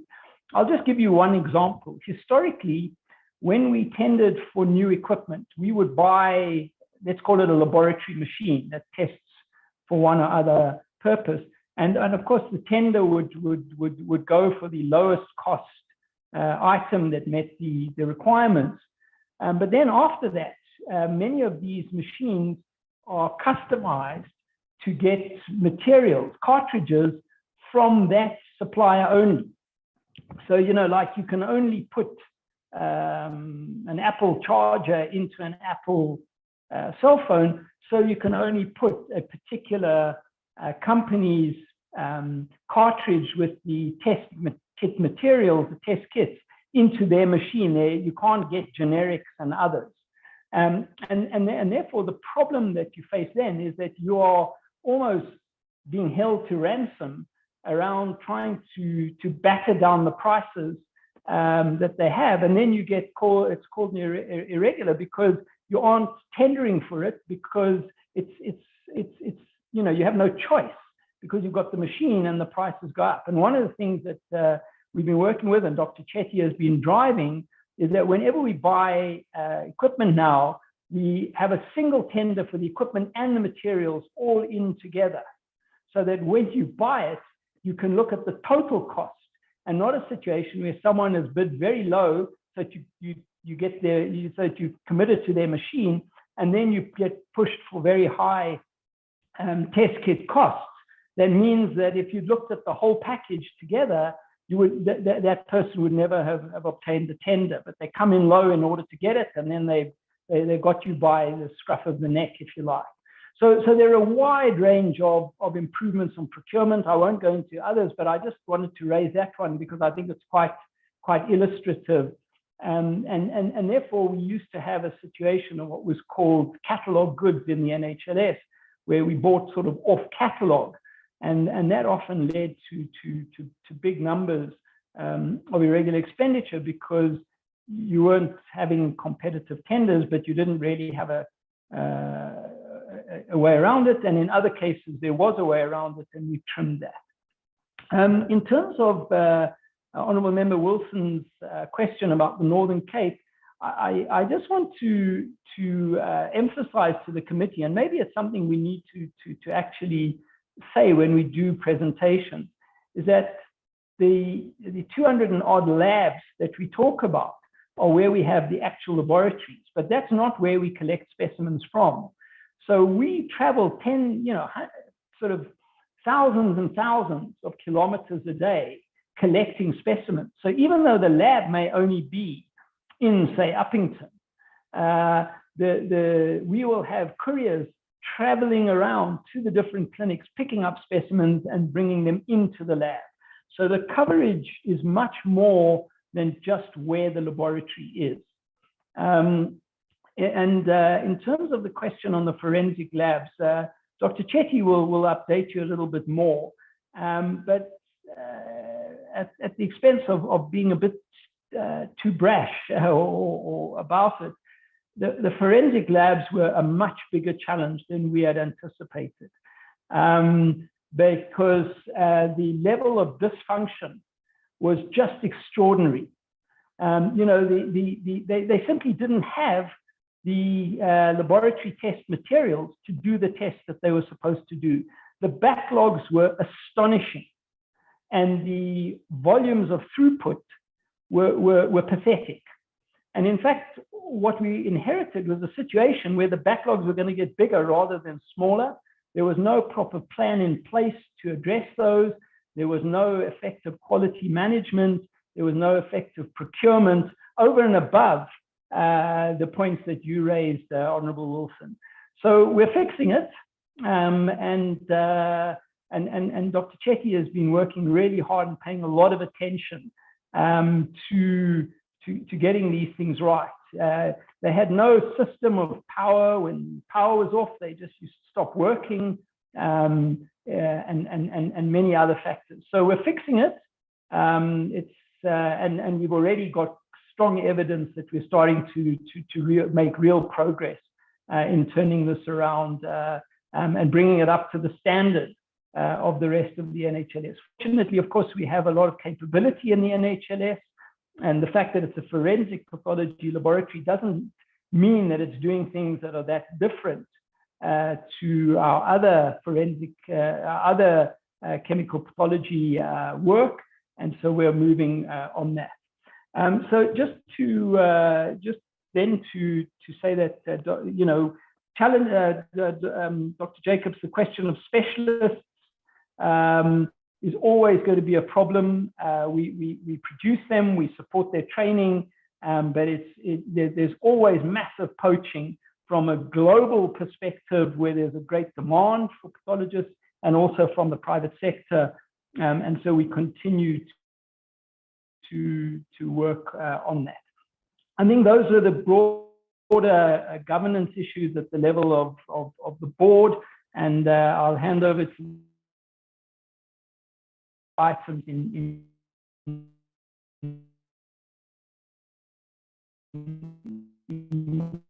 great detail. Thank you. Chairperson, we can't hear Professor now. Yes, I think it's just completed now. Dr. Chetty? Thanks very much, Chairperson. I've also got the executive management team in the boardroom, so some of the questions will be covered by them. With regard to Member Wilson's issue around Northern Cape, the chair has indicated we have got every health facility covered in the Northern Cape. We're not aware of any service delivery issues. And if there are any service delivery issues, if that can be raised with us. So we cover quite extensively the services in the Northern Cape. And as I also indicated, that it's also one of the provinces that's also struggling to pay its debt. We haven't reported on the forensic labs in this annual report because we only took them over from the 1st of April. Officially, that's when the budget came to us. So they will be included in the next annual report. But the chair's already indicated that we've been putting in a number of support systems, really trying to work as rapidly as possible to get consumables, to get equipment, sort of generator capacity, gases, everything else through to them. We've just recently appointed a new head of forensic chemistry. We've appointed a finance person and we've appointed a procurement person. We work in around the clock together with forensic pathology services in order to look at the backlogs and how best to address that. And perhaps I can give a more detailed report when we are reporting on the forensic chemistry lab as to what has been done. Chair, with regard to the procurement findings, I'm just wondering whether with the indulgence of the committee, whether it'll be easier for me to just put up some slides just to talk around the irregular expenditure and to talk to the details of that, if the committee permits. You're very welcome. Thank you, Dr. Chet. Thank you.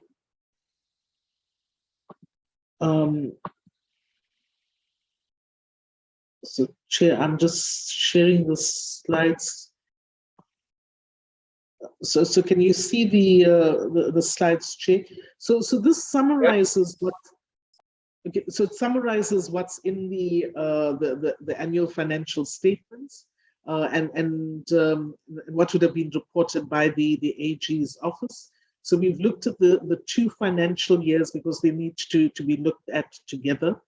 And these are the amounts for expired contracts, as the no tender procedures followed, contract overspend, the non-compliance of regulations, improper procurement, and then the expired contracts again.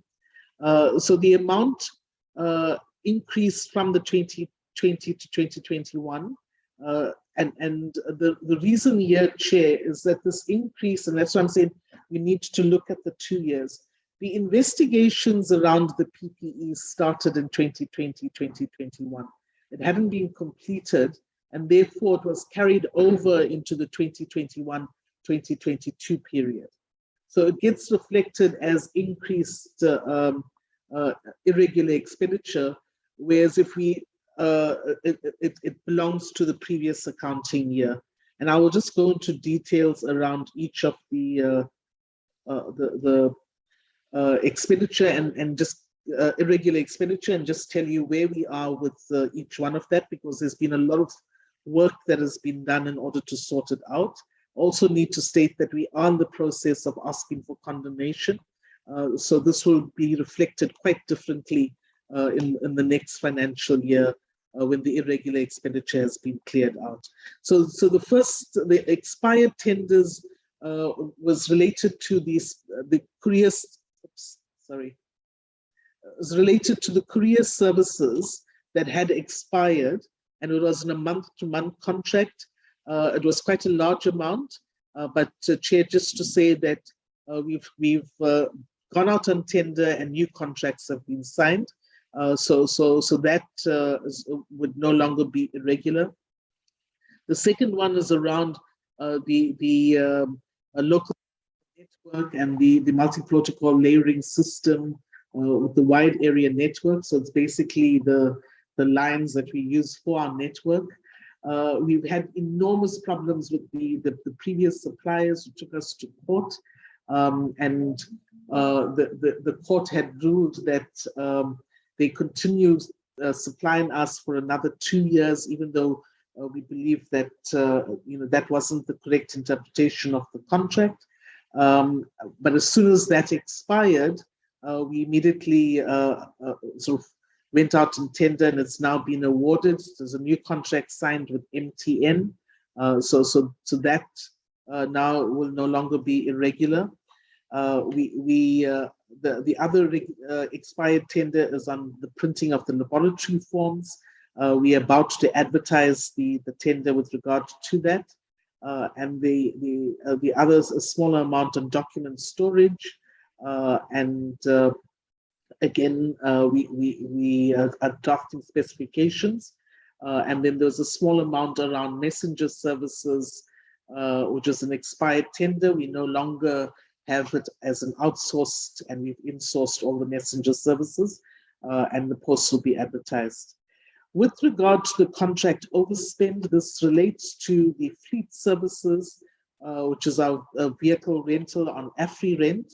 There was a court order. We were taken to court by, we did give notice with regard to that contract, but we were taken to court, and the court ruled that this related to the SIU investigation that the chair was talking about, the previous CEO. The court ruled that the tender, the approval that was given was incorrect, but they ruled nevertheless the contract needs to continue until the end of the contract period, because they deemed that the fleet services was extremely important.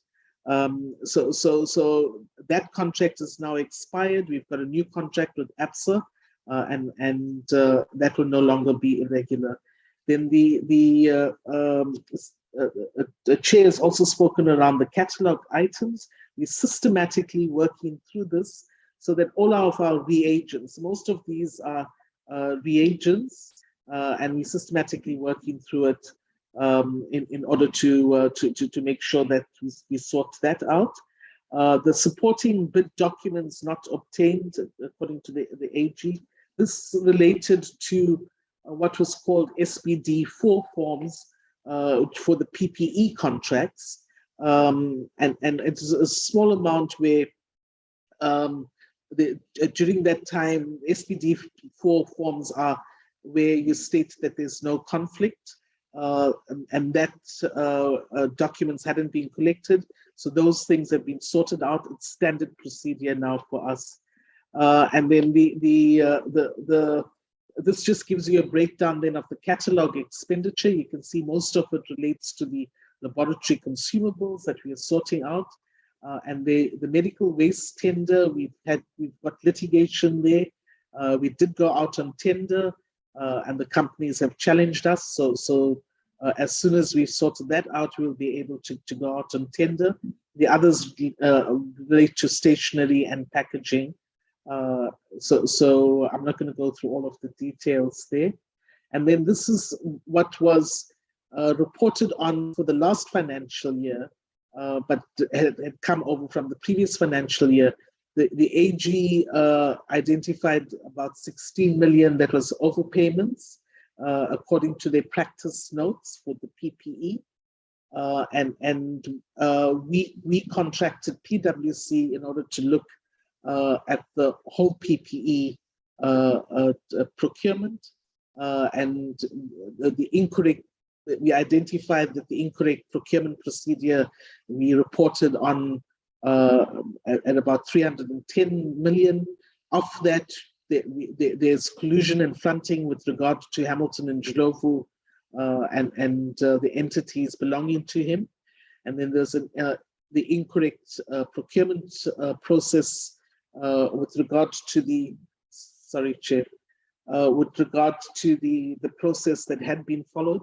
Chair, of that, 791 million is what we declared, but this was from the total spend on COVID was about 2.9 billion, and those were deemed to be regular.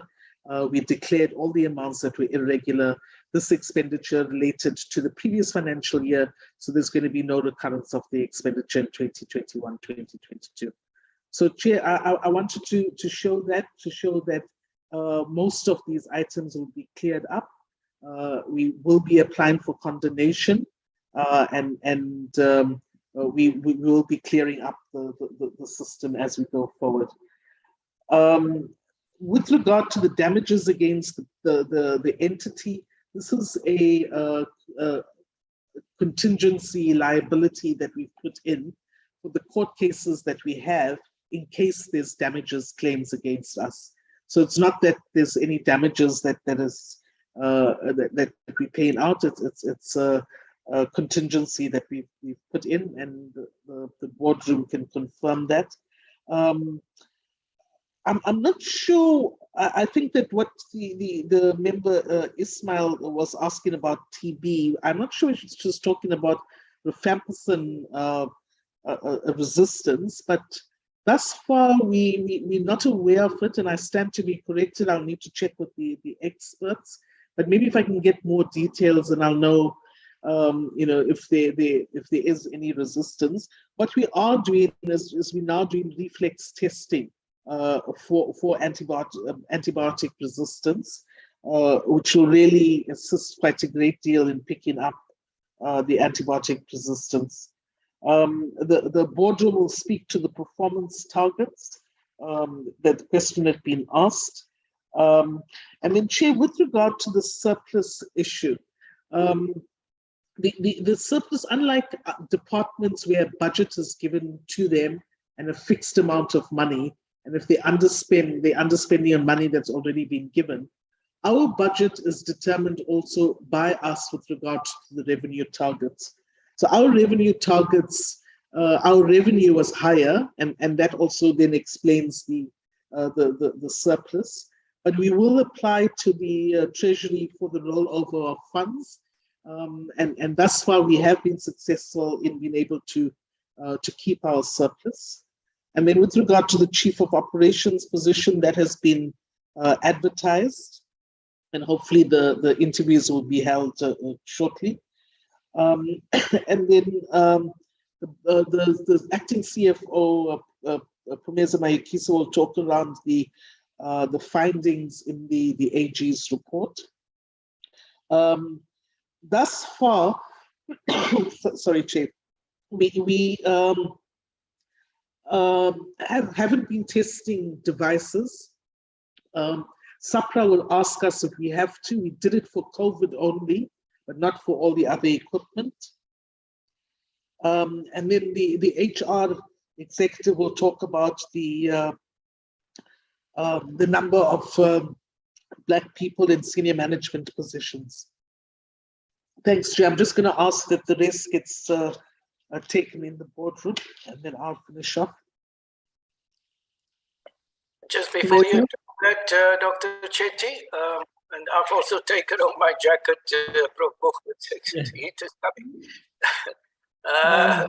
So just before you do that, I see the hand of Honorable Munyai. Maybe it's just a follow-up, and then can also be. And Dr. Jacobs, just before we hand over there, I left out one item from a governance perspective, if I may be able to report that back to the committee before we move on.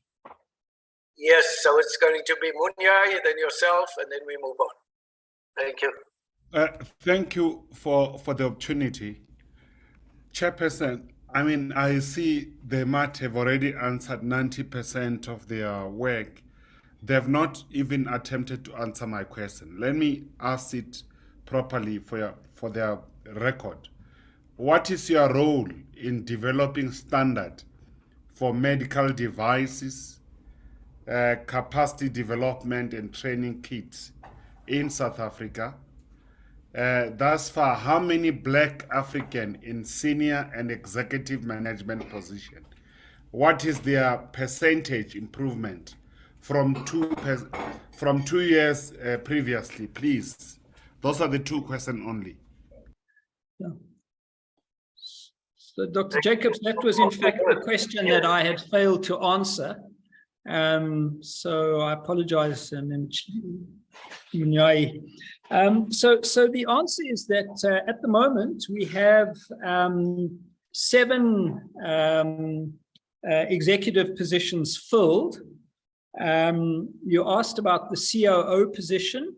We have shortlisted, the board has shortlisted candidates, and we'll be interviewing within the next couple of weeks for the position of the COO, and also for the position of the CFO, because we have an acting CFO at the moment.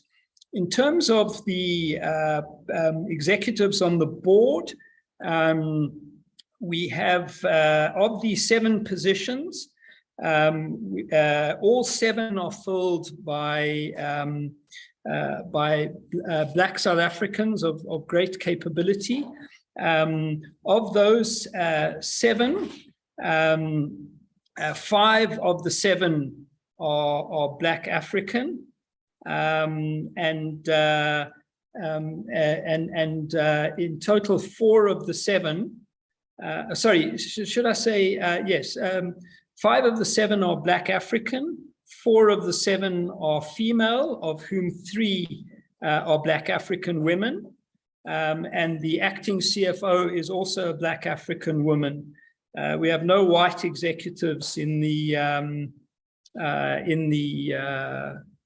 NHLS. I think many of you, for example, know Professor Koleka Mlusana is the executive director for AQUA, the academic affairs portfolio, and so I don't know if that provides you with the answer. And then obviously we have the 2 positions still to fill. Thank you.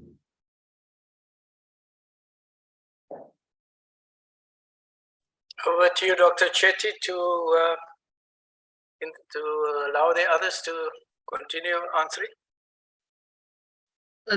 Thanks, Chair, and then I'll come back to your questions and respond to that. I'm just sorry, I seem to have had your problem from yesterday, so I was coughing quite a bit. Pumeza, do you want to come in from the boardroom? I'm not sure whether you are on. Thanks, Ian, and good afternoon to the honourable members. Just to respond to the question in respect to the points of emphasis with regards to our audit report, there were 3 items that were raised. The first one was the fact that there were some figures where we had to do some restatements in our financial statements. The second one, which is a standard procedure where there's a material value, was just for the users to note that we had a significant amount in relation to the provision for doubtful debts, which speaks to the amount that is owed by the provinces. And then the last one was in relation to the irregular expenditure, which has been discussed already. Thanks, C.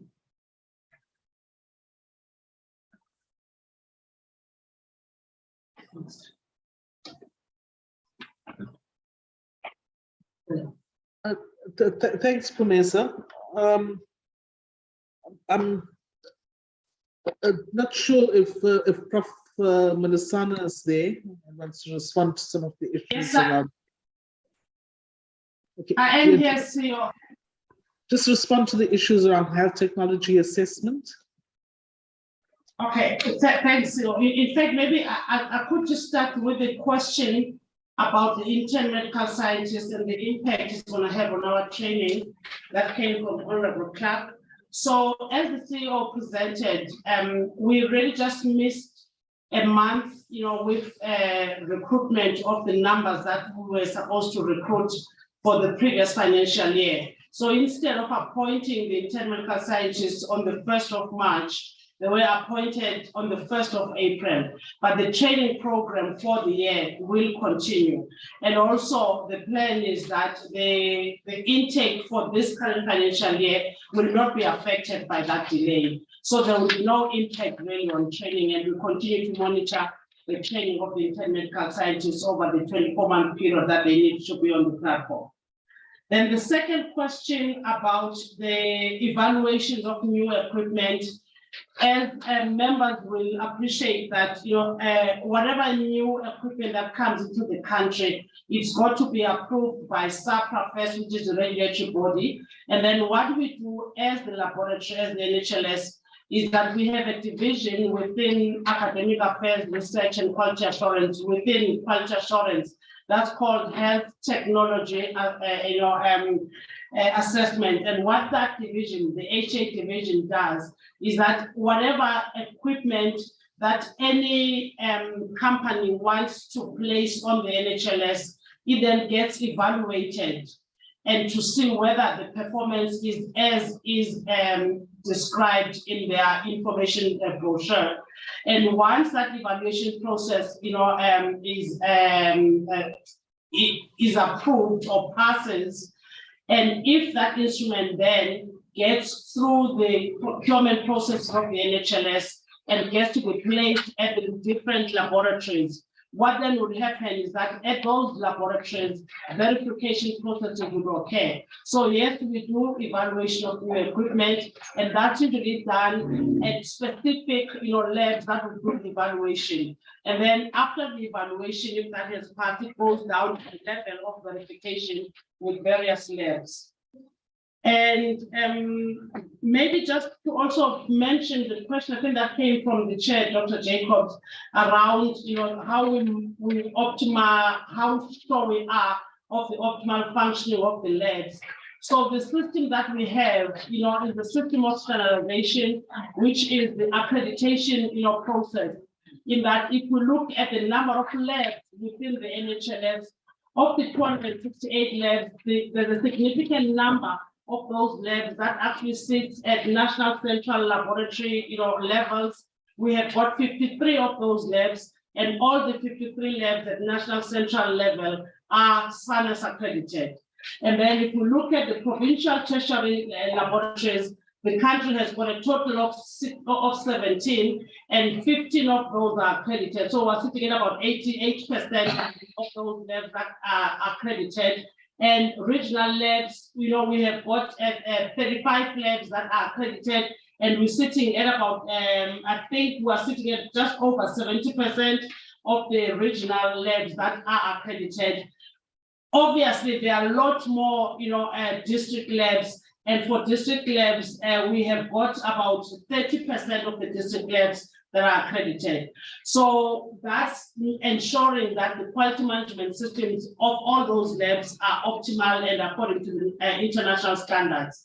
So the plan within the NHLS is that any other lab that is not yet SANAS accredited, they all go through, audits, once, sometimes even twice a year, and we have got measures to monitor what the reports of those audits are, and this is actually monitored within the APP, and we have been performing well thus far, meeting the targets of all the non-accredited labs. So insofar as quality management systems are concerned, all the labs are being monitored either via the SANAS accreditation or internal audits, as already explained.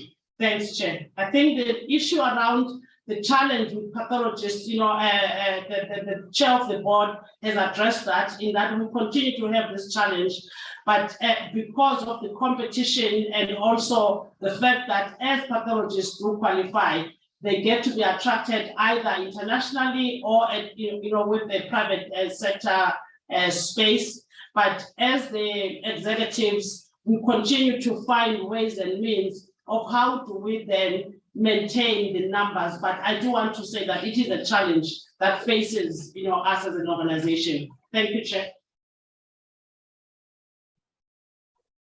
Thank you, Chair. Just with regard to sort of the outstanding other questions, so with the progress made with the equity targets, the Chair has given you an idea of the executive management position. And Chair, just to say that we are addressing the equity targets at the professional level as well. This is something that we very conscious of. However, the intake of the registrars also depends on the demographic profile of medical students as well. And that's something that we are trying to address with the provincial departments of health. With regard to the Chair's question around load shedding, where there are hospitals that have been exempted, we do benefit from that. But I have written to ESCOM to ask for an exemption for the NHLS. They've referred us to the municipalities, and I've written to the city of Johannesburg, and I've been following up with them on a regular basis. So we really would appreciate your assistance as a portfolio committee, because one of the things, if we located in a hospital and if the hospital is exempted, then that's fine. But there's a number of facilities that haven't been exempted. And the other issue is that our lab information system is housed in our head office in Sandringham. And we've been struggling with the load shedding and with generators to keep it going. Because if once that lab information system goes down, it's literally every other health facility can't operate because they won't be having results. So it causes endless headaches. When there's load shedding and then there's a surge, we end up with systems going down, provinces complaining all the time. So we really, really would appreciate the assistance from the portfolio committee. Prof. Mlisana has spoken about the facilities that are functioning optimally or which are or not functioning optimally. We keep a careful watch and we just make sure that most of our facilities do function as best as they can. With regard to epidemiologists, we have been saying that we need to train more epidemiologists, especially field epidemiologists, and the NICD has got a field epidemiology training program that has been WHO endorsed, and then more recently we had a donation from Gift of the Givers in providing us with accommodation facilities for study purposes. We've been very grateful to them, and we're hoping that we will be able to increase the number of field epidemiologists that get trained. And then I've spoken about the surplus and the approval from Treasury. We will apply for that. And then, Chair, the one question was around the order entry system. We're well advanced in developing the model, and we will be piloting that shortly. So that will be an achievement in the next financial year. Thank you, Chair. I think we've covered most of the questions, unless there's somebody from the boardroom that would need to add on more.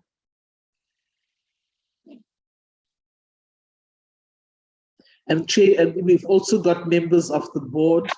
I see Dr. Nzangwa is the chair of the RHRC, and he is present. Prof. Mariba, who is the chair of the National Academic Pathology Committee, is also present.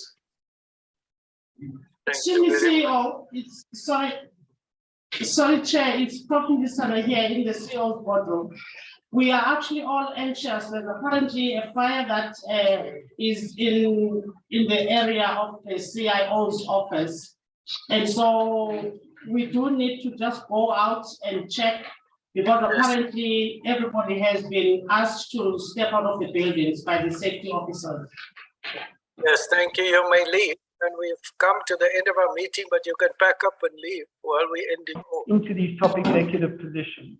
And the diversity and the dominance of Black African executives is because they were the best candidates, full stop. Thank you very much. Honorable members, I think we've come to the end of the presentation by the NHLS. We want to thank Prof. Boch and Dr. Chetty and Prof. Mlisana and everyone else who have contributed to giving us an understanding of what they are doing and what the budget looks like, etc. I think we have now come to the end of this meeting. Any last closing remark, Prof. Boch? Just thank you very much for the opportunity, and as always, the Portfolio Committee has raised some challenging questions for us, and you pointed us in the direction of some areas we need to pay real attention to. We don't want to come back next year and you ask us why it's there again. But thank you very, very much for the time and the trouble that the committee members have paid to our annual report, and the detail with which they've looked at it is clearly evident in the questions we're being asked. Thank you very much. Thank you, and I know that it's going to become tougher, Prof. Book, as we get better understanding of these things. For example, your application for condonation, it came up last year, it came up this year. You keep on having this rollover of irregular expenditure. I hope that process will continue so that your outcomes would look so much better. We've been informed by the AG that's all you need to do is to write to National Treasury and request that condemnation. Thank you very much to everyone. This meeting is adjourned. Thank you. Thank you, Chair. Thank you, Chair. Thank you, Chair. Thank you, Thank Chair. you. Thank you very much. Have a good afternoon, and we'll be around early tomorrow morning. Okay, Chair.